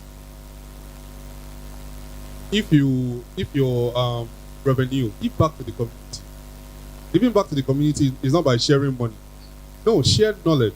Yes, I know sometimes even the smaller entrepreneurs, before you know it, everybody is CEO of one thing or the other and everything. So they don't have the patience to learn under somebody, tutelage or something. We don't have the master-servant relationship anymore. When I mean master-servant, I'm not talking about you groveling in feet of somebody. but choosing a mentor, someone to learn under. Okay, you see this business is growing. Oh, I want to be a part of it. You can even go as an intern, and maybe I know, yes, we leave home to feed home or something. That's a slang sometime last year. But at the same time, let the big businesses do their bit, set up something, sponsor programs like this, let them come into, okay, oh, there's an incubation, there's a startup center, let them do that. Government also, they should let small businesses breathe. I wish the woman from the government was here. See, double taxation, multiple taxation system. I know that Mr. Taiwo Idele is doing something about the taxation system, but until they do it and implement it, we don't know how it's going to affect the businesses. So also the regulators, as regards businesses, they should not stifle growth. Over-regulation will stifle growth. It will limit inventions. So NAFDAC, for someone that produces food now, NAFDAC should recognize they are not a revenue-generating agency. They are a regulatory agency. If they focus alone, because their focus basically right now is how to make money from, they're selling 1 liter, you pay for that one, 500 liter. I knew because of the only thing I did that time, okay, every liter, every size, this thing is different. You have to pay for it differently. They're not even checking the quality of what you're producing or something, or they're not, sometimes even collect bribe, that's an issue generally. But let the government people that are supposed to be regulatory agencies do their work. And also, let government, through, CBN should not share funds, please. Through banks like ours, Bank of Industry and the like, let them give access to cheap capital. Yes, I think during Joanna's period, there was a 1-digit interest loan or something like that. It helped a lot of businesses, I believe. Anchor's Borrowers Program, it helped some people. Yes, some people diverted. I knew that became millionaires out of the Anchor's Borrower, but I knew some that did not even get. I knew there was some anky-panky going on. But initiatives like that should not stop. Because I realized that as every government is changing, they are changing policies, thereby there's no continuity. But there should be, and I like the fact that the woman that came here this morning, the keynote speaker, she was formerly part of the previous administration and now inside the first. So it gives a stability. So ideas from before can be carried forward and stuff. So that would help the public-private partnership. And please, if your business is doing over 100 million revenue generated every year, look for startups to mentor. Help them. Yeah, it's not like my brother said, Mr. Victor, about collaboration, partnership. It's not always to compete. There's no fight. You are Messi, you are Ronaldo. All of you are footballers, very good footballers. Come and do your bit. Thank you. Thank you so much. And sorry, the access to capital, it will be answered in my presentation that is coming after this. Thank you. So that saves me 2 minutes more. Okay, so I already have a question from the audience, and I'm not sure who's going to take it. How can I determine to pull out of my salary job to become an entrepreneur, considering the personal bills? So, personal bills, like, okay. The expense of So, living. excuse me, panelists, let me just say a bit here. All right, so if you want to resign from your work to face your business, right? So basically, have a 6 months to 1 year plan. Don't just remove yourself and go and say, hey, hunger go wire you. So normally, even if you're not putting out your money to save, but you should have a saving culture. So at least save, your expenses per month. Have a budget. Save what it will take you to feed yourself. Because I mentioned during my Only-Face business, because I could not separate personal money from business finances. So black tax and everything ate into capital plus interest. I ended up somebody giving credit and not even till now, I've not even collected the money back. So save for 6 months to a year worth of your expenses every month. So know that, okay, whether or not you sell anything or there's any revenue generated, you are covered before you before you say you want to go and start up. Or else, frustration will send you back. You now start looking for a job again. There's not a gap between the time you work last and once you are doing present. Thank you. Thank you so much. Okay, so I don't know if one of you want to take it, and then you're going to take questions about how they can use technology to grow their business. Would you like to answer that question? Thank you. Okay. So in regards to technology, please can we reduce the noise at the back? Thank you. So in regards to technology, I was in a meeting recently, and one of the statements that was made struck me. And the speaker mentioned, he said, in the near future, all businesses are going to be, technology based companies offering different types of services. So we look at technology as an enabler, but we are getting to a place with the infiltration of availability of AI, no-code solutions, and all that. I think we should reimagine how we see technology. We are all going to be technology companies. It doesn't matter whether you're selling Zobo or you're selling cashew nuts. You need to first see yourself as a technology company serving a specific market. I was discussing with a CEO of a health tech recently, and they are moving away from running physical hospitals to using application to provide health services. So I think we should all start to look at our businesses in this regard. You don't have to start building all those massive infrastructure technologically, but use simple Instagram, use online platforms to sell. We are all going to sell, whether you like it or not. In the near future, secondly, we are all going to be salespeople. You're going to be first, promoter of your business. And technology has made this, possible for you to do that. You can reach people in all parts of the world with your Instagram. You don't even need to. DHL is the other platforms to, Waybill stuff are there. There are a lot of Nigerians sending hairs to Canada and USA today. They are doing it on Instagram. They don't have any deep technology, so to say. So we need to reimagine how we see technology. We need to embrace it. It's come to stay. It's not going anywhere. The Holy Ghost will only give you ideas that will, tell you the proper technology to apply to your business. But you must, all of us will use technology. So you are a technology, provider offering, specific service to a particular segment of the market. Thank you. Thank you so much. Sorry, the question again. How can they use technology to grow their business? Okay, great. So I think this is where we talk about the difference between startups and SMEs. So SMEs are companies that don't rely heavily on tech. So that is, you sell shoes, you sell leather products, you don't build softwares. Why startups use softwares to solve problems? So you build, say, a CRM software to help companies in their sales operations.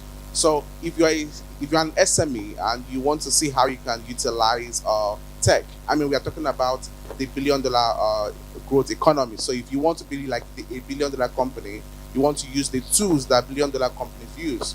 So I think you should start seeing your company, your business has a real business and not an SME. So what do I mean?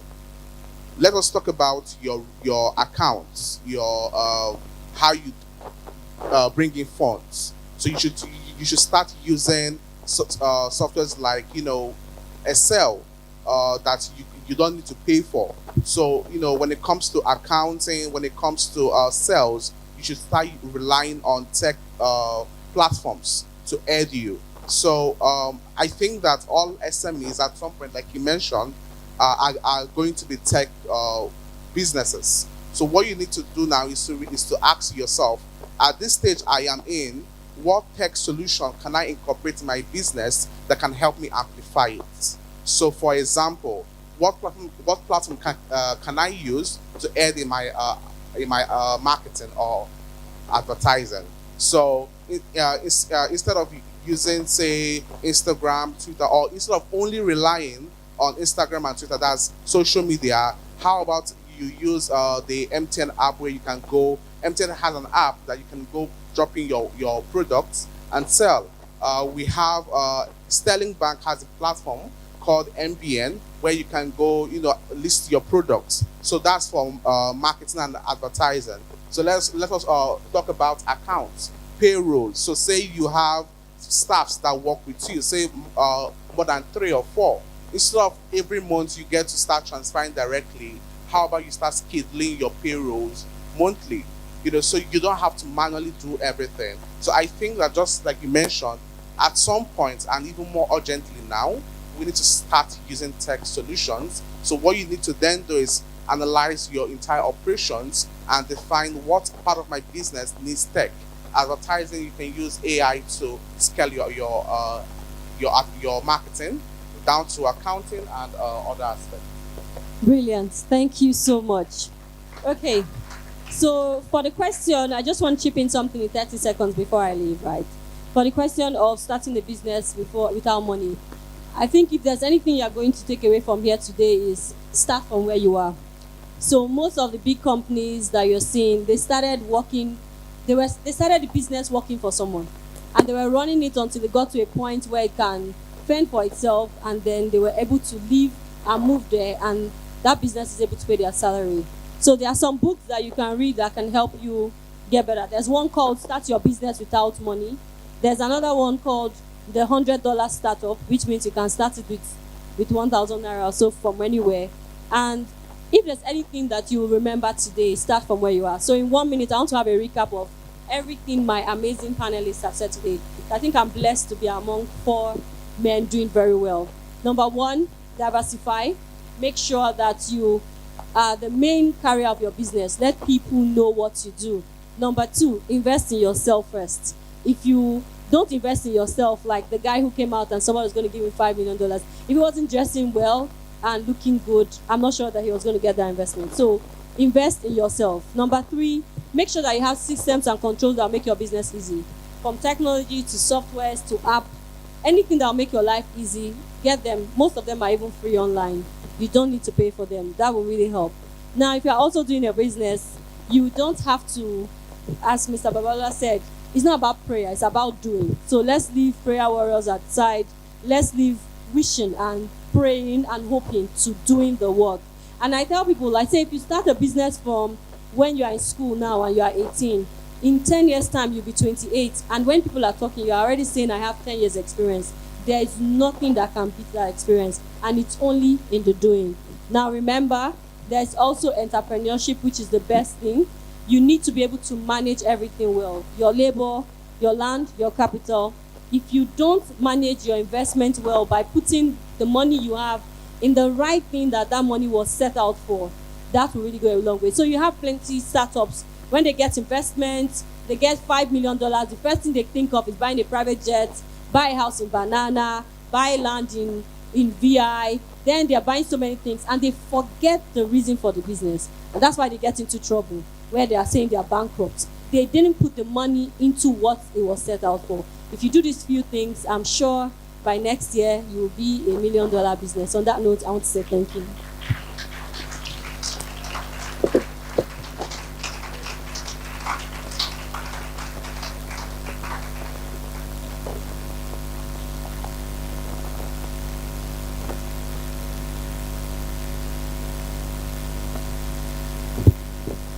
Let's have the photographers, please. Thank you.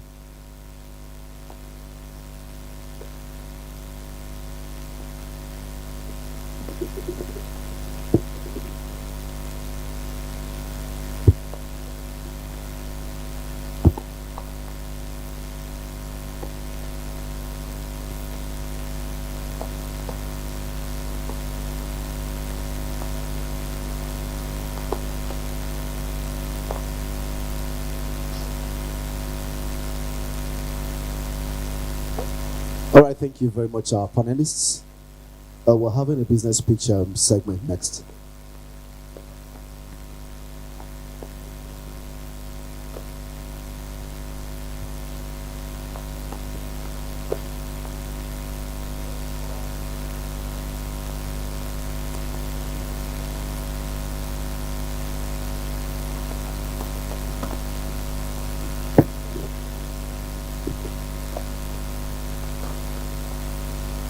So we're having the business pitch segment next, and our judges will be the panelists that just left. So we'll have 4 persons that will be pitching their business, and we'll have 2 other people too, just like an additional one. So I have IG Closet. Please, where are you? IG Closet. Stephen Adeyemo.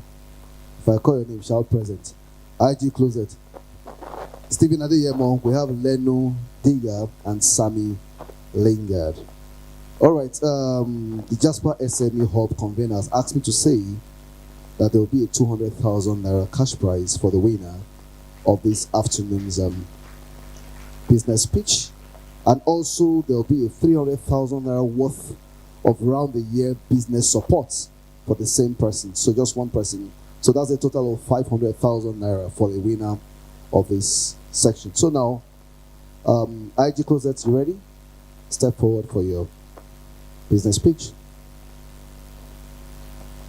And after her, you have Stephen Adeyemo, you have Leno Diga, we have Sammy Lingard, and then we have Jerry Kai, and then we have Glorious Culture in that particular order, please. Thank you. You have just 3 minutes.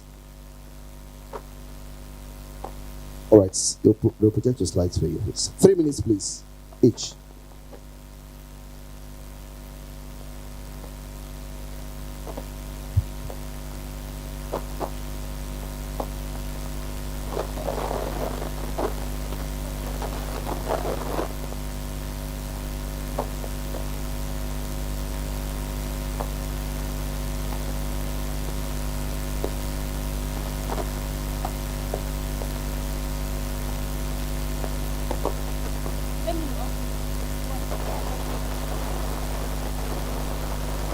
Hello, can you hear me? So how many of you have at least 5 to 10 clothes you have not worn for the past 1 month? Let me see your hand. Or how many of you have ever bought clothes? It was a small, big, or you couldn't wear it and just left it in your closet. Oh wow. So my name is Mary Katambi. I'm the founder and CEO of IG Closet.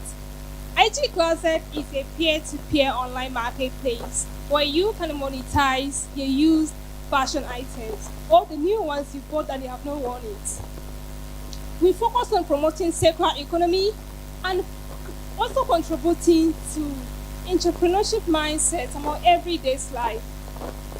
So when we interviewed over 100 women,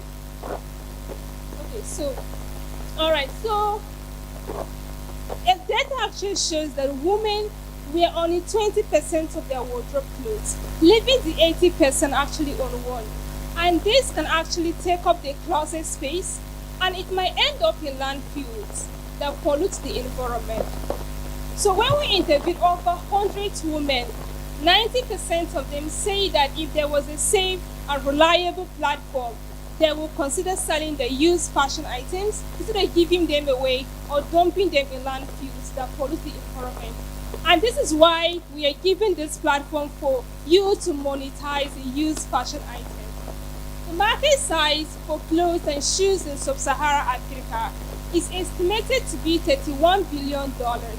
But we want to just capture 6% of that market, and we are starting with Lagos State, with women between the age of 18 to 35, merely because they are the ones who go to the office and change clothes frequently. Next one. So our progress so far is that we have tested our business model manually by collecting and selling clothes on our social media platform, and we made a revenue over 60,000 naira. And we have built and launched our landing page with over 700 people who want to use our platform. And we're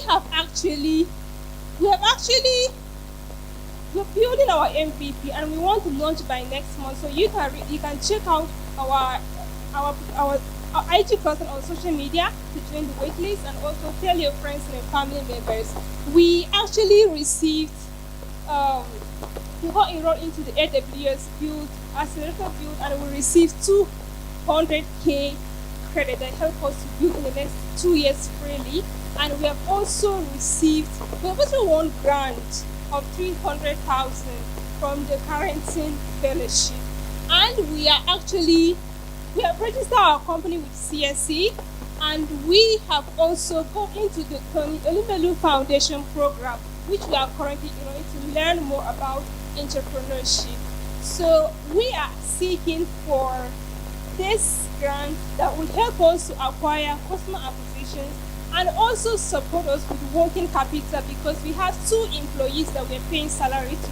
So we believe that this money is going to support us in a long way. So if you are individual, if you're a father, you're a mom, you are a boyfriend, or whichever way, IG Closet is the right place to sell or buy used fashion items without the need to go to the market, because it is very stressful.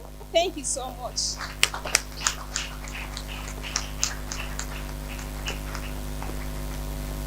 Stephen Adeyemo, please. Thank you. 3 minutes.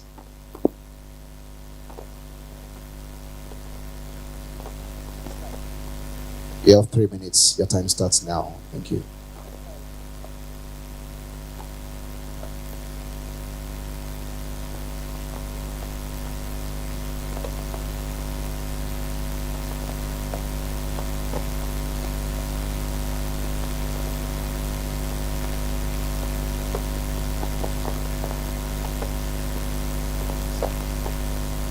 They say home is a place of rest, but we lose rest finding a home to stay in Nigeria. In 2018, when I got into Obafemi Awolowo University as an undergraduate, I had a challenge renting my first apartment. It was time consuming, stressful, and I got exploited by my house agent by paying over my house rent to my house agent. Next slide, please. According to PwC and Business Day, we have 1 million tertiary students and more than 8 million young professionals in Nigeria who need to rent an apartment yearly, but they are faced with limited access to better apartments, lack of time to inspect property physically, and lack of money to pay old rent. But the good news is that, next slide, my team and I have built Reservation, an online platform that enable tertiary students and young professionals find verified, compatible roommates whom they share same interests and values, schedule their property inspection virtually using AR or VR, and also split their rent seamlessly on the platform. Next. So it's actually live already. You can go on www.roommate.reception.com to find out to use our products. Next. So progress so far, we've launched our products. We launched January 3rd this year, and currently have 300 users on our platform. And we've been able to get on Business Day. We got featured on Business Day for our innovation. We got on Tech Next, and we joined some international accelerators like YP Labs. We joined the Google also Academy. We did the Business Heroes Africa. We've done Microsoft for Startup Accelerator. We did the Rising Tide Accelerator and also the NIDA AI Arch program currently running in Lagos State in partnership with NITHub. Next slide. The market size.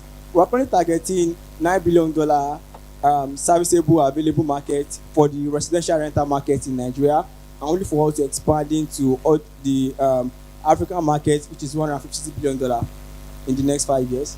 The market opportunity, we are blessed in Nigeria with 10.8 million households who earn above 2 million naira yearly, and 230,000 young professionals in Nigeria between the ages of 35 to 35, and they earn this 2 million and 4 million a year, and 1.2 million that are graduates in higher institutions. They need a place to live yearly. Next slide.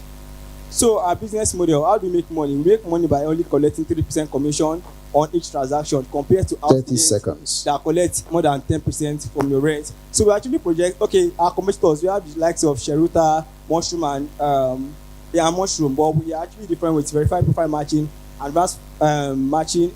So we are actually different with verified profile matching, virtual expression, real-time commission, and also fair commission rates. Next slide.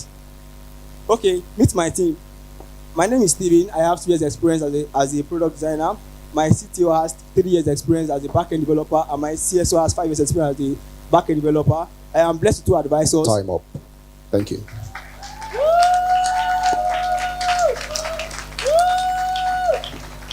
All right, the next is Leno Tega, please. Leno Tega.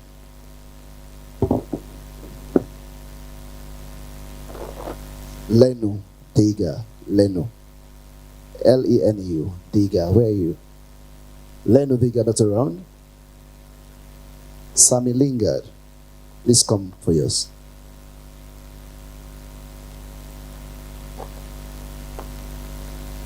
Sammy Lingard, please come for yours. Is he already?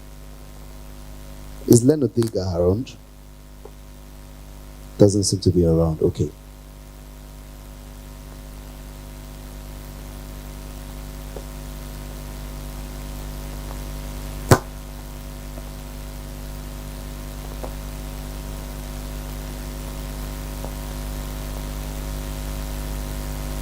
Let's give him a clap offering, please. Clap offering. Thank you. Yes, clap offering.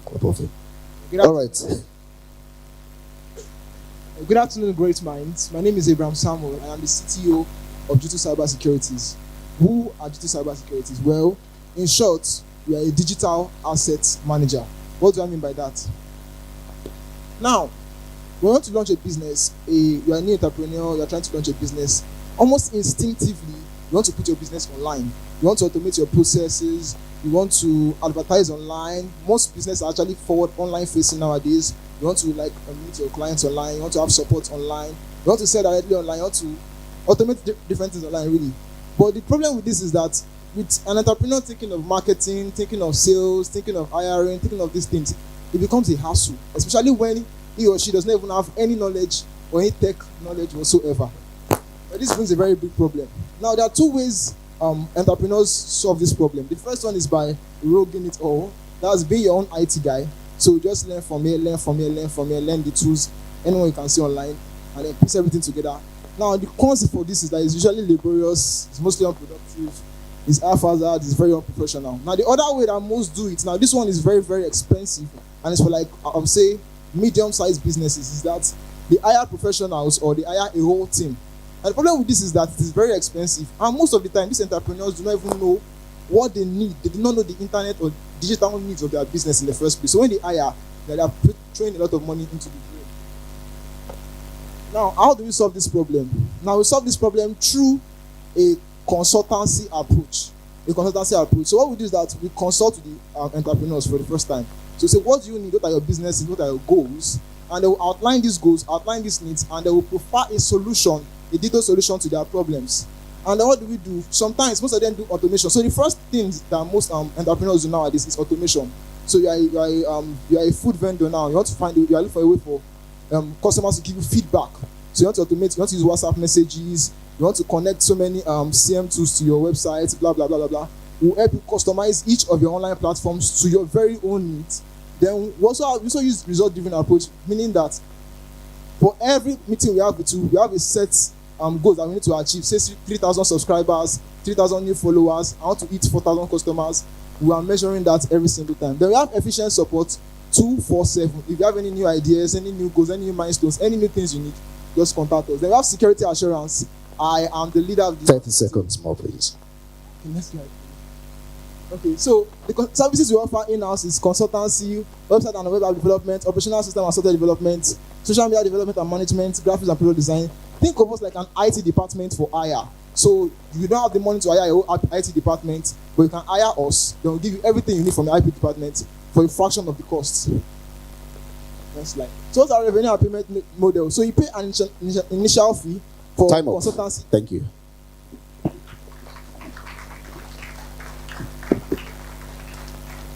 All right, very quickly, can I invite Jerry Kaye, please? Jerry Kaye, please kindly step forward and make your presentation.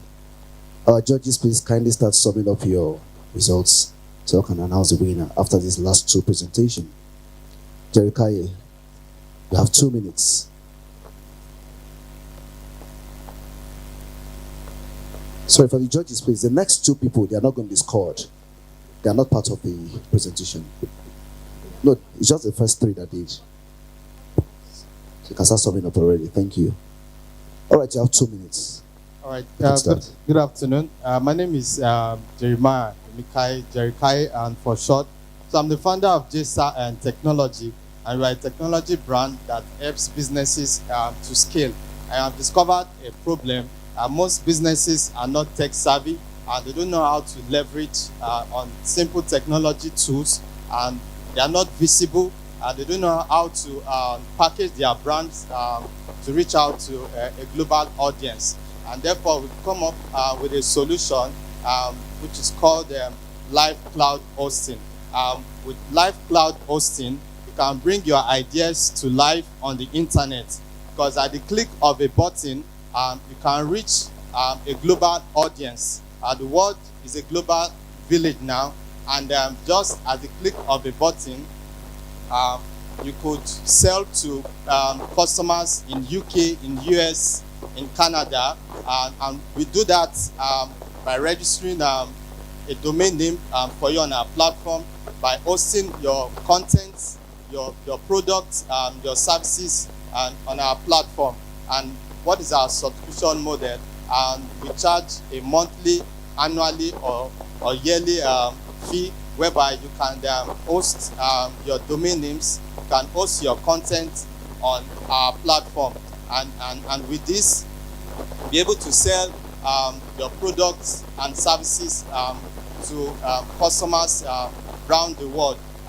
In 2024, if you want to scale your brand, if you want to go borderless, if you want to reach territories beyond the shores of this country, is by you signing up on Live Cloud Hosting, which goes by livecloudhosting.com.ng. And as a company, we also help businesses to document their business processes. So our vision is to help businesses, SMEs, startups to scale. Thank you very much. All right. Can we have Glorious Culture, please? Glorious Culture, if you're ready, please kindly step forward. You have just 2 minutes.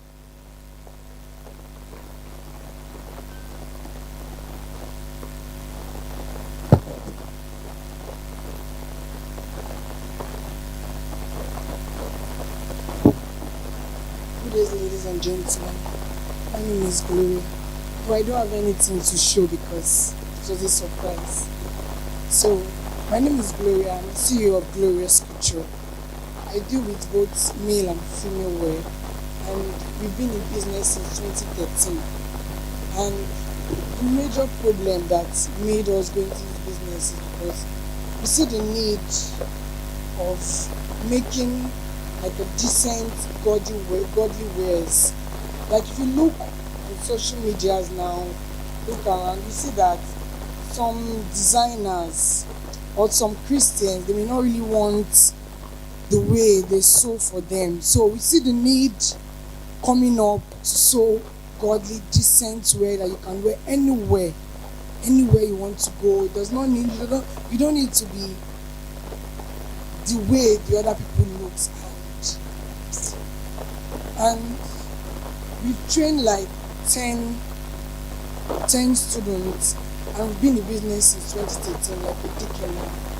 And the grant, I don't really have much to say. The grant is just to expand the business, and grow. Thank you. All right, thank you very much. Please, can you give her a clap offering, please? Thank you. All right, Jasper SME Hub has asked that we just take one more person randomly that has something to say. I think will be gender friendly. UN SDG 5, gender equality. All right, I can see a sister there.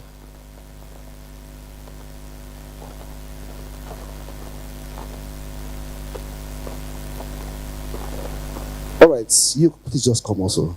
I've been asked to we have to just do this, eh? I'll just 2 minutes, quickly, thank you. After her, you take the stage for 2 minutes.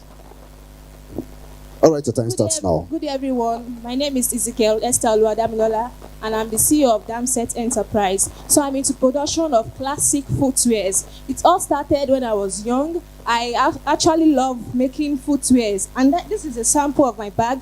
I actually made this bag from Jumoke, and this sandal I'm putting on also is my product. Though it pained me, I could not finish the shoe yesterday to make it so complete, but at least I'm here with the bag. So currently now, I have the challenges of finance.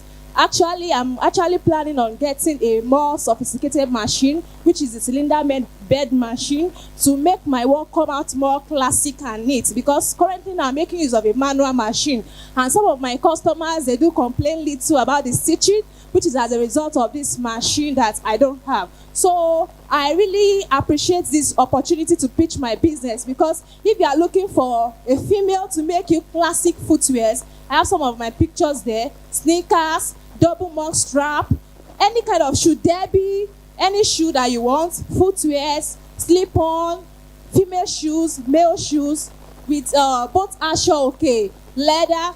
I can make something like that for you. I'm currently on Facebook as Esther Oluwadamilola Ezekiel. You can check my track record. You'll see some of my works that I've posted there. Thank you.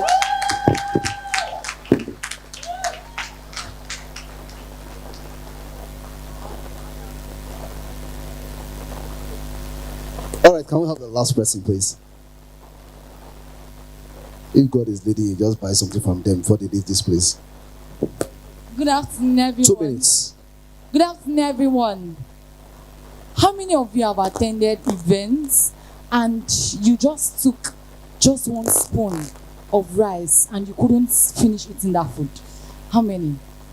Yes, thank you very much. Please give yourself a round of applause. Yes. Why were you not able to finish the food? Because you did not enjoy it. My name is Bankole Elizabeth Oluwatosin. I'm pleased to be the creative director of Nations Delight Cuisine, also known as the home of sumptuous and mouth-watering meals. What do we do? What do we do? You know, as professionals, we can be very busy. So we help you, we provide home deliveries and outdoor deliveries of sumptuous meals, rice, soup, soups, plantain mosa, snacks, whatever you need for your event, you can count on us. And I would really love to work with you. Thank you.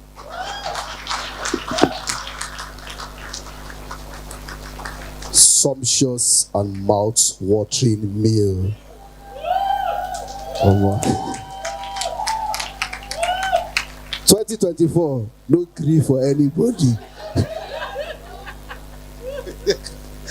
All right, thank you very much. I think it's our time for us to collect the results and then we'll announce the winner of the 200,000.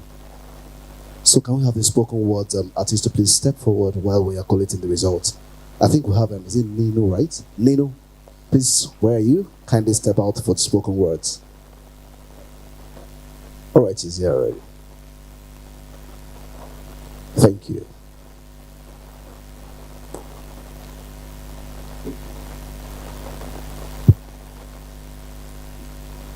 So, good afternoon, everybody. My name is Nino Oduwole, and I'm a spoken words artist. And well, just listen and be charged up.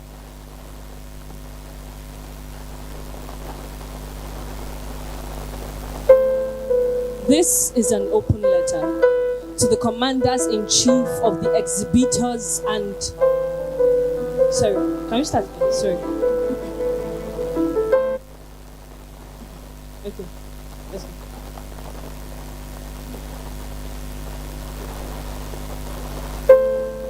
This is an open letter to the commanders-in-chief of the exhibitors and pitchers forces, gracing every event with their products in hand and pitching strategy in head, watching and waiting for the ball to roll into their court like Onana, playmakers in the field of business. This is a message to the ones with MacBooks by the window side of So Fresh, sipping, coding, humming to the melodies of the future yet to unfold, telling their stories with encrypted characters in the market of technology.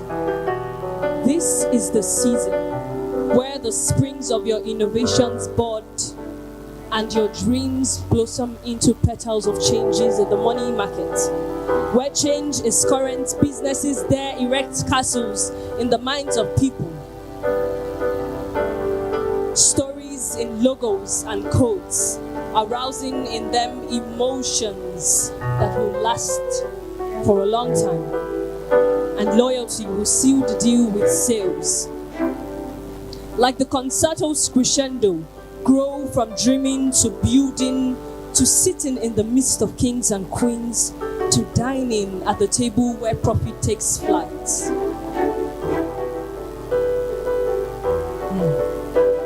This is a charge to every business owner here.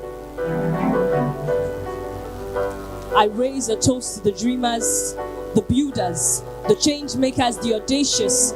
Go in thy might, you are the builders of the new age. As fierce as the fire under my mother's cooking pots, strike those goals. Pitch your tent at the heart of opportunity's gold crest. In broad daylight, or when the moon casts its soft glow on you, let your dreams materialize into gems of good sales, and investors' eyes will be upon you. Sponsor alert. And I seal this letter by saying, We are the Jasper SME Hub. And right here, we turn wheelbarrows into power bikes. And if you want to scale, you've got to have the mind. So tell someone by your side, congratulations on scaling up. Congratulations on scaling up. Congratulations on scaling up. Thank you. Drops mic. All right, thank you very much. All right, it's now time to announce the winner of the business pitch. I'd like to ask the three of them should please step forward, please. All the three people that were involved in the pitch, please kindly step forward. I think we have reservation, we have due to cyber, we have IG closet. Kindly step forward. I think you can climb up there.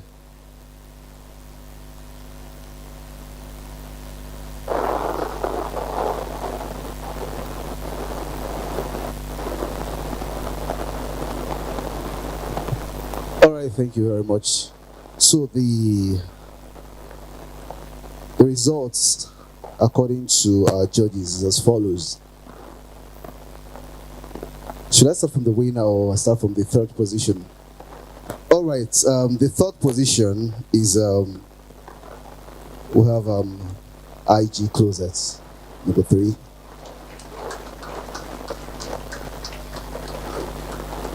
All right, the second position is, I'm hearing something like their heart is beating. The second position is, and the first is reservation. Thank you.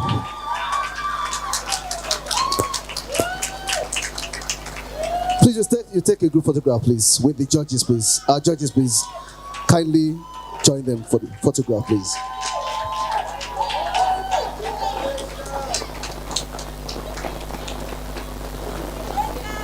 Pictures, please. Our judges, please kindly join them, those who are still around.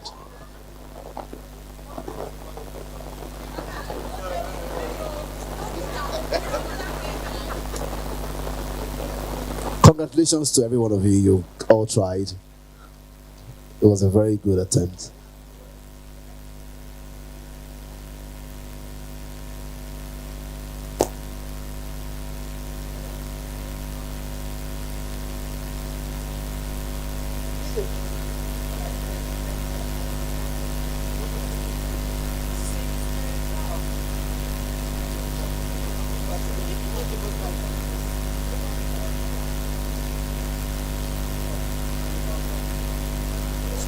What's the next?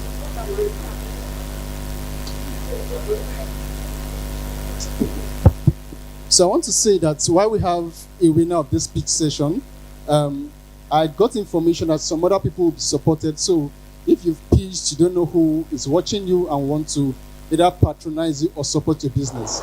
So thank you so much for our judges who have graded this. And it just goes to show that ensure you have a way to tell your story properly. Congratulations once again. I should get a picture with you. Give me photograph, please.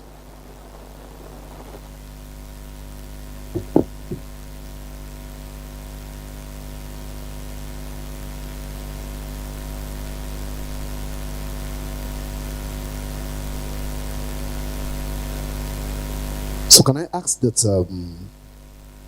presentation on financial literacy and accessing credits from Bain's Credits Microfinance Bank, please kindly step forward. Bain's Credit Microfinance Bank, please, your representative, please step forward. All right, sir. You have 10 minutes, sir. Thank you.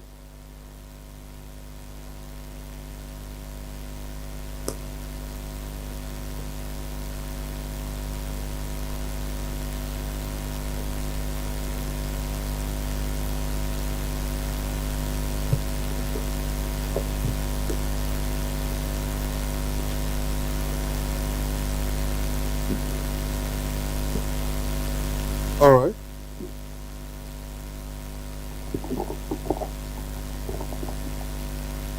Okay. Good afternoon, everyone.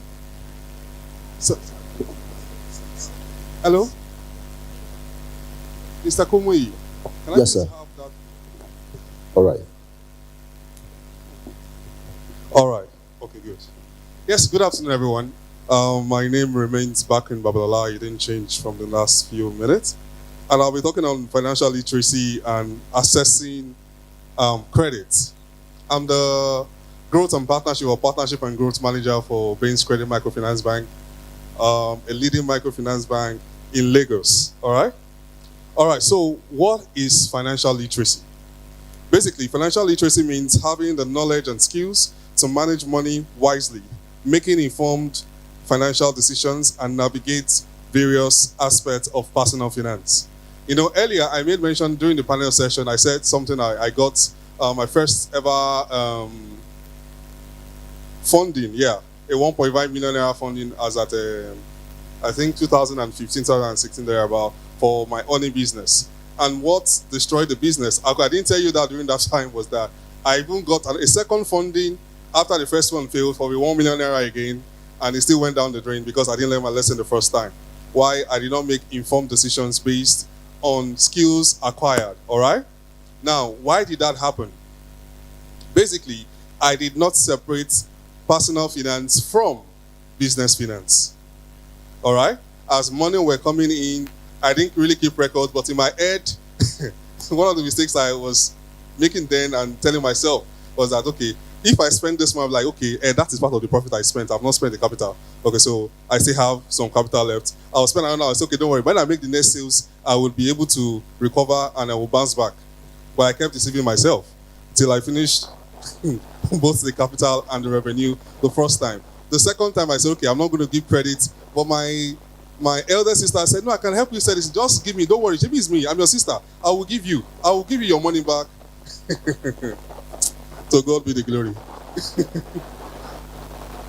So basically, unwise decisions about finances leads us to ruin, business ruin generally. So why is this topic important? Basically, see, knowing what, why, and how of anything gives you the ability to shine through. Knowing the what, how, and why of anything gives you the ability to shine through. Why did I say that? I said that because of this. If I knew the words of the businesses, the why, and the how.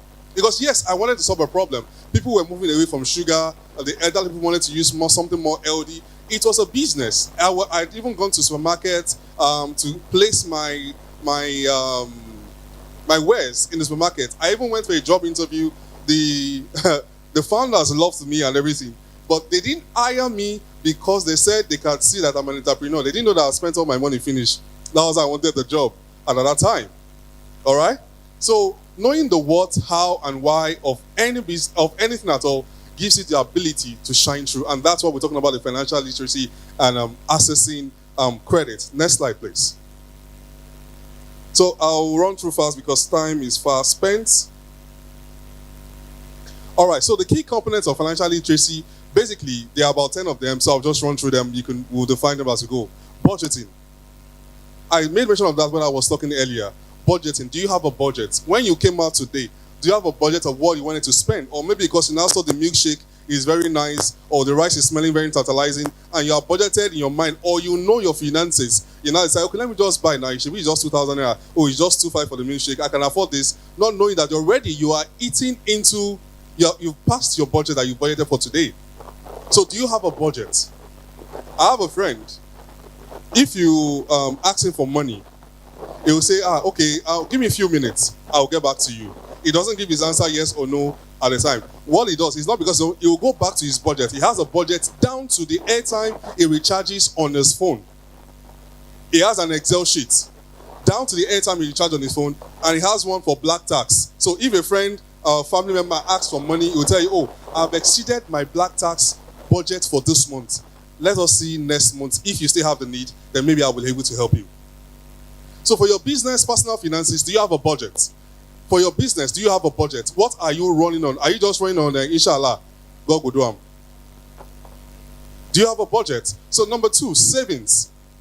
So what, like this, the person that asked the question of moving to starting our own business, how much have you saved? My former boss back in 2013, He used to work for an oil company before he started his business. So we're discussing one day, like we're talking about entrepreneurship and everything like that, how he got started. And I asked him, how did you get started? Why did you leave the oil company to come and even start a business and this hustling and everything for? And I said, no, he didn't start now. He has always started while he was still working with Shell. He said, this is an assumption now, that let's assume he was earning $1 million as a salary to take home every month.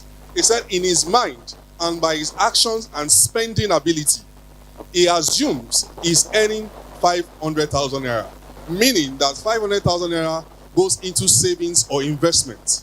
So whatever he wants to do is within the 500,000 that is left.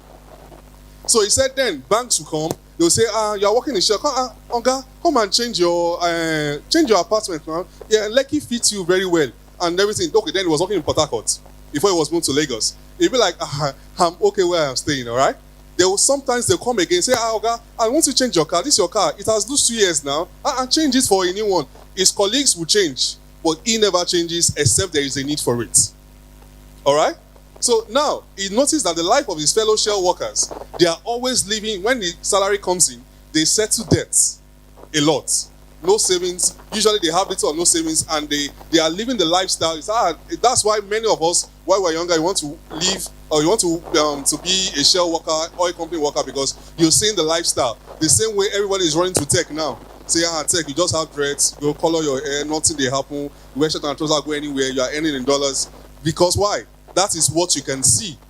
You don't see the 12 hours coding. The guy, the back is spinning him. Why? Because he's sitting down, there's a bug to be fixed. All right? So at the end of the year, so something that happened. So that was how he was able to get money to save and also start his businesses and everything like that. But during the business ventures were going on, one of his ex-colleagues has now retired, now started his own business, similar to what my boss was doing. He now called my boss to come and check out his office space. Now, this is a first-time entrepreneur, sir. Just finished from Shell after maybe like 20 years or thereabouts. He now wanted to start an oil servicing business. First thing he did, he went to Ikoyi, got a choice apartment, did renovation, got cars and everything, now put something oil and gas. Immediately, I and my boss entered the place. I said, this place is nice. Oh. Say, he now asked me, can you give me an estimate of how much it's going to cost him to do all of this? And now in my head, then I said, okay, maybe about 150 million naira based on the location. This was the heart of Ikoyi, renovation, newly painted and everything. And he now said, okay, this guy has spent so number of years in Shell, meaning that his gratuity is also amount. That means he has spent more than 50% or even up to 70% of his gratuity and everything he has to just come and start. He has no customer. He has spent over 100 million. No customer. Nothing yet. No savings. The savings he has is money he was giving as sent forth. My brother, I will not tell you what ended it. Anyways, so savings, investing. What are you investing in as a business person, a worker? Invest. My bank, Ben's Credit Microfinance Bank, you can save as little as 1,000 every day and get your interest between 11% to 13% per annum.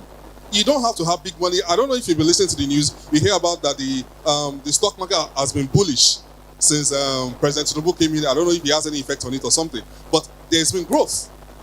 And somebody did an analysis I think earlier this year, and said if you had invested, I think 10,000 naira in the top 10 stock market this thing, you had over 700% increment. That same day, I posted on my status, I need the contact of any stockbroker. Because you assume that you need a lot for you to invest in all these things. So learn, opportunity to learn, all right? So debt management. When you collect money, can you pay back? Or do you have the capacity? Do you plan to pay back? Because some people, during Buhari's time, they collected a lot of finances, financial help and everything. And now that the government wants to collect their money back, they feel as if the government is after their life. They're not after your life. You borrowed, you're a thief if you don't pay back. So debt management. Many of them collected. I knew how many people I had to process that stuff. They collected and they lived soft life for a while. I know of a friend that used to do wedding. He's also supposed to be for business. Now, he has refused to use the accounts that they deposited the money into so that they will not remove it. My brother, it is government that created BVN. They will wipe your money. Financial goal setting. Do you have a financial plan? We've entered, this is 2024. I'm very sure for some of us that are Christians, it's the year of grace. It's the year of redemption. It is the year of great reward. It is the year, my brother, my sister, it is not the year of anything except the year you make it to be. What are your financial goals? Do you plan? You know, I think it was the CBIT guy that said that if you learn a tool or something every month of this year, you would have tripled your income by the end of the year if you plan to implement them. So your financial goals to rhyme with your with the education, the knowledge you plan to get. All right. What are your financial goals for this year? Do you have it written out? Is this thing, if they wake you up in the midnight and ask you about, due to, right? Say, due to what you want to achieve by in the next 6 months, can you say it? That, oh, yes, by total time, we will have entered here, we are here, and this is how we're going to do it. Can you say that? If not, you are joking. Just go and look for a job, carry your pali, and go and be collecting salary. All right, the next slide, please. Okay, yes. Next slide. Okay, I believe if Jasper can share the slides with them later or something. But let me move to accessing credit because I said I was going to answer that. So the next slide. Next slide would who is yes, accessing credit.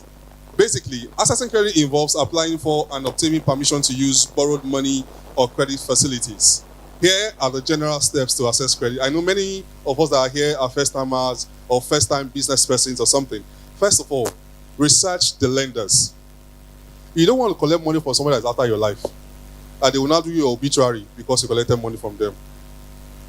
They will call your friends and family and call your pastor and say that this person is an armed robber, a kidnapper. I've seen such adverts. So research the lenders and know who you want to go with. Does their goals align with your vision? Their interest rates, then the way they pursue about the recovery and everything. Also, get all those as research them. Don't just go into business like Mr. Victor talking about partnership and collaboration. Know the people you are associating yourself with. All right. Number 2, determine the type of credit that you need. The money you need, is it for the business or you want to do your grandmother's burial? What type of loan do you need? If it's for personal use, don't deceive yourself and say you want to. I need capital to grow. You need capital to grow. You will see something. All right. So determine: is it a personal loan? Is it a business loan? Okay, we want to expand. So if this money comes in now, you want to collect 2 million naira. If this money comes, where is it going to exactly? All right. Because see, a bank will give you money, but will frustrate your life if you don't pay us back. That's the general. See, it costs the money ourselves. We also collected it from somewhere. We don't have a farm that grows money, and we need to pay back. All right. So bank is not. It's not as if they are bad. They are not bad. You are doing what you are doing. We're also a business. We want to survive. If you allow you take away our money, like you take away federal government's money, we will not exist. All right. So gather necessary documentation. So for example, you want to collect money from Bain Square Microfinance Bank now. So we want to see the statement of account for the last 6 months. That's how everybody was talking about keeping records. And let money pass through your account. Don't do cash-based business. If you come and tell me now that, one of the panelists was a lady that said she makes shoes, or the person that said, she said, okay, how many have you made? What is the revenue? Don't tell me you made for your neighbor, you made for how many? What are the numbers? I could tell you for my only business, even though I messed with with finance, but I can tell you that I sold over 10,000 bottles of 1 liter only. Yes, I can give you the numbers. So do you have a record for it? So gather necessary, the last 6 months of account, let money go in and out. And let there be narration. Not just you just send this, let there be narration, because the narration we used to know exactly, because we go through it. You can't come and do 419 for us. We are both Nigerians. All right? So, you have a guarantor who can stand for you, can attest to you that if you run away, you can hold the person shokoto. So, documentation, get your necessary documentation. Also, yes, you complete the application form. Some persons, we do asset finance as well. So, someone just called and said, I want to get an iPhone or something. Can I get it now? It is not, we're not ATM. Fill the form. give us the document. We're not in a hurry to give you money, please. Yes, we want to meet budget and target, but we're not in a hurry. So fill the form and you will get the money within 24 hours. All right, the next slide, please.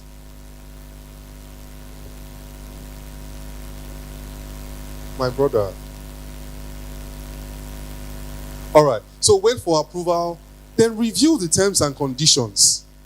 Many of us are quick to click OK. Yes, approval. Read. You went to school, for crying out loud. In the terms and conditions, it is there. What will happen if you did not? So read the terms, review the terms and conditions, and know that this is what the RM, this is what the salesperson told you. Okay, this is it. All right. Okay, this is the percentage. Okay. Oh, if I default, this is like the charges. Read it. And for us, it's not too long. We will explain it to you. We won't tell you one by one. All right? So review, then accept or decline the offer. If anything has changed by the time you need it, because, okay, there was some time we went to give somebody 3 million naira to expand his business, and by the time there was a lot of going about because he couldn't provide a document, or there was a lot of talk and everything. But by the time we were ready to now give it to him, he said no. And that money was expecting had come, so he doesn't need it anymore. Or something, you're just like, okay, I don't think I'll be able to pay back this money comfortably. Be truthful to yourself. Don't be in a hurry to collect money. All right? All right? So yes. So then use the credit responsibly. We made mention of the fact that once you collect the money, that's not the time to be hiring somebody else's iPhone or Samsung. I say, I want to upgrade. No, because I want to take very good pictures. I want to take, so no iPhone has a very good, is a lie. Stop deceiving yourself. It's a status symbol you want to do. So spend the money wisely, responsibly. All right? Then you will be able to achieve your goals. Because see, you will slay. If you put in the work, you will slay. You would see, they will call, what they call it, this guy King Sonny Ade will call your name if you do the right thing. All right? So, but see, spend the money responsibly. Next slide. And remember, okay, yeah, if you're taking anything away from my talk today, just know these two things. Knowing the what, why, and how of anything gives you the ability to shine through. And the number two, remember that responsible credit management is crucial for maintaining a positive credit history and assessing credit in the future. Because there's something called credit rating, credit score. If you come to us to want to collect money, we'll check your credit rating. There was someone I want to collect some amount of money, and I sent to one of my guys, and when they check, they say, Oga, this person has six lost loan. 6. And I say, okay, benefit of the doubt. Maybe he has forgotten, or maybe there should be an explanation. Why should you have 6 loans that you're not even paid for? And say, okay, please call him and tell him that he has some loss. If he can clear them, maybe because the character already tells us no. And he said, no, he did not collect the money. Yes, he collected one, but that one, he just called him and told him that he should come and collect loan. And he said he does not want. They now gave him the money. And they gave him the money, and he now did what? So character will take you far. Character will build your business. Character will make you excel. Thank you very much.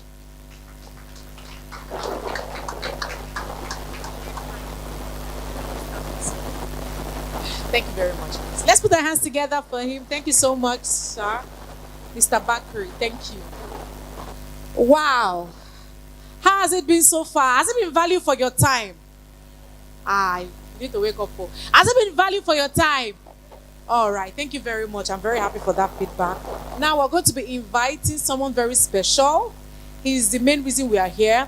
He woke up one morning and said, see, I want to support small businesses. That's what I want to do. Because I heard he was talking about when he was still in paid employment. So it means he left paid employment to scale this business. And that's why we're here. So let's put our hands together for Emmanuel Olujobi, the founder of Jasper SME Hub and the convener of SMEFest2024.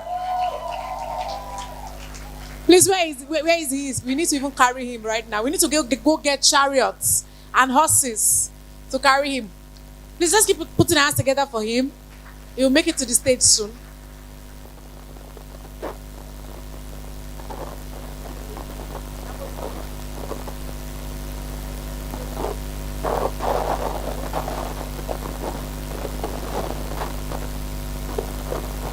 Good evening, ladies and gentlemen. If you've had value this afternoon, just give me a wave. I'm happy to see every one of you. Thank you all for coming. I can't see everybody, but I'm really pleased that to have taken out time on the weekend to come for this event. But before I start my presentation, I want you to quickly do something. Take a picture of yourself and someone and upload on Twitter using the hash SMEFest2024 hashtag. So I'll just give you 3 minutes. Take a picture of yourself and someone else. Upload on Twitter. Let's get our phones out. Your phones. Wave your phones at me. Just wave your phones at me. Yes. Who doesn't have a phone? So take a quick selfie with someone. Let me see the clicks. The clicks. Upload on Twitter using SMEFest2024 as hashtag. Maybe I should just do something very randomly. The person that has the most engagements before the end of my speech, maybe we should give him something. So, all right. Okay. So my slide is going to be very simple and straight to the point, but I also want to do something before my session. I mean, how many of you are following the UN General Assembly meeting going on? I saw one video of a lady making some, whether it was prayers or incantation or whatever it is, and moving from one panelist to the other. Did you see that video? Were you surprised? So I'm going to do something in this event. Thankfully, I'm privileged to be the co-convener. I just want to worship Jesus in my events. Who thinks that is great? So please, let's just rise and just say, Jesus, we thank you. Can we just rise? Can we just rise? If they can do it at a world level, I am going to dedicate the SME Fest to Jesus because he is everything, right? It blesses our business. It gives us, prosperity, gives us good life, gives us good health. So say, thank you, Jesus. Thank you, Jesus. We give you praise. It's a business event, but God first. In the beginning, God. Father, we worship you for safe journey. We give you every praise. Thank you because you are good to us. Thank you because you bless the works of our hands. Thank you because everything about you is good. We worship you for provision of our personal needs and our businesses. Thank you because we are scaling. Thank you, Jesus. Thank you, Jesus. Yes, if you don't have Jesus Christ, this is the best time to accept him. Thank you, Jesus. Just accept him into your heart because he's Lord and King. Jesus is King. He blesses your business. He gives you good health. And I want you to wave your hand if you want to accept Jesus this moment. Hallelujah. Thank you. God bless you and give you eternal life. May God help you in your business, in your day-to-day activities. In Jesus' mighty name we pray. Thank you once again. God bless you. Have your seat. So, yes, my slides. So, my name is Emmanuel. Privileged to be founder of Jasper SME Hub. We began this a while ago. I have about a decade of experience working in the banking sector and as head of global business for a fintech before fully into building businesses with Jasper. And our mission is very simple. In the next slide, right? If you've noticed, those who came to present, we're speaking about products and services that they are offering to SMEs. As sponsors for Sebit, giving you a payment platform, Kudi giving you a marketing platform, Bains helping you bank, and several other businesses. Now, these individuals are building for businesses. But what we do is provide a platform, right, to help you understand what services or tools to access. Let me put it this way. Think of a small business owner, right? He inherited this business, or let's even think of someone who inherited his business from his father, right? How does he move the business from level 1 to level 10? And I really appreciate people like the current group CEO of God is Good Motors. Now, God is Good Motors, before the founder passed on, was doing great, one of the biggest transportation service in Nigeria. But when the founder passed on, the son was called from the US, a young man in this, I think about 27 years old, to run the business. Now look at what he did. He introduced, technological platforms into his business, and right now they're into logistics, into payment, into several things. So what his dad did in 30 years is closing up in a few years. That is because a man like him has the right knowledge and has people like Jasper in between, helping him understand three things.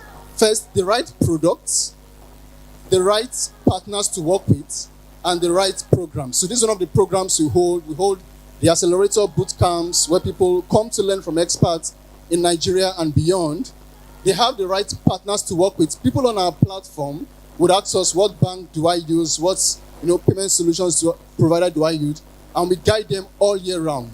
So this is one reason you should join the Jasper community. And if you're not a member of the Jasper community, visit our stand, understand how to be a part of our activities, our services, our products, and let's help you move from level 1 to level 1,000 customer in record time. So I'll just quickly show us a rundown of what happened in 2023. So many policies, so many changes, which you must be aware of.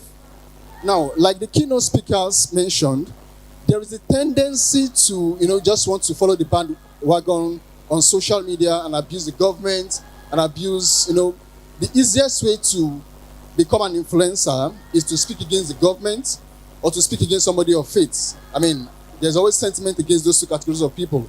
But take your time to understand the policies that would help you grow as a business owner, and several of those policies were incorporated last year, and you should know. Next slide. So, next slide. Now, why do startups fail? Last year, we heard about Patricia failing. We heard about several businesses failing.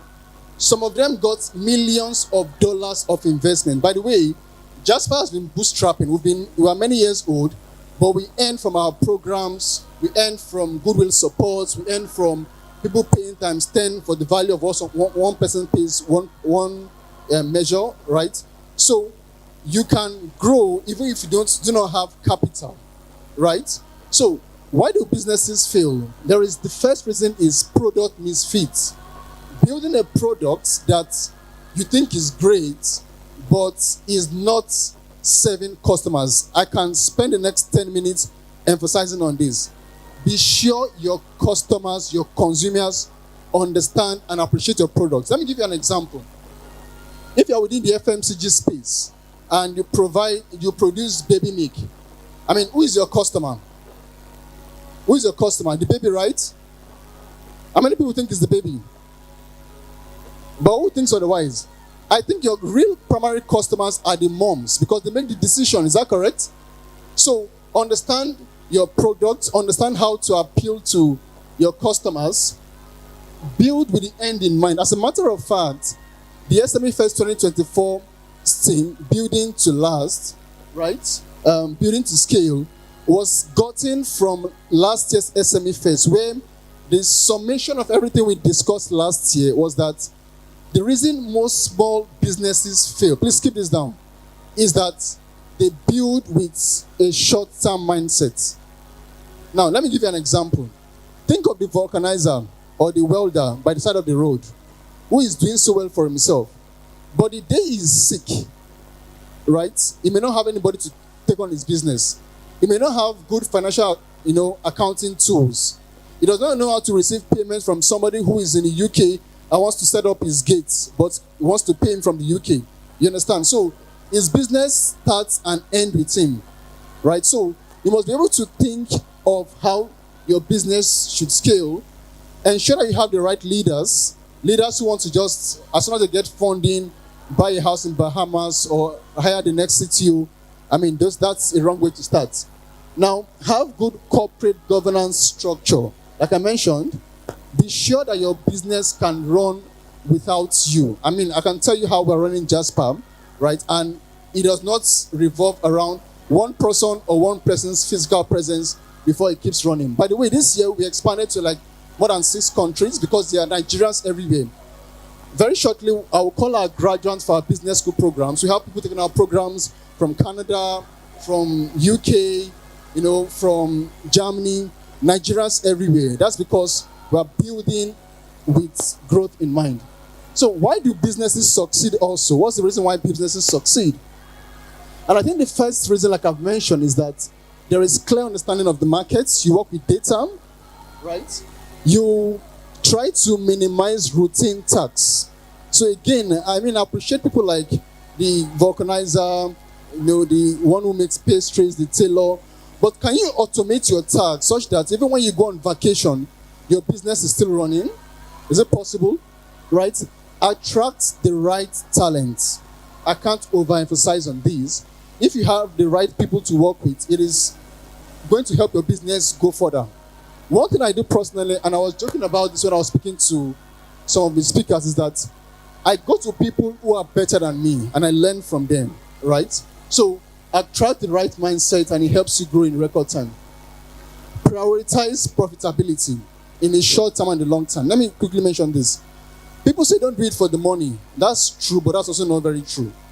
Be sure that your business can earn to save itself, right? Now, it's public knowledge. So let me use this example with respect to a big brand like Jumia. And then it's public knowledge. Now, Jumia is one of the biggest e-commerce giants. And by the way, I was head of global business for an e-commerce firm to understand how e-commerce runs. But they were not profitable over a long period of time. So beyond activities, beyond the big banners, beyond hiring people from different countries, are you able to not just generate revenue, but generate profits? You can do 1 billion naira, right? And your expense is 1.2 billion. Are you not in deficit? So as a business owner, be very clear on being profitable. Yes, in the first few years, in the first few months, it's possible that you want to invest, and not really make profits. That's also possible. But always be sure in the long term you are profitable, except you are an NGO. Even we as an accelerator, we generate funds, right? Of course, we still need your money to scale. Now, resilience and tenacity. So much of things are happening within the market, changes in the policies. For Linda from Business Days to have mentioned that Julius Berger, top tier civil construction company, going into producing what? Cashew nuts, come on. So why should you not think of being resilient and tenacious even in the face of changes in policies? Think of diversifying. Many of us know of the OP. It began from the Opera mini browser. I think so, right? So think of staying in business no matter what happens. Yeah, next. Okay. So, all right. So that's I don't want to keep us too long, but in the next slide, I just want to show to us that our community is focused on small business owners between the ages of 18 and 45. They're uploading mobile. That's those who understand how to use their mobile phones. I hope you're still tweeting. Yes, because we want to trend before the end of today. Right? They sell on social media, on WhatsApp, on Instagram, on Twitter, right? And we have a number of people, of course, above the 40-year-old age gap. So if we do not have a product, what we do is we connect you with the right partner that would provide you with the right tool or product to scale. Our goal is that by the end of 2025, we should have directly helped about 50,000 SMEs in Nigeria to have moved from point 1 to point, at least have their 1,000th customer or 1 millionth customer. Yes? Okay. So, all right. So our records, I've mentioned it already. Please, if you've not downloaded our brochure, take some time to download our brochure. We've helped thousands of businesses. And this shows our engagements all through the year. Some of them are weekly. Some of them are monthly trainings. Some of them are free. Most of them are free. And some of them are paid.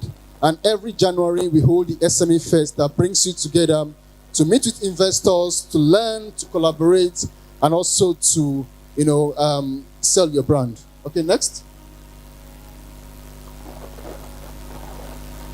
So, lastly, what to expect from us in 2024, because we also have goals.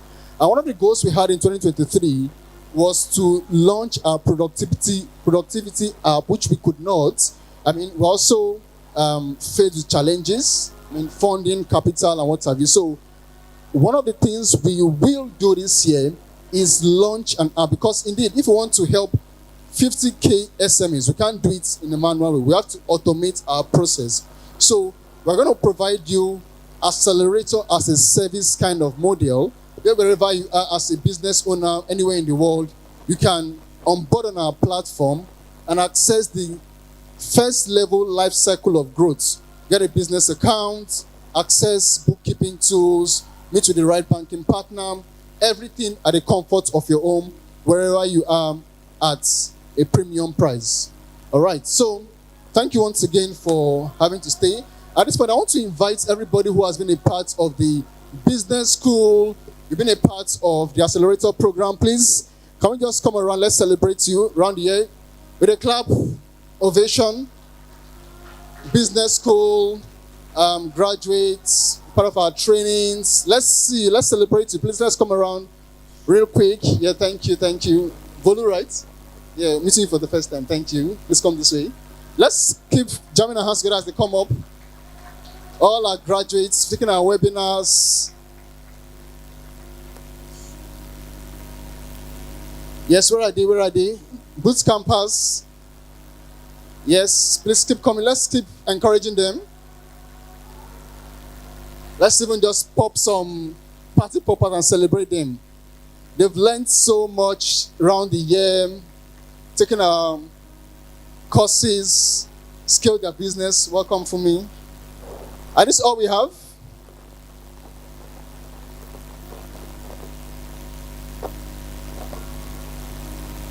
Yes. Thank you. Okay, a few of them have left. I'll just give opportunity to just share what your experience looked like in 30 seconds, please. Okay. Good evening, everybody. Okay, all right. So we are boot campus in Jasper SME, and we had an awesome 5 weeks of intensive training. 6 weeks, yeah, okay. Like we were exposed to the nitty-gritties of business, how to run your business on social media, what it entails, opening your business account and all. And trust me, all participants had an awesome time. And firstly, I want to say thank you to Jasper. Thank you to the Jasper SME Hub. And then our facilitators, my colleagues here can attest to the fact that they did a wonderful job, right? All right, please, let's appreciate them once again. Okay, so I would want some of our guys to share one or two things. All right. Okay. Happy birthday to you. Happy birthday to you. Happy birthday, happy birthday. Happy birthday to you. For he's a jolly good fellow. For he's a jolly good fellow. For he's a jolly good fellow. And so say all of us. Hooray! And so say all of us. Hooray! And so say all of us. Hooray! For he's a jolly good fellow. For he's a jolly good fellow. For he's a jolly good fellow. And so say all of us. Happy birthday, sir.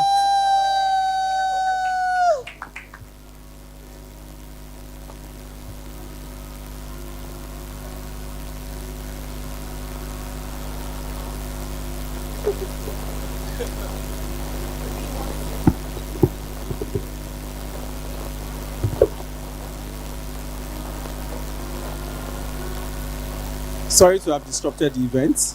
Apologies for that. We just thought that it was necessary for us to celebrate our very own. Emmanuel doesn't know about it. And we thought to just celebrate him because I'm sure you agree with me, it's special, am I right? And he deserves it, right? So maybe we should do it again one more time. A happy birthday song, everybody, on your feet. All right? On the count of 3, 2, 1. Happy birthday to you. Happy birthday to you. Happy birthday, happy birthday. Happy birthday to you. For he's a jolly good fellow. For he's a jolly good fellow. For he's a jolly good fellow. And so say all of us. Hooray! And so say all of us. Hooray! And so say all of us. Hooray! For he's a jolly good fellow. For he's a jolly good fellow. For he's a jolly good fellow.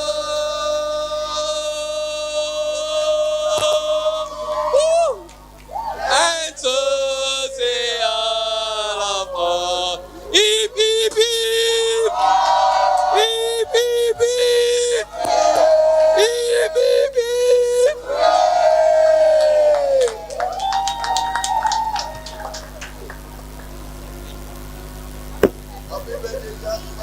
Thank you so much. I didn't see this coming. Yeah, thank you. Yes, and celebrating Maiwa also. His birthday was yesterday. Yeah. And he's one of the persons that put all this together, so thank you so much. Interestingly, my dad is around today, and today is his birthday. So can Daddy Olujobi just stand up? Let's recognize him. Yeah. Happy birthday, Lord.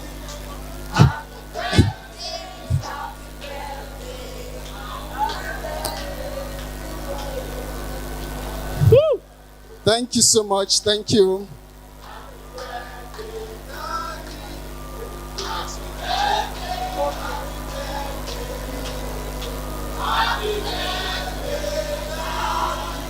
Mommy, welcome. Happy birthday to you also, January 1st.